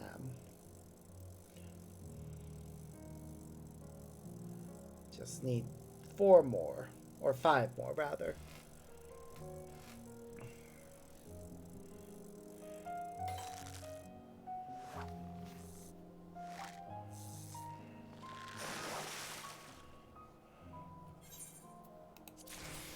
What's the minimal collectability that we need anyways for this mission? 78, so we're good.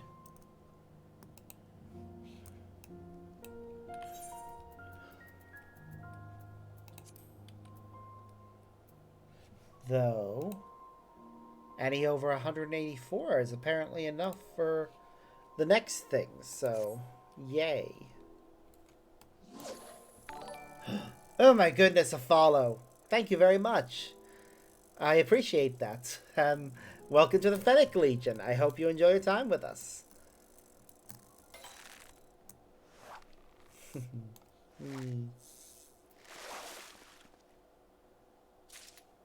No, not what we wanted. Come on, just give me some more clams.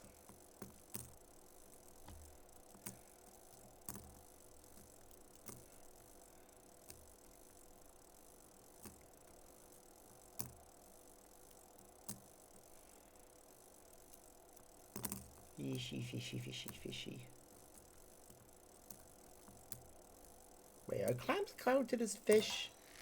No. Wait, yes, they're shellfish.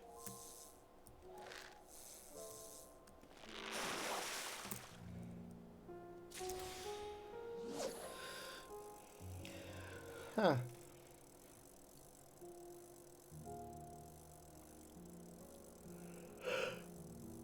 We just want clams. We don't need to mooch for them. There we go. Come on. Be a clam.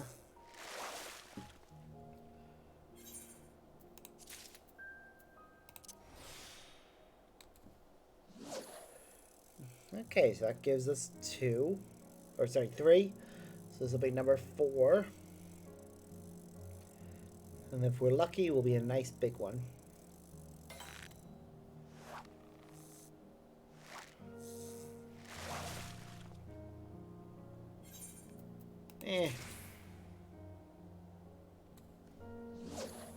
Not as big as I'd hoped, but oh well.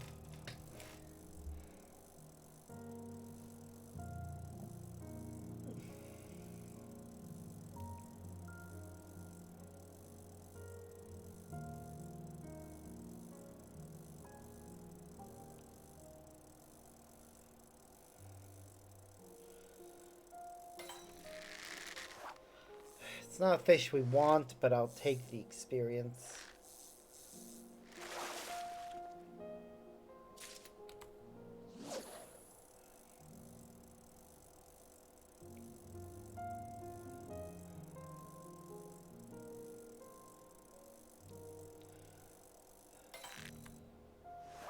Come on, be a clown.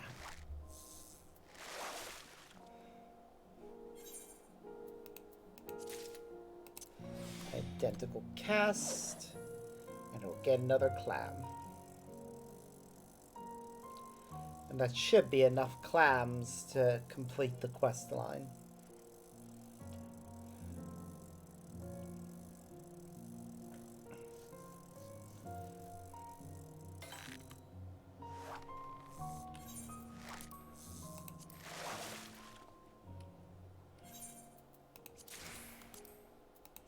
Alright, is that enough of them? Yep, that's 6. So, let's return back to Old Charlian and turn them in.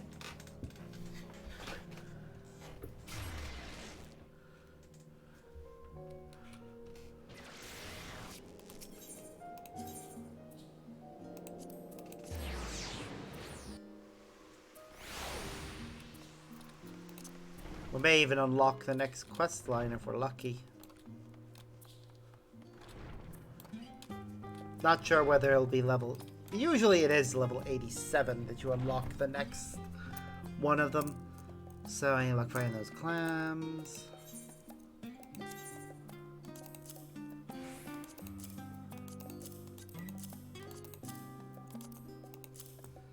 Yee.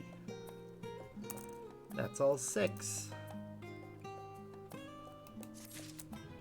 You've done it. What a remarkable sample it is. My colleagues will be burning with envy when they hear I've obtained a specimen from Garlemald. How can I even begin to express my gratitude?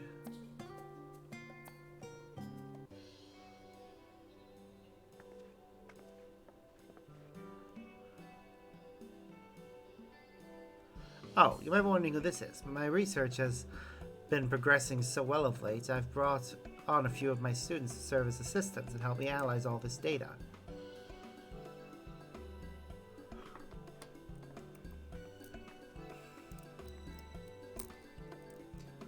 Anyway, I can't thank you enough for braving such hostile environs for the sake of my life's work. No one in my field has had the chance to obtain substantial data from Garlemald until now. It will be no understatement to say your contribution is historic. Needless to say, this puts even more pressure on me to deliver with my thesis. To my stomach starting to feel queasy just thinking about it. Halak. Would you believe you're the talk of the studium? Even the senior faculty can scarcely wait to hear what you're able to glean about the ether currents of Garlemald. Professor, yes, it's all thanks to Sparks here. Without his aid, I never would have procured this most invaluable specimen. Indeed, truly, I have not seen a partnership between scholar and gleer bear such fruit so swiftly in a very long time.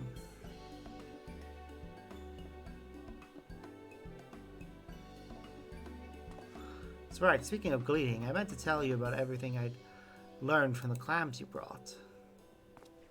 I'm pleased to report that analyzing Garlean clams appears to have been the right call. Examining their growth lines, I was able to find specimens as old as 97 years, giving us a full century of data to analyze. By far the most interesting thing I've noticed so far is the reverse correlation between the ether levels near Thavnir and those in Garlemald. That is to say, over periods of time when the ether concentration was high near Thavnir, it was low in Garlemald. The reverse was also true. I see. That bit of evidence would seem to corroborate your hypothesis that the planet's ether currents move in tandem with each other. Should you manage to collect data from more regions still, I suspect you may very well be able to accurately predict changes in the fish population across the world. It's going to have remarkable implications for the future of the fishing trade. I was thinking the very same, Professor. Nothing would give me greater joy than if my research were to bring about a tangible improvement in people's lives. Before meeting you, I never dreamed I would make it this far, but now I feel more confident than ever that I will be able to improve my hypothesis one day. Why, I can almost see my completed thesis in my mind's eye. I can't afford to get too complacent just yet. The most important work remains to be done. Yep, it sure does.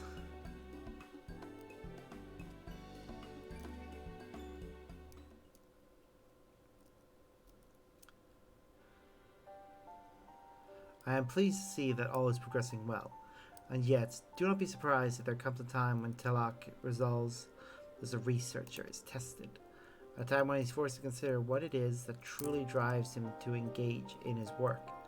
For such times come to all scholars, no matter how naturally gifted they may be.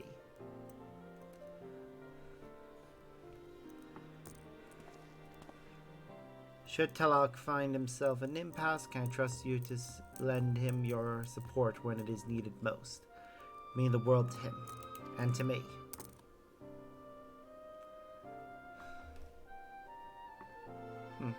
Okay.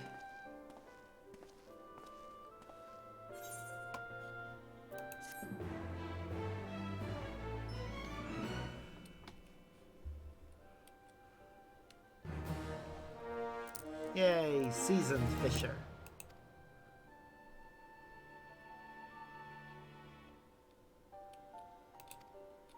It says one is available already, so yeah. Oh. Okay. Thanks to your most selfless contributions, I draw closer to proving my hypothesis correct.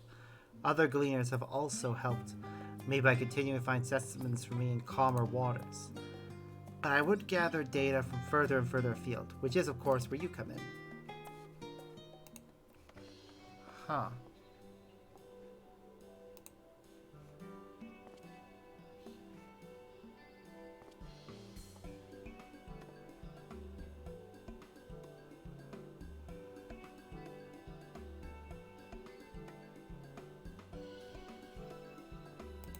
Okay, Professor. Abrici. Doesn't sound like you to get so excited. Whatever is the matter? Ah, but I haven't introduced you to you yet, have I? This is Abrici, one of my new research assistants. She's been a great help in analyzing all the data we've collected. I appreciate the little confidence, but this is no time for pleasantries. A whale has somehow wandered its way into Scholar's Harbor. The harbor master has requested that you come and assess the situation with all haste. Dear, I suppose we'd best be in a hurry then. I apologize, but it seems our work will have to wait until later. In the meanwhile, would you accompany me to the harbor? Your insight into the situation could prove most valuable.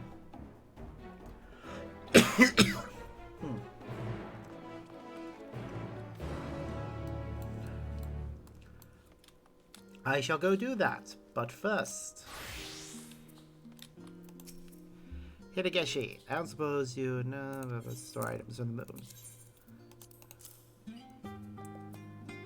I think all of the ones I got are above 600, so we're gonna really max out the XP gain from this. Jeez, a full 5 million.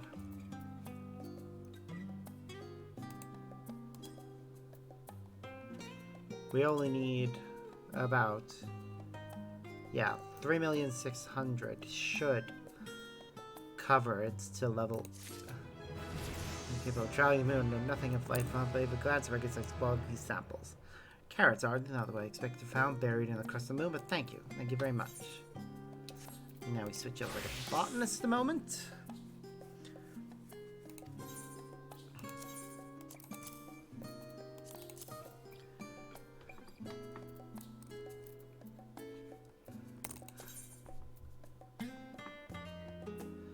Oh, we will not receive full compensation. Yeah, that's fine, I don't care. Alright, 12, you really are blah, blah, blah.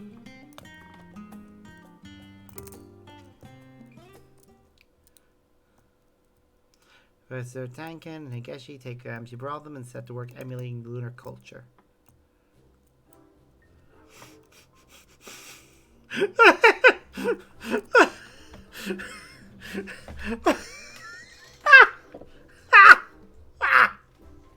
Oh, one. I'm gonna go grab myself a drink, but that is hilarious.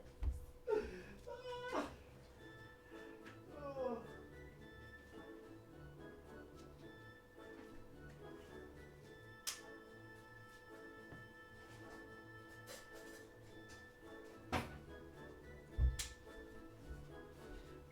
Actually, never mind a drink. I'm getting myself food. I'm more hungry than I am thirsty.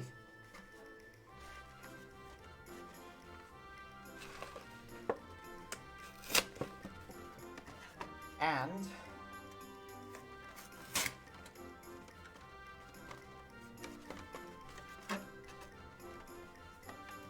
I have delicious cake to look forward to.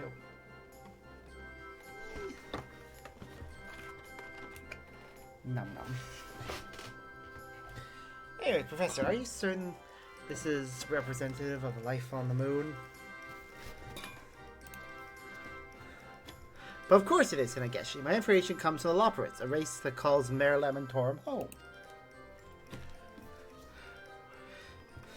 Well, that is all well and good, but is it necessary for us to don these ridiculous outfits?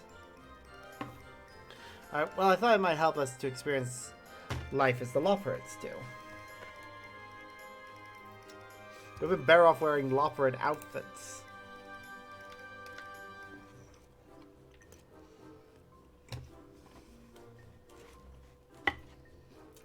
As for all the carrots, make no mistake, Professor. It is wonderful to know that agriculture is possible even on the moon. But I fear a diet comprised entirely of one type of fruit vegetable will not hold up to scrutiny.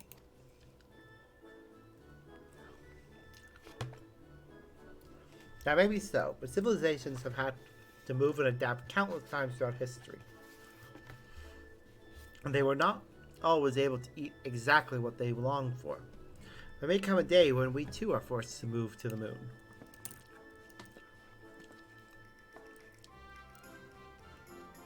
Ashley doesn't seem to be enjoying himself much. Perhaps he is not especially fond of carrots. Or at least this is not the most opportune time to focus on my romantic pursuits, but soon my time will come. I can feel it.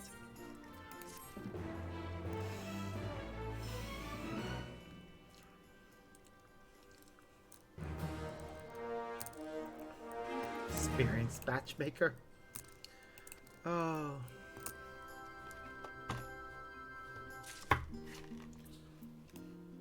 Has the bunny suit's been added?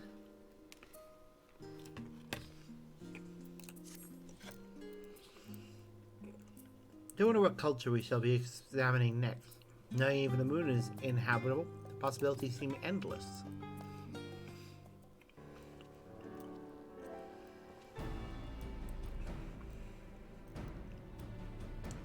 I've had a good time. Permission has been granted for our voyage. I decided it's about time we went to experience other cultures firsthand rather than recreate them here in our workshop. I've had this idea indeed. Wherever are we going, Professor? Hingashi. Kugane, to be specific. Oh, how wonderful. Though our journey has been approved, we cannot afford to tarry. We have been granted but a short amount of time to stay there, you see. You're perchance knowledgeable of the Far East? Yep, and there are a lot. In that case, could we ask you to act as our guide? Be my pleasure.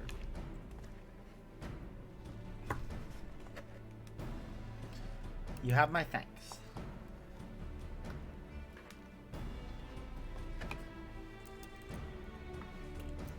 We should arrive up here too when we reach Kugane. Pray meet us there when we are ready.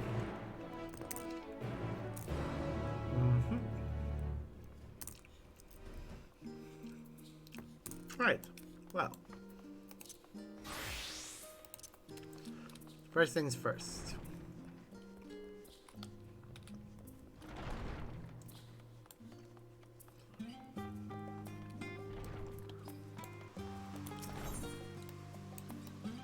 To lock us down in Scholar's Harbor.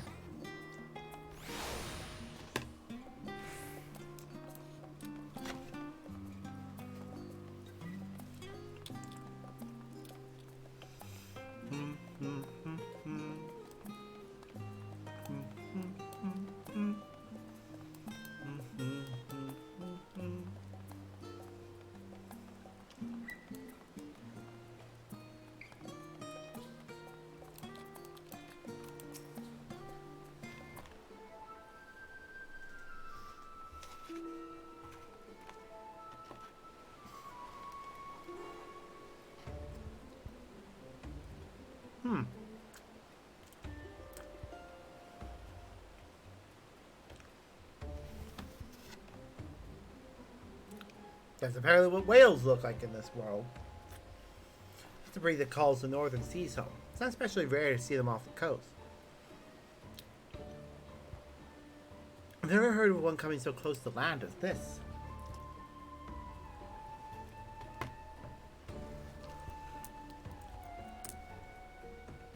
It's most strange. It doesn't appear to be wounded, nor have there been any notable storms of late. Whatever might have caused it to veer so far off its normal course. Or indeed. At any rate, we need to move it to one of our facilities and ensure it's kept safe while we tend to its wounds it may have and study it more. Suppose we should check its ether levels as well. Ready a team for me, Alvarez. Of course, Professor. This may be quite the undertaking. My apologies, but our project will have to wait a while longer. Let's reconvene back at Searcher's Meet and discuss the matter further.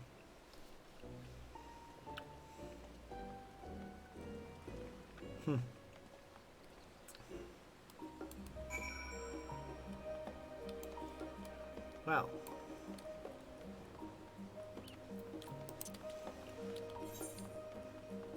Back to the studio.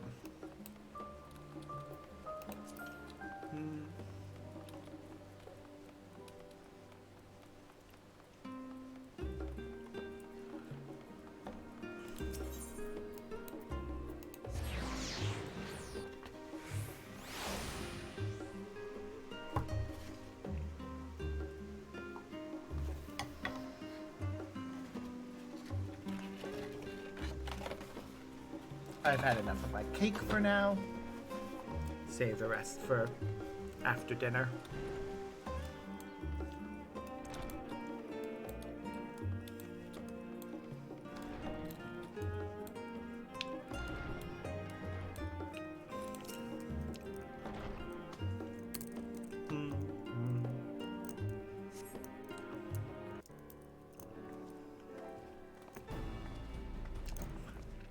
Oh there.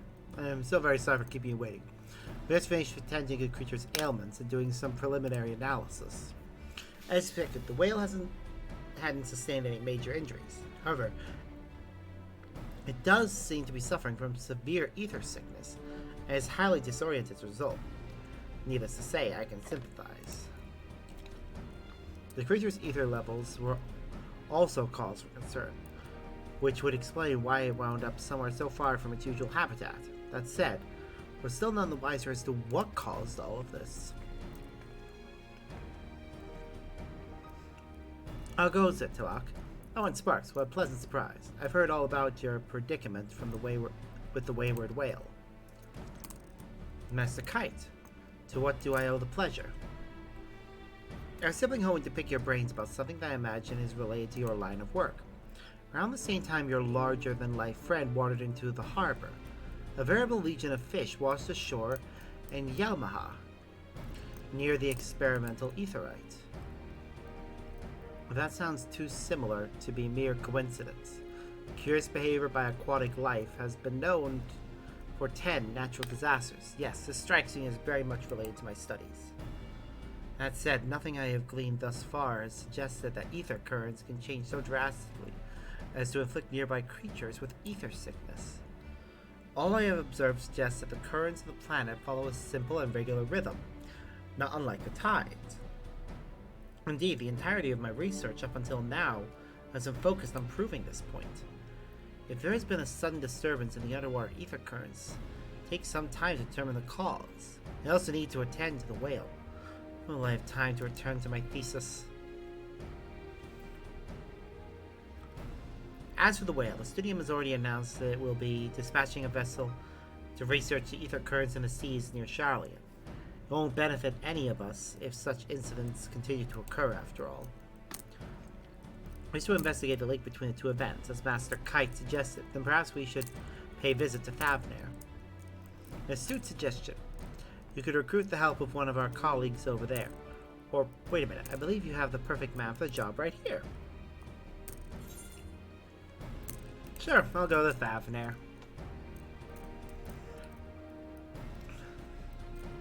As generous and dependable as ever. Yes, I knew you'd be up to the task. I would accompany Sparks. You would? When was the last time you ever even ventured outside the Studium's grounds? It was just down at the docks a few minutes ago. That's not important. Sparks has risked life and limb to help me with my research. I can't just keep leaving all the hard work to him. Professor, going XIV there means you would have to travel via the Aetherite, or by ship. Not you handle that any better.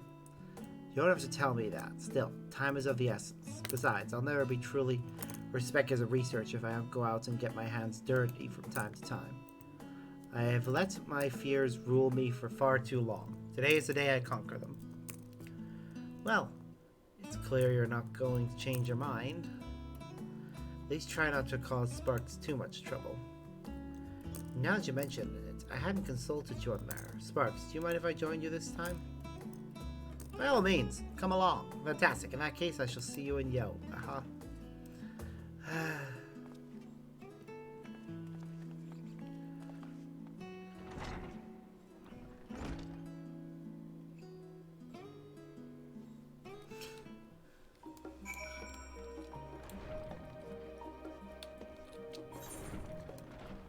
I'm gonna go there on foot because if I remember correctly, there is an actual teleporter thing that I can use to get there.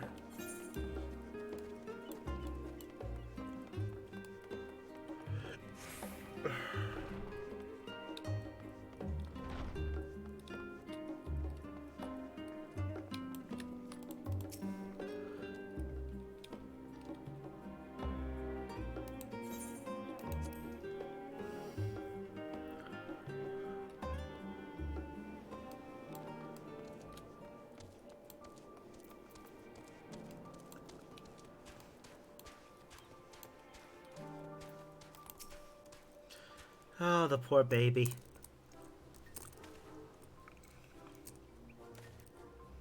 Sparks, is that you? You know this fellow. The poor man was so ill I thought he might die. I never believed anyone could suffer from such severe ether sickness if I hadn't seen it myself. Be glad you weren't here to see me immediately after I arrived. It was even less pretty a sight than what you witnessed at the Aetherite Plaza back in Charlian.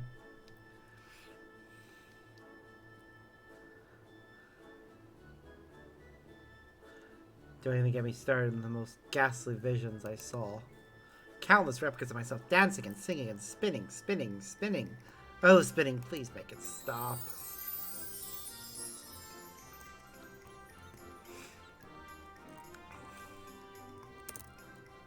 I suggest you lie down for a while still, friend. It wasn't so long ago that you were convulsing on the ground, spitting up some ghastly bile. You're right, my friend. My apologies for making you worry so. Truly sorry about this, Sparks. Might you be so kind as to ask around while I rest here a bit more?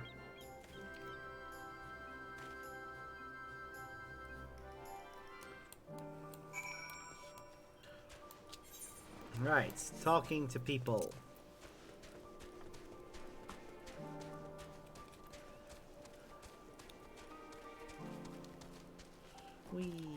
There's a fisherman.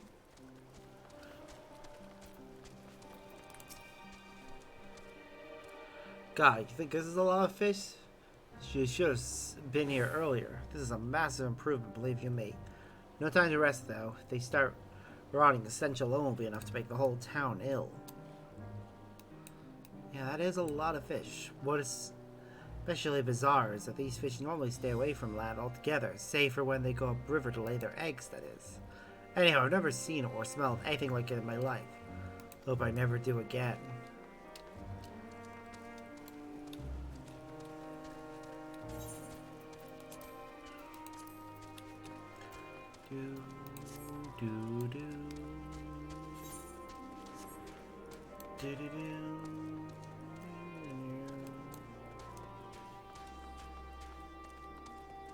Right, there's a preoccupied alchemist. I've never seen anything like it. Entire schools of fish suddenly washing up ashore. There were so many you couldn't see a single grain of sand. Our fishers have their hands full trying to clean up the mess even as we speak. Troublingly, we have no idea what caused it. It's not as if anything ominous occurred to pretend such an event. Why, the night before was peaceful as always, the full moon shining bright in the night sky.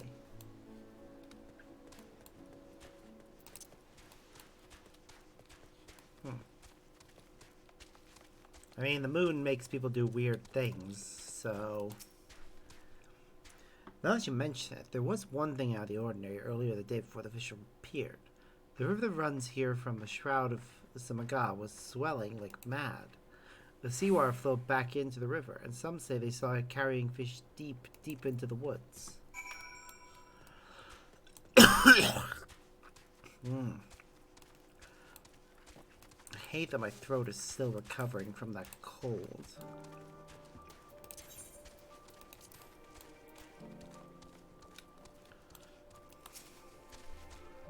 My apologies for making you go alone, friend. I still can't quite stand up straight, but I feel much better than when I arrived. Tell me, were you able to learn anything of interest from the townspeople? A full moon the night before, and a strong tide flowing up into the river. It would seem this is what we call a tidal bore. The fact that these fish are typically not seen near the coast is strangely reminiscent of our whale problem as well. This can't be mere coincidence. The matter of these fish that are supposedly carried upstream into the woods intrigues me as well. Assuming they're still alive, they would provide much more useful data than those rotting corpses on the beach. If we're going to analyze them and find them in a similar etheric state as the whale and Shalian, we could safely conclude that both events were caused by the same, or at least a similar, phenomenon. Terribly sorry to impose upon you again. Do go and catch those fish for me, and I very well be the key to solving this mystery. Fisherman's description swimming upstream, he said. I suspect we are looking for Alnarian salmon. If so, these leeches you use on the clowns and garlic should serve you well again here.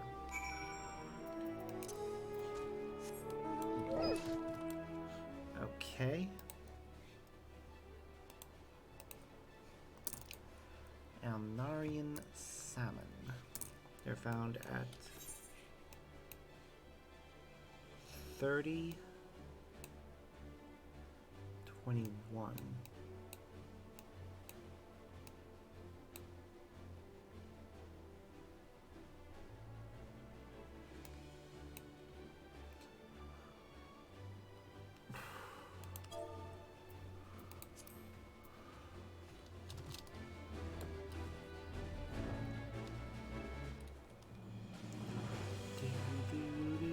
Versatile lore will also help me here.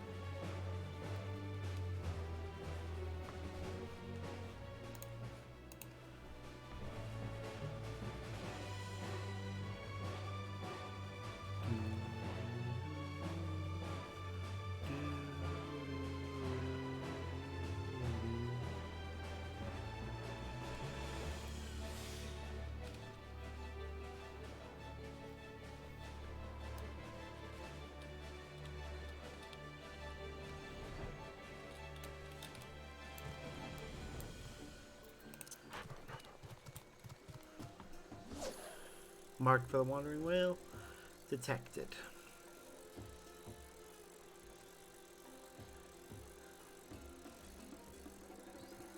This one doesn't necessarily need to be collectible. Come on, give me the fish. Give me the fish.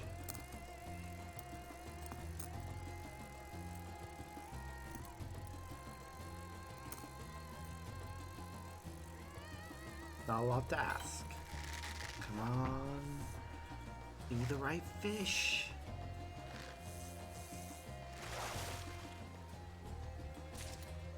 Yay.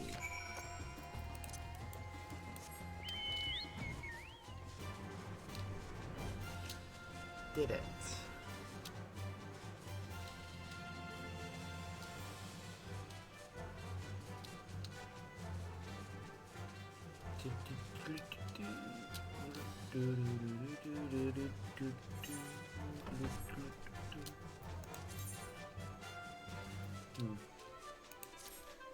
Just checking how much we need for the next thing.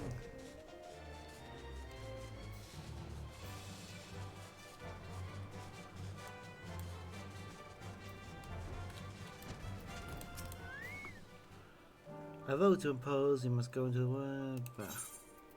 Well, we've done it. Here, have the fishy. Thank God, and thank you, my friend. I would have hated to go home with nothing but the memory of my worst bout of ether sickness ever. To report that I also made some progress myself. I had a word with the alchemist to help me, and it turns out they have a keen interest in ether as well. We had an exchange of views that was most stimulating. I may not have been able to do much while here, but I'm glad I made the effort to leave the studium for once. Now it's time we return, so I can make use of this new knowledge and as a sample you so kindly reeled in for me. Alas, while I may not need to use that god's-awful experimental aetheryte to travel back, an aetheryte is still an aetheryte. Heavens have mercy.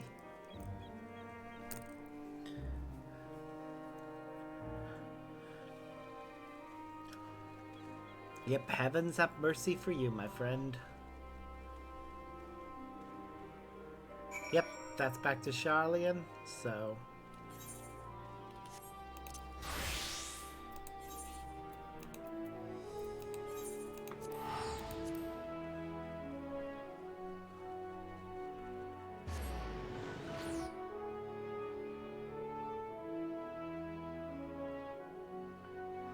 I can't remember which class I actually started this one with. So, hopefully it doesn't matter.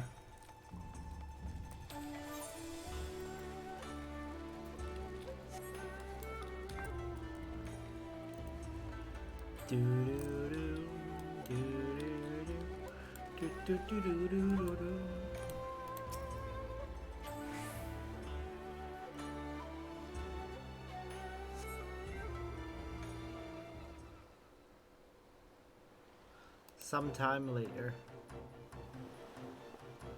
Oh, they even changed to the correct outfits.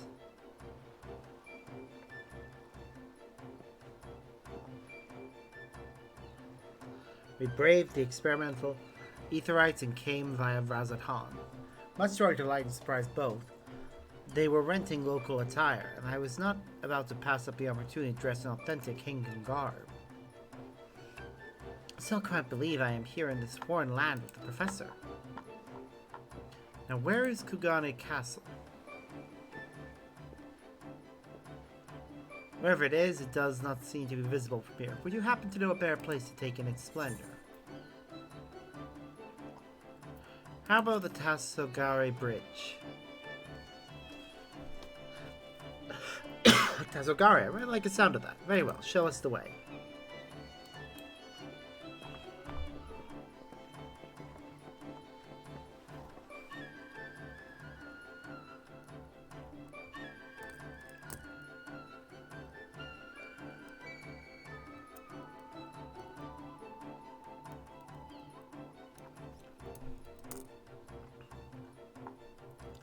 A fortress most formidable. This may be an island like Shalia, but it is quite clear our cultures are as night and day.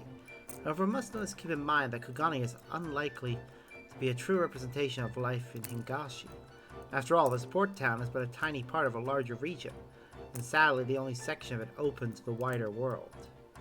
If we are to get a truly accurate picture, we must speak with the locals. Speaking of which, this place is surprisingly peaceful considering recent events. The ruling class doubtless controls what information is allowed into the area, which begs the question, how much is known by those here regarding affairs in the rest of the world? Perhaps they are convinced they are strong enough to weather any storm alone. At any rate, our work here is certain to prove a most enlightening experience. Already am I glad for this trip. Professor, if possible, I would very much like to visit the Umaneko tea house and sample their dango. I have heard very good things. Hinageshi, do not forget why we are here. We are researchers, not tourists. You would do well to remember that. My apologies, Professor. Forgive me, I did not mean to upset you. I fear the long journey has left me on edge. Kind does indeed thrive on tourism, and you are not wrong to deem that aspect of their culture worthy of investigation. You are too kind, Professor. Now, let us pay a visit to Pier 1 and take in the storehouses, then make our way to Kokajia.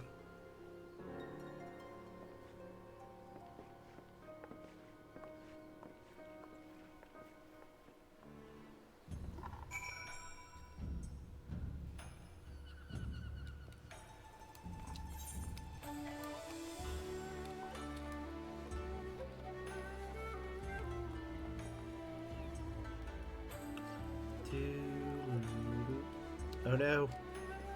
I almost fell.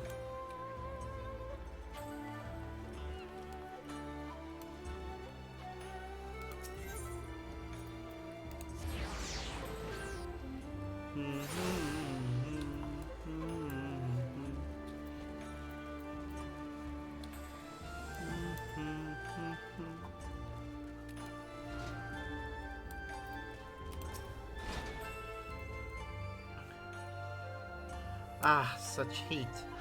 Greater perhaps even than the Garlean hears. It is an honor to witness the forging of Guy's world-famous katana blades. I always forget why we come here. I suppose now it is Higashi's turn to rebuke me.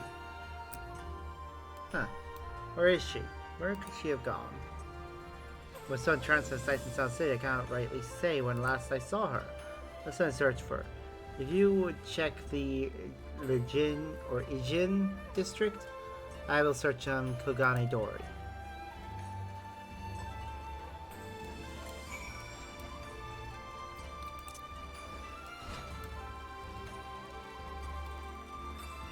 I hope she's alright, wherever she's wandered off to.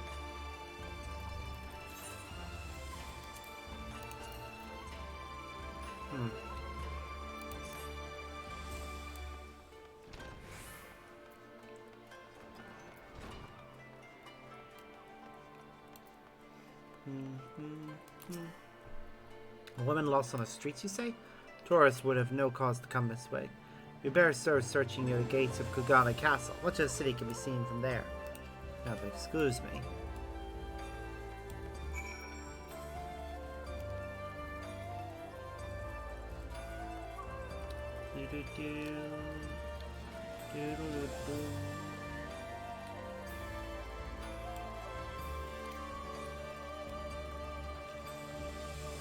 I don't know, I was a tourist for a while, and I had reason to go over that direction. So I don't think his assessment is entirely accurate. Right, she's higher up.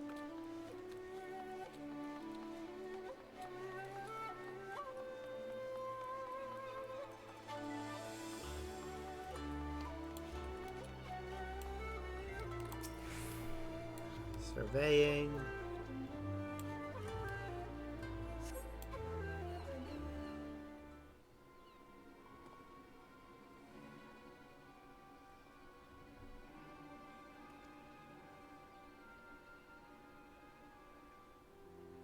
There she is. What's she doing?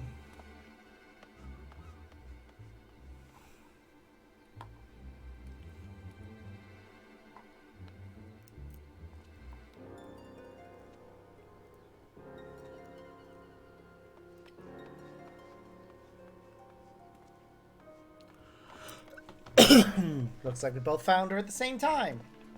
Hey, Nageshi, we found you at last. Professor, oh thank goodness. I thought if I waited here long enough, you would come eventually. Yes, we did plan visiting the castle, didn't we? I should have expected you would memorize our itinerary. What happened? I could have sworn you were right behind me. Well, I was approached by a merchant on Kogane Dori whilst we were making for Pier 1. So to say I was not interested. When I turned around, you were nowhere to be seen. I should not have been so careless. You did warn me not to behave as a tourist, after all. No, I should have been more attentive. When engrossed in my work, my surroundings all but fade away. Thought of you lost wandering aimlessly through the streets of Kogane. My heart was fit to burst. But see you here safe and sound, words fail to express my relief. I can only imagine the stress I've caused you. Oh, Professor, what can I do to comfort her? Sit. Terribly sorry I asked this of you, but I wish to fashion a hairpin for Higashi to lift her spirits. Am I trouble you to procure the necessary material? The Ruby Sea is said to be a treasure trove of resources. Perhaps you can find something there along the shores or beneath the waves. Yeah, I can find something. Thank you. I would be a fool to leave her alone, so I'll wait with her here until you return.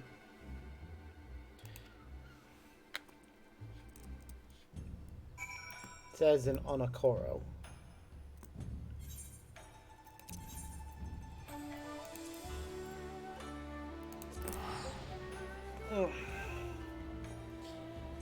So, let's go there.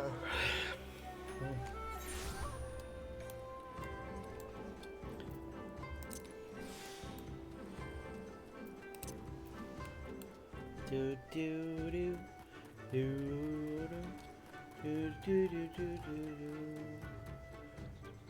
do do. We only need one of the item in question.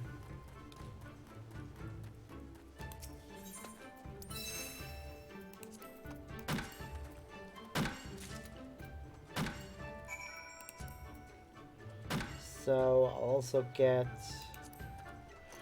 Oh, we haven't recovered any yet, so.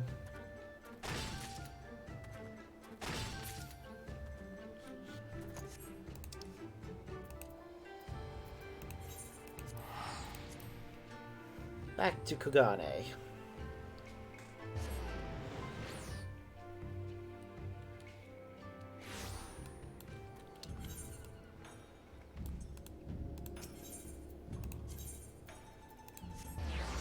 Gonna be bizarre.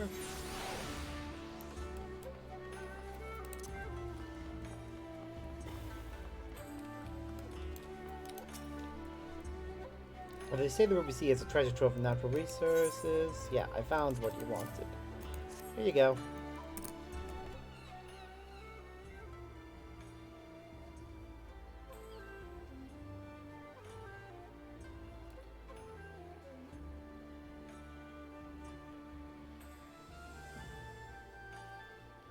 Absolutely stunning. I shall waste no time in taking this to a craftsman. Pray, keep Inagashi company here while I am gone.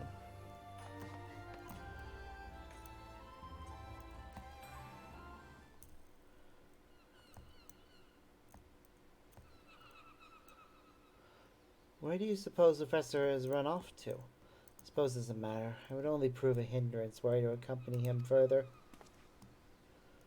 Not at all.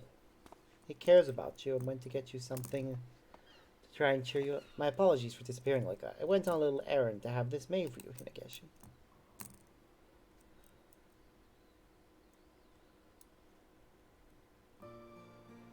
Wait, the flower on this hairpin is... Nothing gets past you, indeed.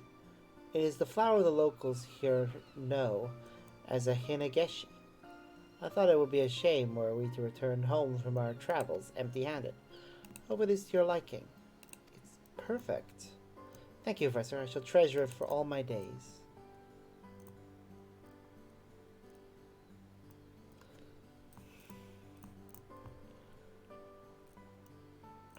Strange. These excursions to other lands are always a rather stressful ordeal. With the Geshi here, though, things are different. Ahem, but this is no time for self-reflection. We just need to survey the rest of the town post-haste. Let's make for the Rakuza district, followed by the Bokaro Inn. Ah, but wait, before all that, we must pay a visit to the Umineko Tea House to sample their finest dango and tea. Thank you, Professor, I can hardly wait. Aww.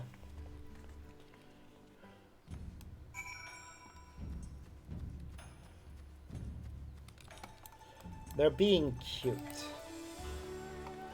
Right, we're just gonna meet them at the inn.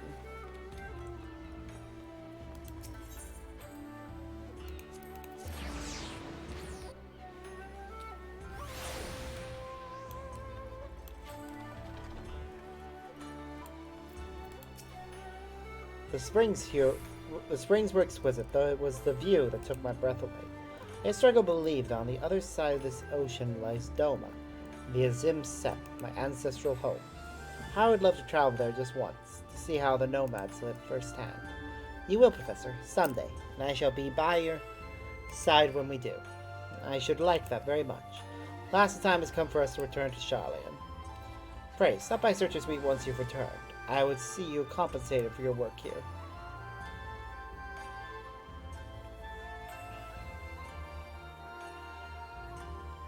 Woo, so now we return to Charlian and turn in these quests. God, it's gotten later than I expected. I didn't actually expect that I had this much to do.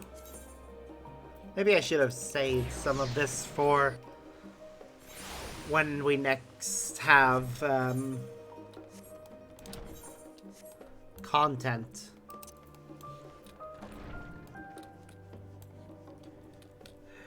With the tribes. That's gonna be a few days, so I guess it's fine.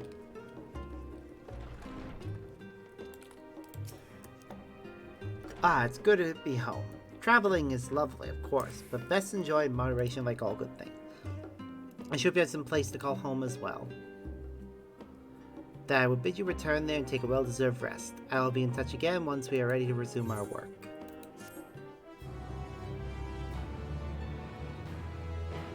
That quest is available. I'm reaching level 88. Right, so it's not going to be available for a while.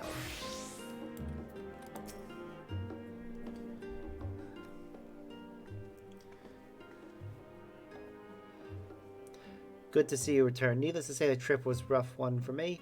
Thankfully, it wasn't nearly as uncomfortable as that dreadful experimental ether. I've just about finished analyzing the fish you caught in Thavnir. As expected, its ether levels are almost identical to those of the wayward whale. So you believe that a sudden change in the concentration of ether in the nearby currents caused them to completely alter their behavior? Precisely. That said, the change was of such a magnitude that I would struggle to explain it with my initial hypothesis of etheric tides. On the contrary, if such a sudden changes are possible, then I may have to reconsider my premise altogether. Moreover, we can safely return the whale to the sea. We can't safely return the whale to the sea until we know precisely what it is at the root of this problem.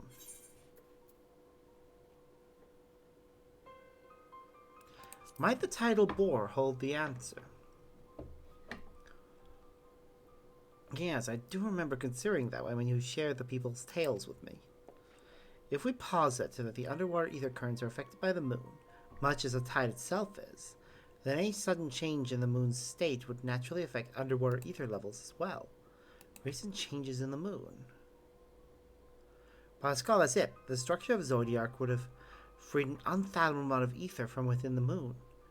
It would be only logical if this had an impact on the underwater ether currents.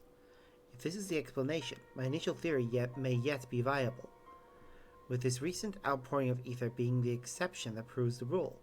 We will need to watch closely for any similar incidents in the near future.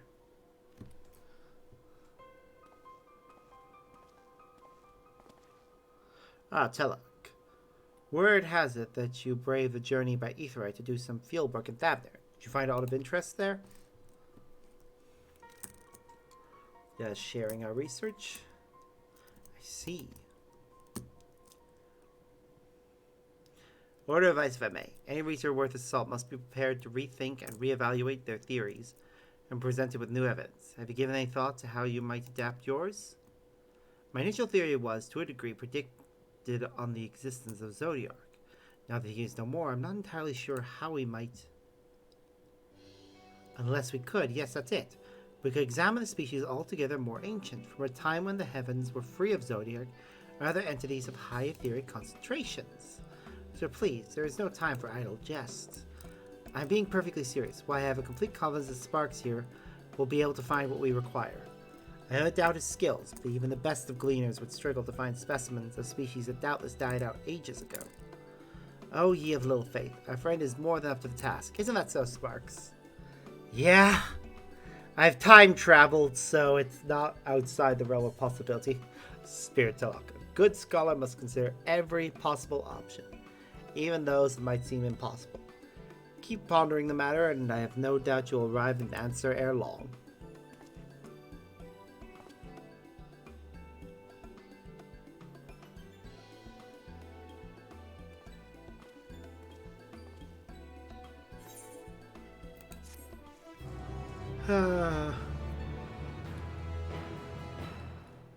Right.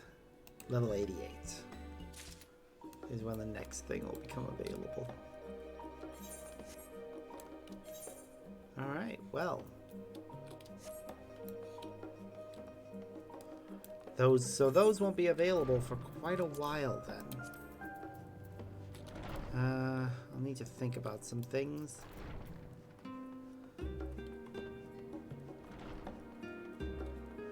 Firstly, Sarikuric. This needs to be turned in for something. But I can't remember if it's, if I can turn it in over here. Yeah, there's a collectible appraiser in Old Charlian or not. Wait, what am I doing? I just remembered. The Studium, I think, has the collectible appraiser. No? Where's the collectible appraiser?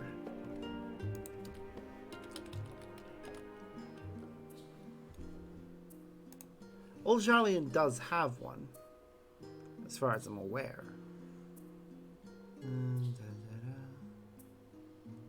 No, it apparently doesn't.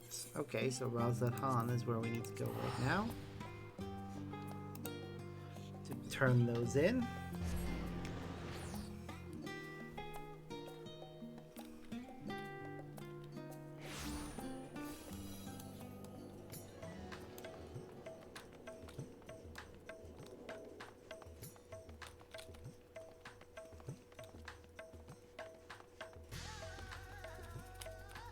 Token exchange, Pandemonium Relic exchange, random merchants,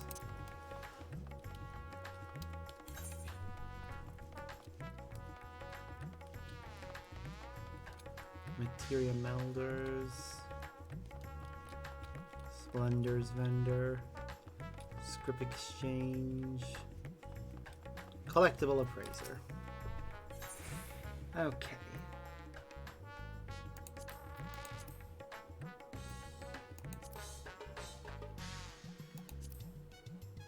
Huh? Do I not have the right one?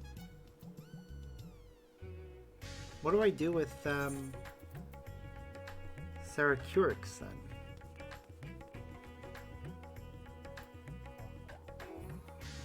I need to find out, because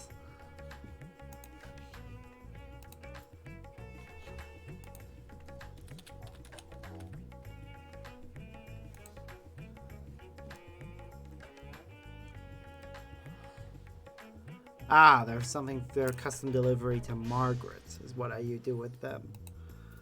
Okay, that makes sense.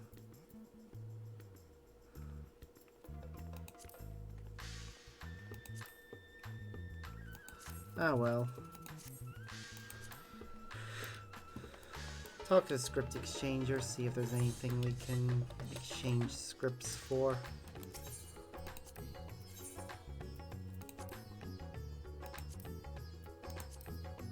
Let's start with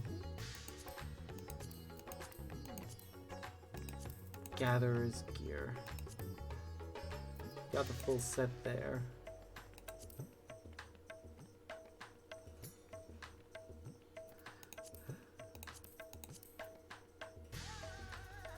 Music. Yeah, let's check if there's any music we don't have yet. Nope, we got all the music. Okay.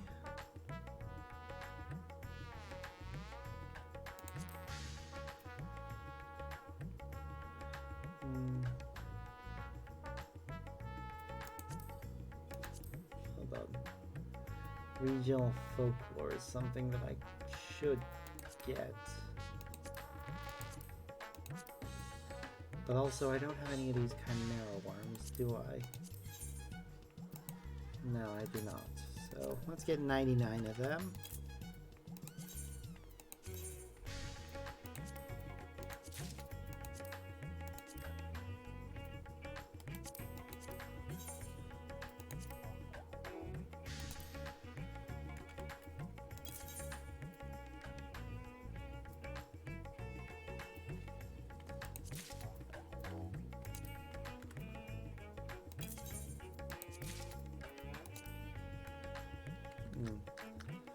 It's only worth having 10 when it comes to the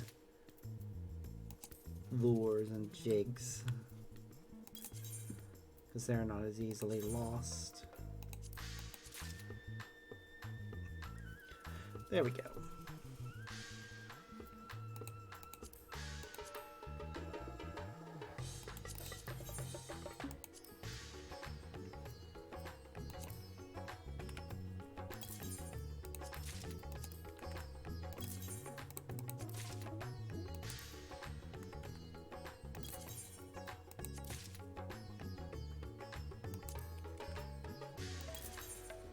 Wait, didn't we already get some of them? Yeah, we already have that one. Don't, however, have this one.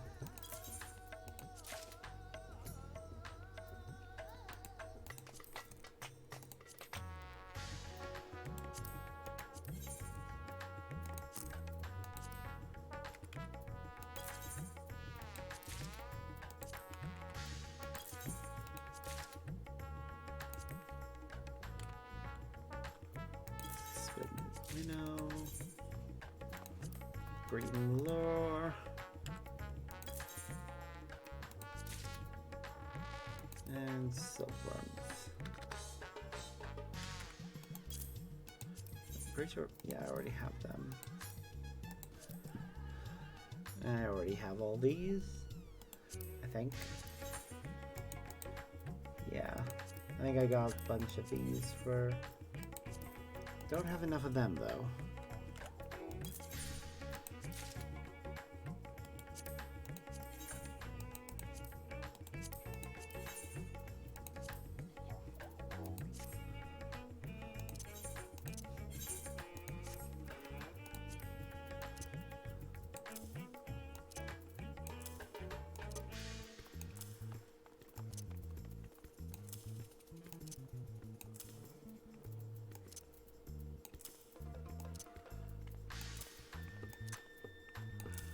And store all these away.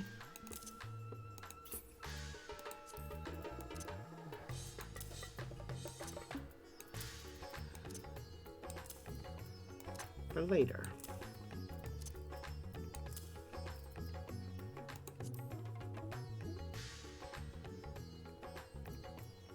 Keep the versatile lore though.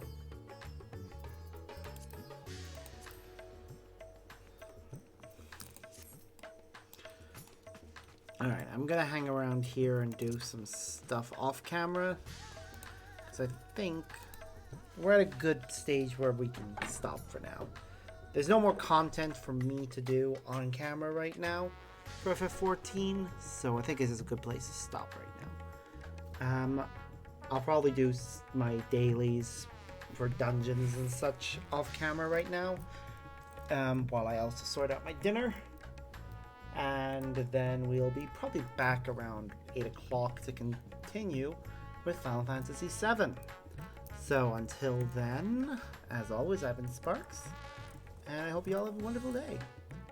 Bye!